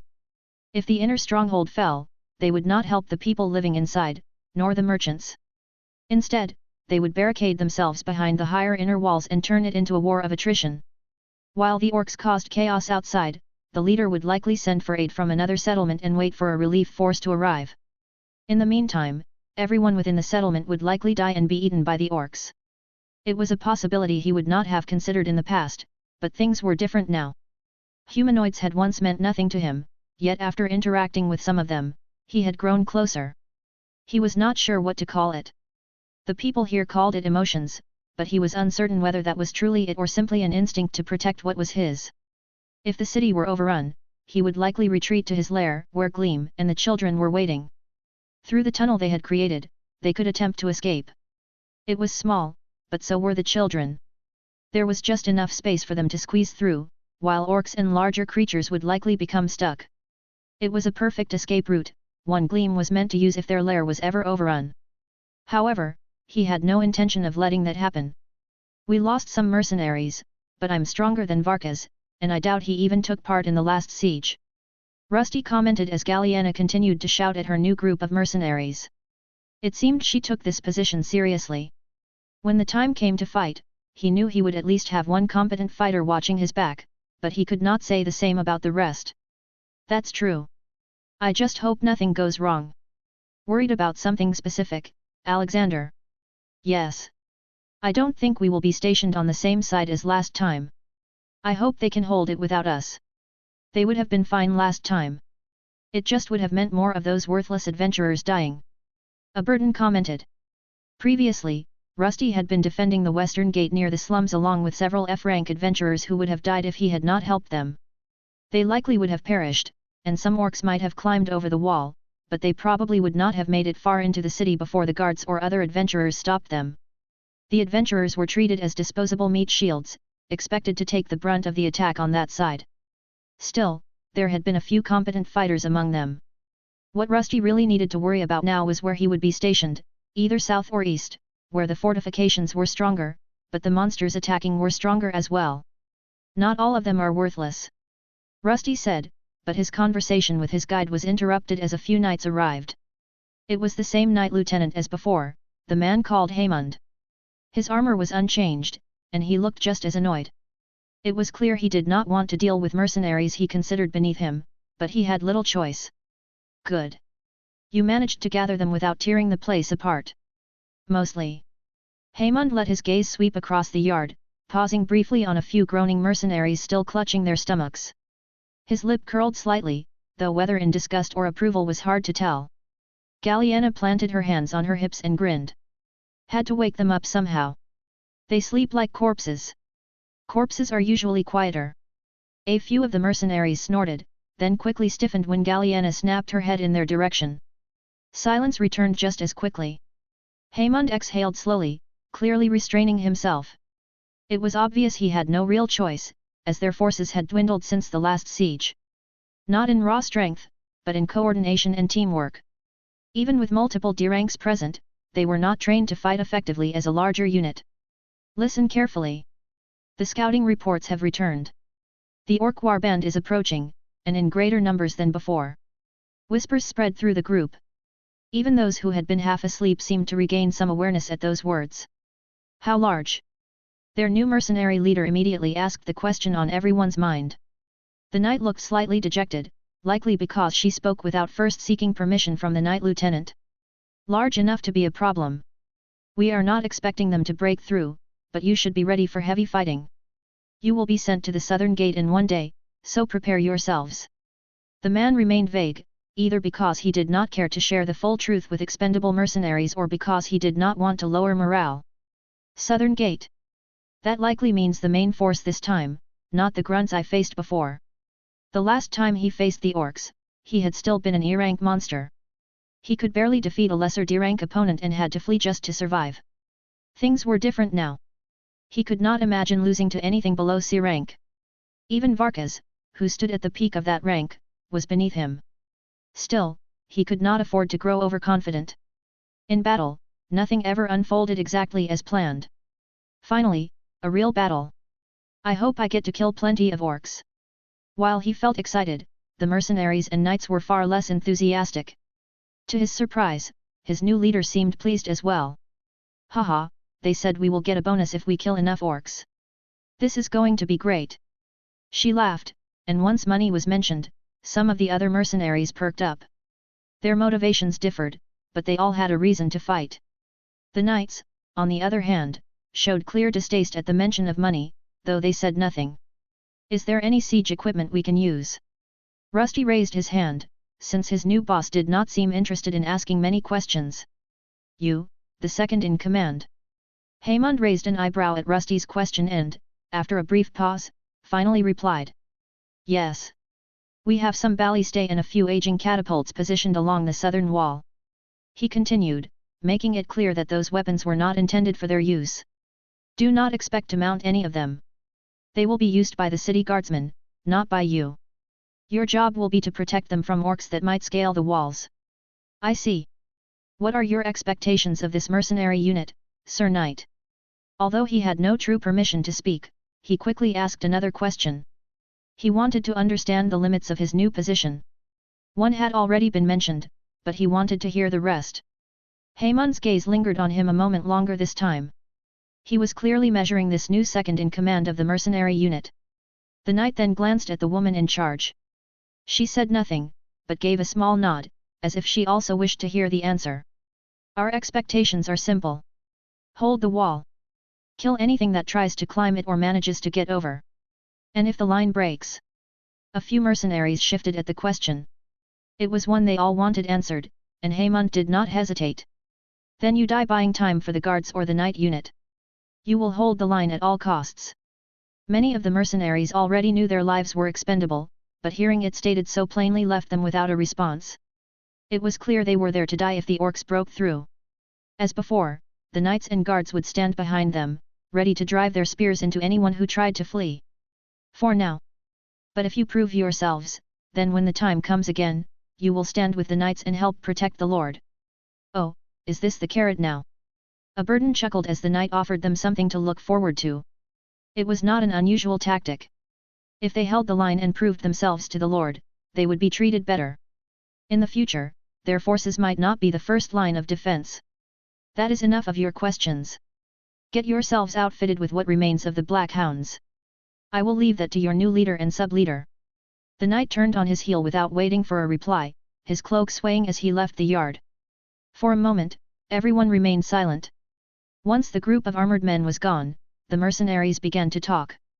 Die buying time, hey. Just like last time. Bastards do not even hide it. Some laughed bitterly. Others spat to the side. A few glanced toward the gates, already weighing their chances of escape. Rusty watched them carefully. Alexander had not been wrong. Discipline was thin here, and loyalty even thinner. Galliena, however, did not allow the mood to sink too far. Enough whining. Her voice was as loud as ever, but without eardrums. Rusty was unaffected. You signed up for this. You get paid, you fight. That's how it works. She stepped forward, cracking her knuckles as her grin returned. And if any of you try to run. Her gaze swept across them like a predator sizing up its prey. I'll break your legs before the knights get the chance to stab you in the back. That settled it. Any thoughts of desertion were quickly buried under the very real threat standing in front of them. Rusty had to admit it, the woman knew how to make threats and look intimidating while doing it. He was not sure what kind of arrangement she had with the knights, but she seemed ready to risk her life in the coming orc raid. Now listen up. We have 1 day. That means we train, we gear up, and we stop looking like a pile of trash. She pointed at Rusty, lifting her chin as she gave the order. Second, take half of them and check the armory. Whatever is left of the Black Hound's gear, we are using it. Bring everything to the training ground. Then she turned to the rest. The rest of you, with me. If you cannot even stand straight, I will beat it into you. A few groans slipped out, but no one dared refuse. Rusty gave a small nod and headed for the armory.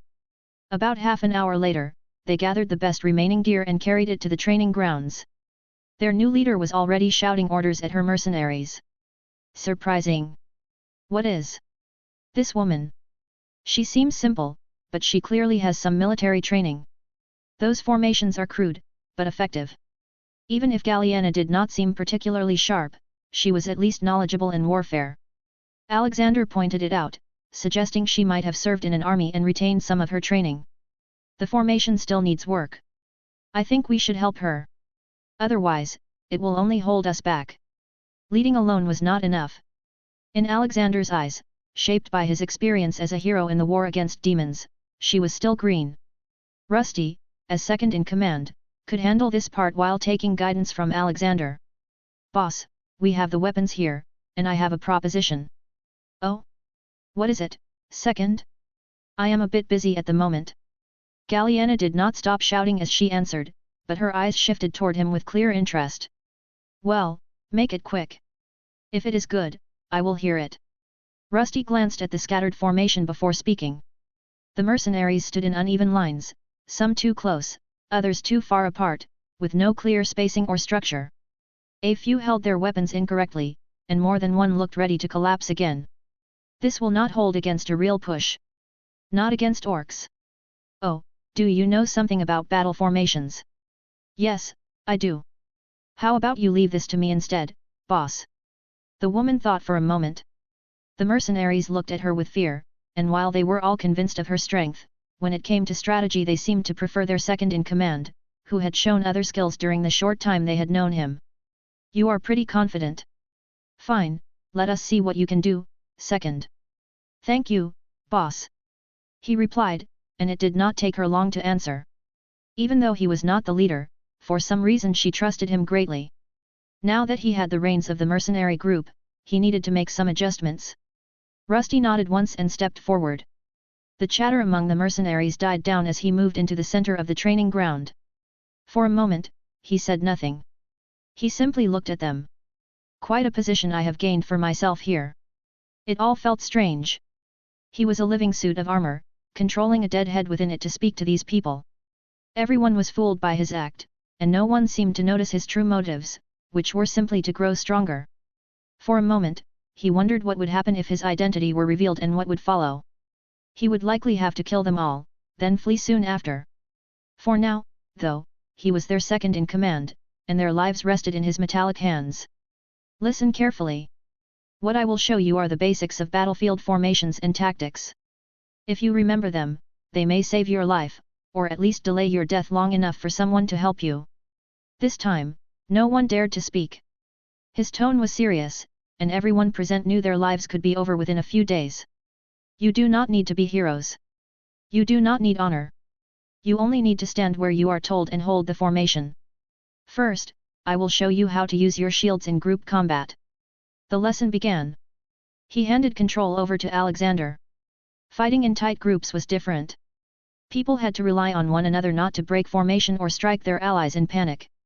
They needed to learn how to block as a unit and attack together, yet mastering that in a day or two was likely impossible. Still, it was valuable practice for Rusty as well, as he could use this knowledge in future summonings, so he listened. Soon, the second defense of the settlement would be upon them, and only a few days remained until the orcs attacked. Are they coming yet? No. Are you sure? Yes. How can you be sure? What if they are hiding behind that boulder over there? They are not hiding behind that boulder. How would you know? Did you check? Just shut up already. Are they there? I'm going to cut your throat, you bastard. A man wearing mercenary armor lunged at another, and they started shoving each other. The others smiled and chuckled, but soon looked away as their sub-leader pulled them apart. Your lucky second is here. Otherwise, I'd tear you apart. Lucky? I'll get you when you sleep, you stinking bastard. Stop it, you two. Go over to that part of the wall and wait. Rusty separated the men.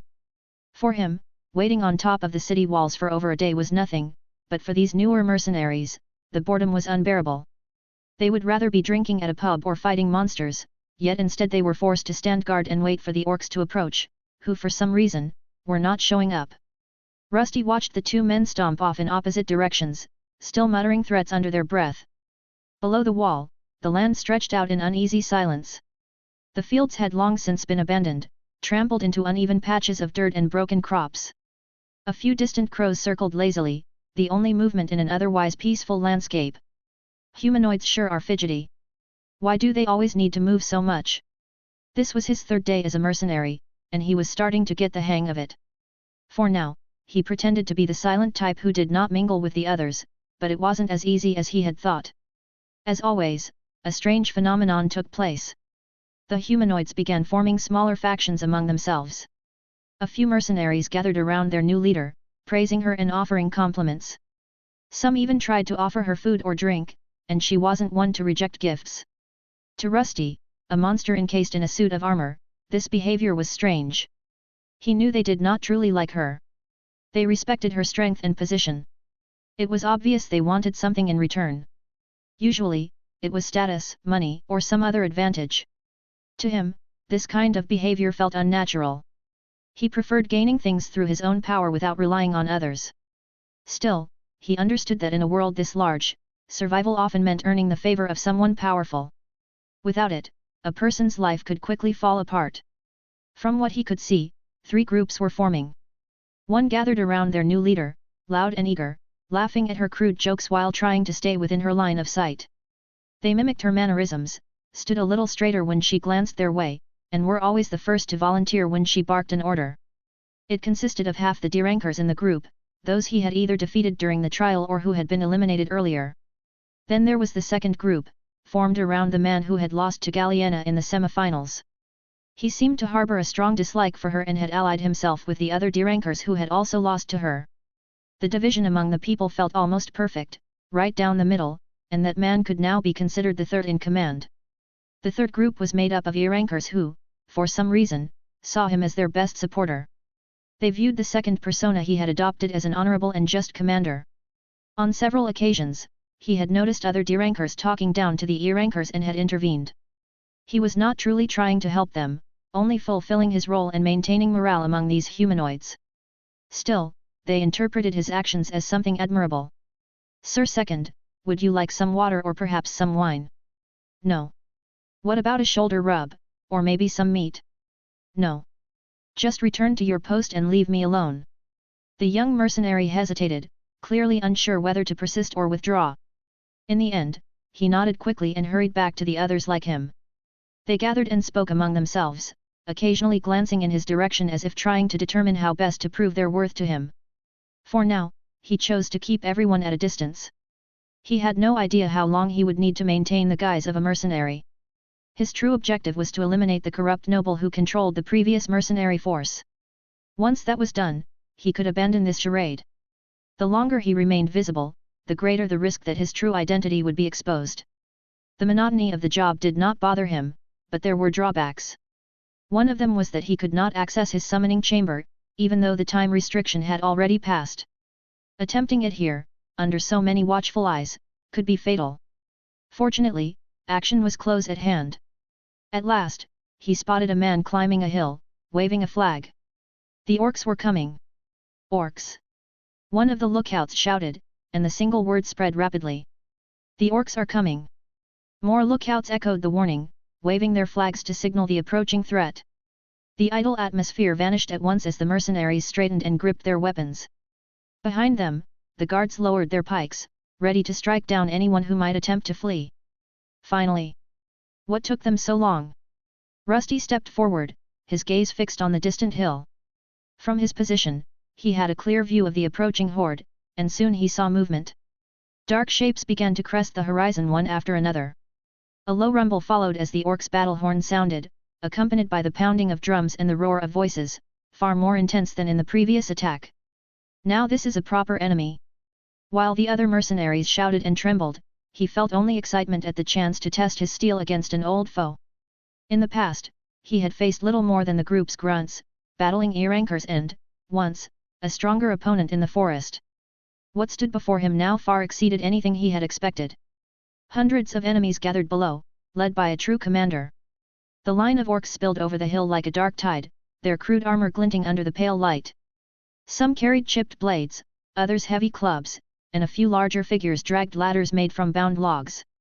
Similar tactics to ours, but they are not even using a distraction. He had taken part in a siege himself. Back then, he had used his size and shield to protect his elven companions from a rain of arrows as they pushed forward with ladders to scale the walls. They had also deployed light living armor to occupy the human defenders while they climbed. These orcs showed no sign of such coordination. Still, they pressed on, as if convinced that sheer numbers would eventually create an opening. There are so many. Yet, more than before. This won't be easy. Two soldiers gave voice to what he had already suspected. The number of orc invaders had grown. Perhaps they had grown tired of defeat and held back their forces until now. Stop gawking and get your bows ready. A knight stationed with them shouted the order. He was not the lieutenant, but one of his subordinates. While the southern gate was well defended, most of the knights and stronger fighters had been assigned to the eastern gate, closer to the noble district. Those assigned to ranged positions moved first, their hands only slightly unsteady as they knocked arrows. Others tightened their grips on shields and weapons, shifting into the formations Rusty had drilled into them. It was not perfect, far from it, but it was no longer the disorganized mess it had been before. Oh, they remembered? Maybe they are not as useless as I thought. But that will depend on what they do if the orcs break through. Will they hold the line or flee? The wall beneath him was sturdier than the one near the slums, and for good reason. The structure of the attacking force was different as well. Instead of charging blindly, the orcs took their time, forming up without stepping into the open field where arrows could reach them. Most wore little armor, but some carried shields or pieced together protection. At their center stood the one who caught Rusty's attention. He was a head taller than the others, with massive tusks that curved outward like spears. His armor was not the crude scrap worn by the rest. It was layered and reinforced, marked with deep gouges that spoke of battles that the monster survived. A heavy axe rested across his shoulder as though it weighed nothing. That one must be the leader. His observation was cut short by Galliena, their current mercenary leader. Her grin had vanished. It was clear that this orc was not someone even she could take on alone. He looks strong. A C rank. You'll have to help me with that one, second. Can you do it? It was the first time he had seen her show any real strategy. Normally, brutes like her preferred to charge straight into the enemy and cut down anything in their path. Now she was proving she knew better. She could not defeat a C-rank monster alone and would need several high-level D-rankers to stand a chance. They had no knights strong enough to face it directly stationed here, so it would be up to them to do it. Don't worry, boss. I've heard those orc leaders won't move unless the gates are opened. We should be fine if we hold the line and keep them in check. He answered calmly. Galliena exhaled slowly, her grip tightening around her weapon. You better be right about that. I am. We just need to keep them from getting over the wall. Even if they do, opening the gate won't be easy. Rusty pointed toward the heavy gate. It was sealed, and the only way to open it was with a winch in the guard tower behind the wall, operated only with a knight's authorization. So if they want it open, they have to get through us first. Galliena looked at him, searching for confirmation. Moments like this made him wonder who truly led the mercenary group, as she relied on his judgment more than she liked to admit. Exactly. A horn echoed across the fields again, deeper and closer this time. The orc lines had finished forming. What had been scattered movement tightened into a rough but unmistakable battle line. Shields rose, and the clubs were lowered. The massive figures turned toward the wall and started to move. It was time. Well, boss, I should get back to my position. Good luck. You're full of surprises, second. I can't even fire a bow. Galliana laughed as she stepped aside, axes already in hand, ready to cut down anyone who made it over the wall. The moment had come. Rusty moved to the battlements, using them as cover. The design was clever, allowing him to shift sideways or duck if a projectile came his way. Archers, hold! The knight's voice rang out as he ordered everyone to ready their bows. Rusty carried his own, an enchanted weapon of far better quality than most. While the mercenaries were decently equipped, many others still relied on worn gear that looked ready to fall apart. Hold until they are fully in range. Do not waste the arrows. Rusty grabbed one of the arrows from the crate. It was rough, made of iron or steel. Among them were some young adventurers tasked with passing arrows to the archers. They were not much older than Rollo, which made Rusty wonder if the boy would one day end up doing the same and risking his life. The orcs were a constant problem, one that the Baron did not seem eager to solve. A larger force could be sent into the forest to wipe them out, but that would cost the noble directly. It was far easier to rely on adventurers and mercenaries. There was even profit to be made from the corpses, which could be turned into materials for equipment or brewed into elixirs. Before he could worry about the Baron, he had to get through the siege. Some of the adventurers and mercenaries trembled with fear, while others looked bored, as if they had done this countless times. Rusty, on the other hand, felt a surge of excitement as he waited for the signal to fire. Hold until they are fully in range. The knight's voice carried along the wall. Below, the orcs began their advance. Step by step, their formation tightened as they closed the distance. The sound of footsteps and weapons grew heavier, but Rusty stayed focused, his arrow already drawn. That one looks strong. His gaze settled on one of the larger orcs charging forward, one that looked like a Dirank. The stronger ones moved among the weaker masses, and those would be his main targets. As soon as they were close enough, he activated his skill and loosed his arrow before the knight gave the order. It soared high, tracing a clean arc toward the target. Archery was not his strongest skill, but he was still proficient. Empowered by his power shot, the arrow struck true before the orcs had time to raise their shields. Got him. I did not give the order yet. Damn mercenaries! The knight shouted, but Rusty's new boss cut in from the side. So what? He got that orc, did he not? Good work, second. The knight grumbled but said nothing more. He turned away, then finally gave the command. Archers ready, fire! A wave of arrows rose into the sky at once, but the orcs did not stop. They raised their crude shields and pressed forward, tightening their formation as the volley struck. A few fell, collapsing into the dirt, but the rest stepped over them and pushed on without hesitation. This is going to be fun. Rusty watched the impact with mild curiosity and was already shooting his third arrow. While the other mercenaries fired without clear targets, he focused on the ones that would yield the most experience. It felt like an endless feast of targets. The battle had only just begun, yet his experience bar was already climbing fast. Perhaps once this day was over, he would have reached his level limit for this rank. 20, or was that 21? Keep them off the walls. Shower them with arrows.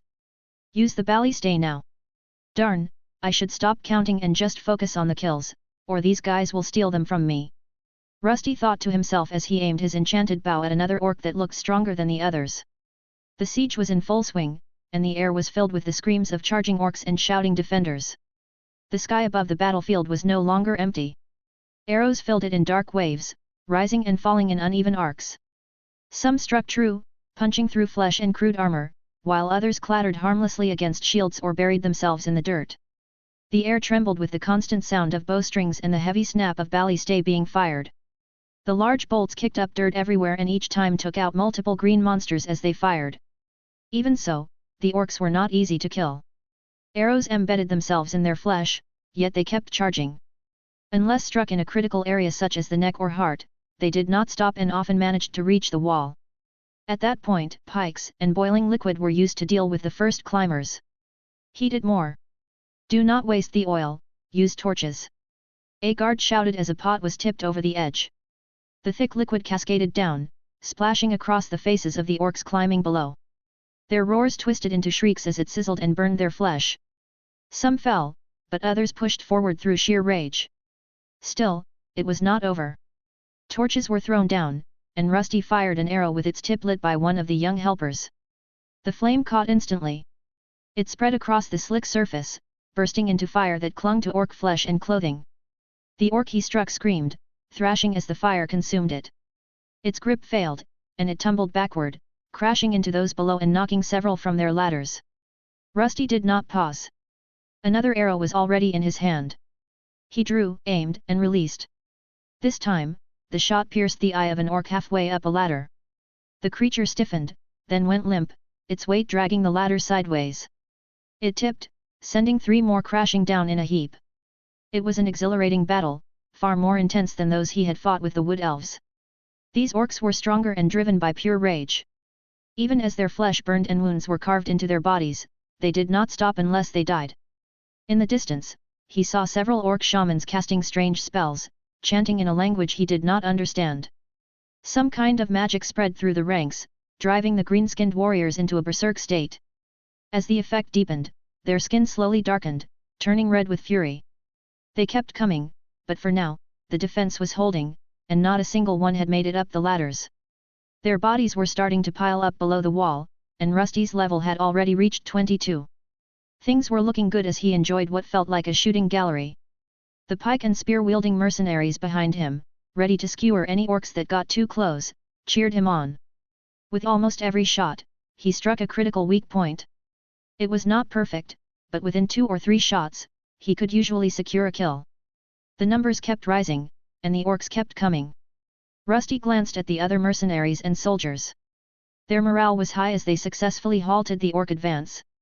They shouted in unison and worked together, yet something felt off. Even though the enemy came in great numbers, it did not feel like they were fully committing to the siege. Their leader, the tusked orc, remained at the rear of the formation without moving. The shamans, deranked monsters capable of long-range magic, were not casting any destructive spells. Rusty had also spotted a group of better-equipped orcs standing behind the leader. The others claimed the orcs were waiting for their grunts to break through the gate, but the tactic felt strange to Rusty. It seemed even more suspicious when he saw that group move back and disappear beyond the horizon while the battle continued. Strange, are they just going to retreat now? It's faster than the last time. Yet even as that group withdrew, the orcs kept attacking and trying to scale the walls. The supply of boiling oil ran out and was replaced with boiling water, but the siege did not halt. The orc numbers did not dwindle. Reinforcements kept arriving, and shooting straight down once they hugged the wall became much harder. They began using their dead brethren as shields and even threw the bodies over the wall like grotesque projectiles. The first corpse came flying over the battlements with a wet thud, crashing into a group of mercenaries before rolling across the walkway. The men cursed, then quickly raised their shields as a barrage of rocks and scrap metal followed. Watch it! Do not let them climb. The orcs might not have been intelligent, but they could still form crude tactics. Half of them began hurling whatever they could find. Some threw arrows pulled from corpses, others tossed rocks or pieces of armor ripped from their fallen. Eventually, a few ladders were scaled, forcing Rusty to switch weapons. He drew his sword and stabbed one of the creatures. The battle was shifting into another phase, though it still seemed under control.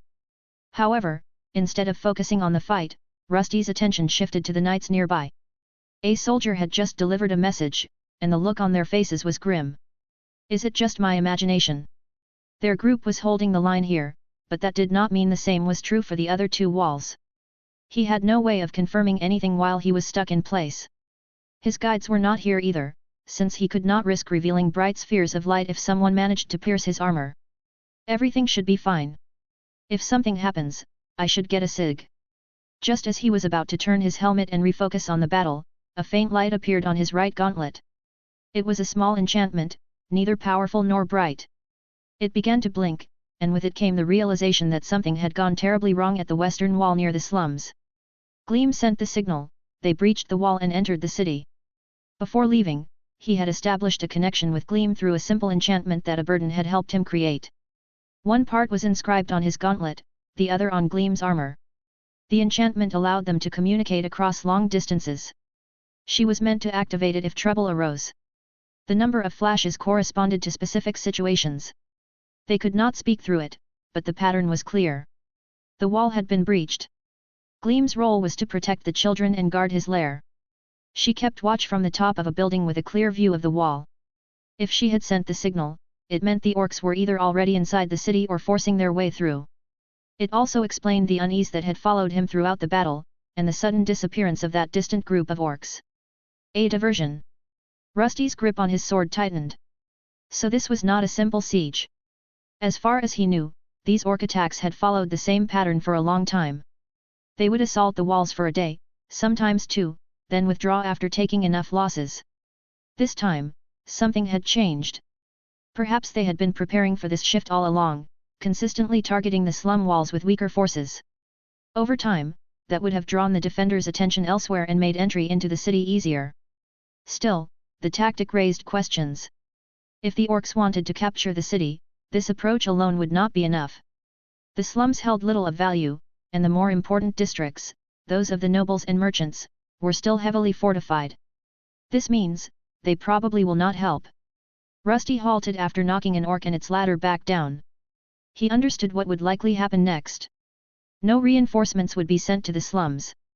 Instead, civilians would be evacuated toward the merchant district, where knights and guards were stationed. That left a problem. He had told Gleam and the children to remain in his lair, a place dangerously close to the wall. The other slum residents were also in danger, as they likely had no place to stay. From the number of orcs he could see in the distance, this was not a full-blown offensive but rather another test to see how the humanoids would react. Perhaps they only wanted to cause chaos now so that, next time, the humans would be forced to spread their armies thin along all the walls or draw them back to the noble district to protect the Baron. Only then would they strike one side with their full strength. How do they say it? Shit. Rusty knew he was supposed to stay here and play the role of second in command in the new mercenary group, but he could not leave Gleam to fend for herself. She should be strong enough to defeat D-rank orcs on her own, yet he did not know how many there would be. Even the weakest among them would kill the children on sight, and that was something he could not allow. I need to get out of here, but... He glanced at the guards behind them. Some had been sent to reinforce the towers and walls, but others remained to stop deserters from fleeing.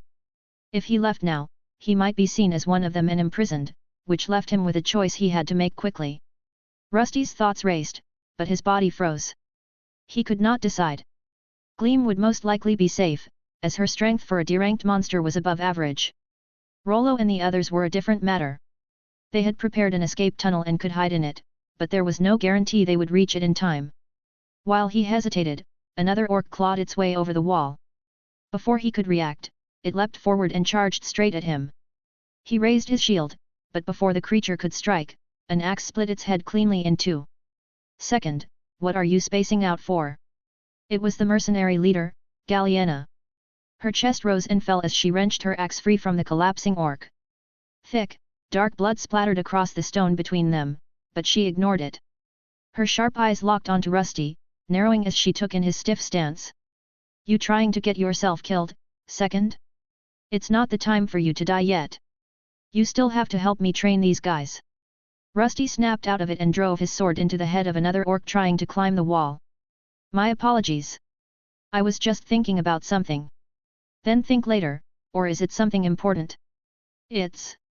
Rusty paused for a moment, unsure why he was even talking to this woman, but judging from their earlier interactions, she seemed like one of the more reasonable humanoids he had met. The West Gate. The orcs broke through. That's where my home is end. Before he could finish, Galliena slammed a ladder down with her axe while listening, cutting him off. Ah, is that where your children are? She raised her voice. Earlier, he had mentioned that he had children living with him, and for some reason, she remembered. Her tone shifted instantly. I understand. Leave everything to me and go to them. Leave everything to you. Of course. I'm your boss, and the boss takes care of her people.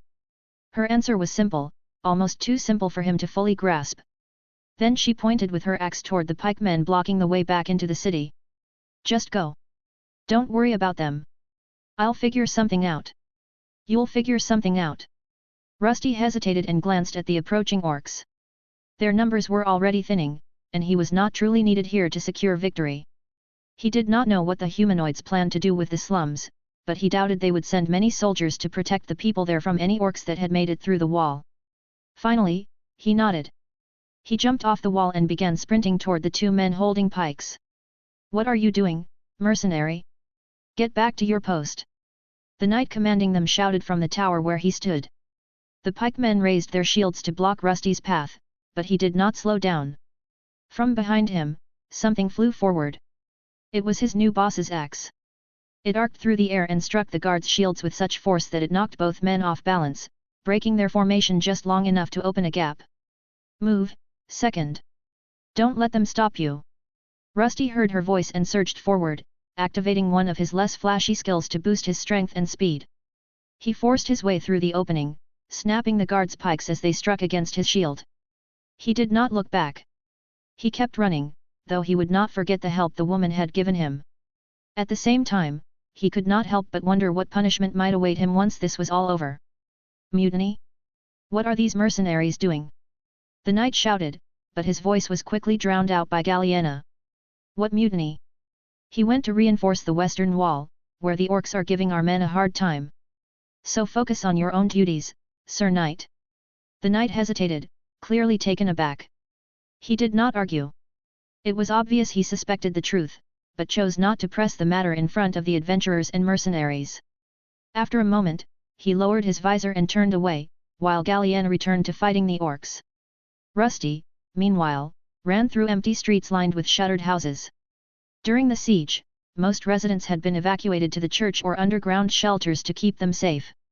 His destination was the slums, and he could only hope he would arrive in time, before anyone he cared about was harmed.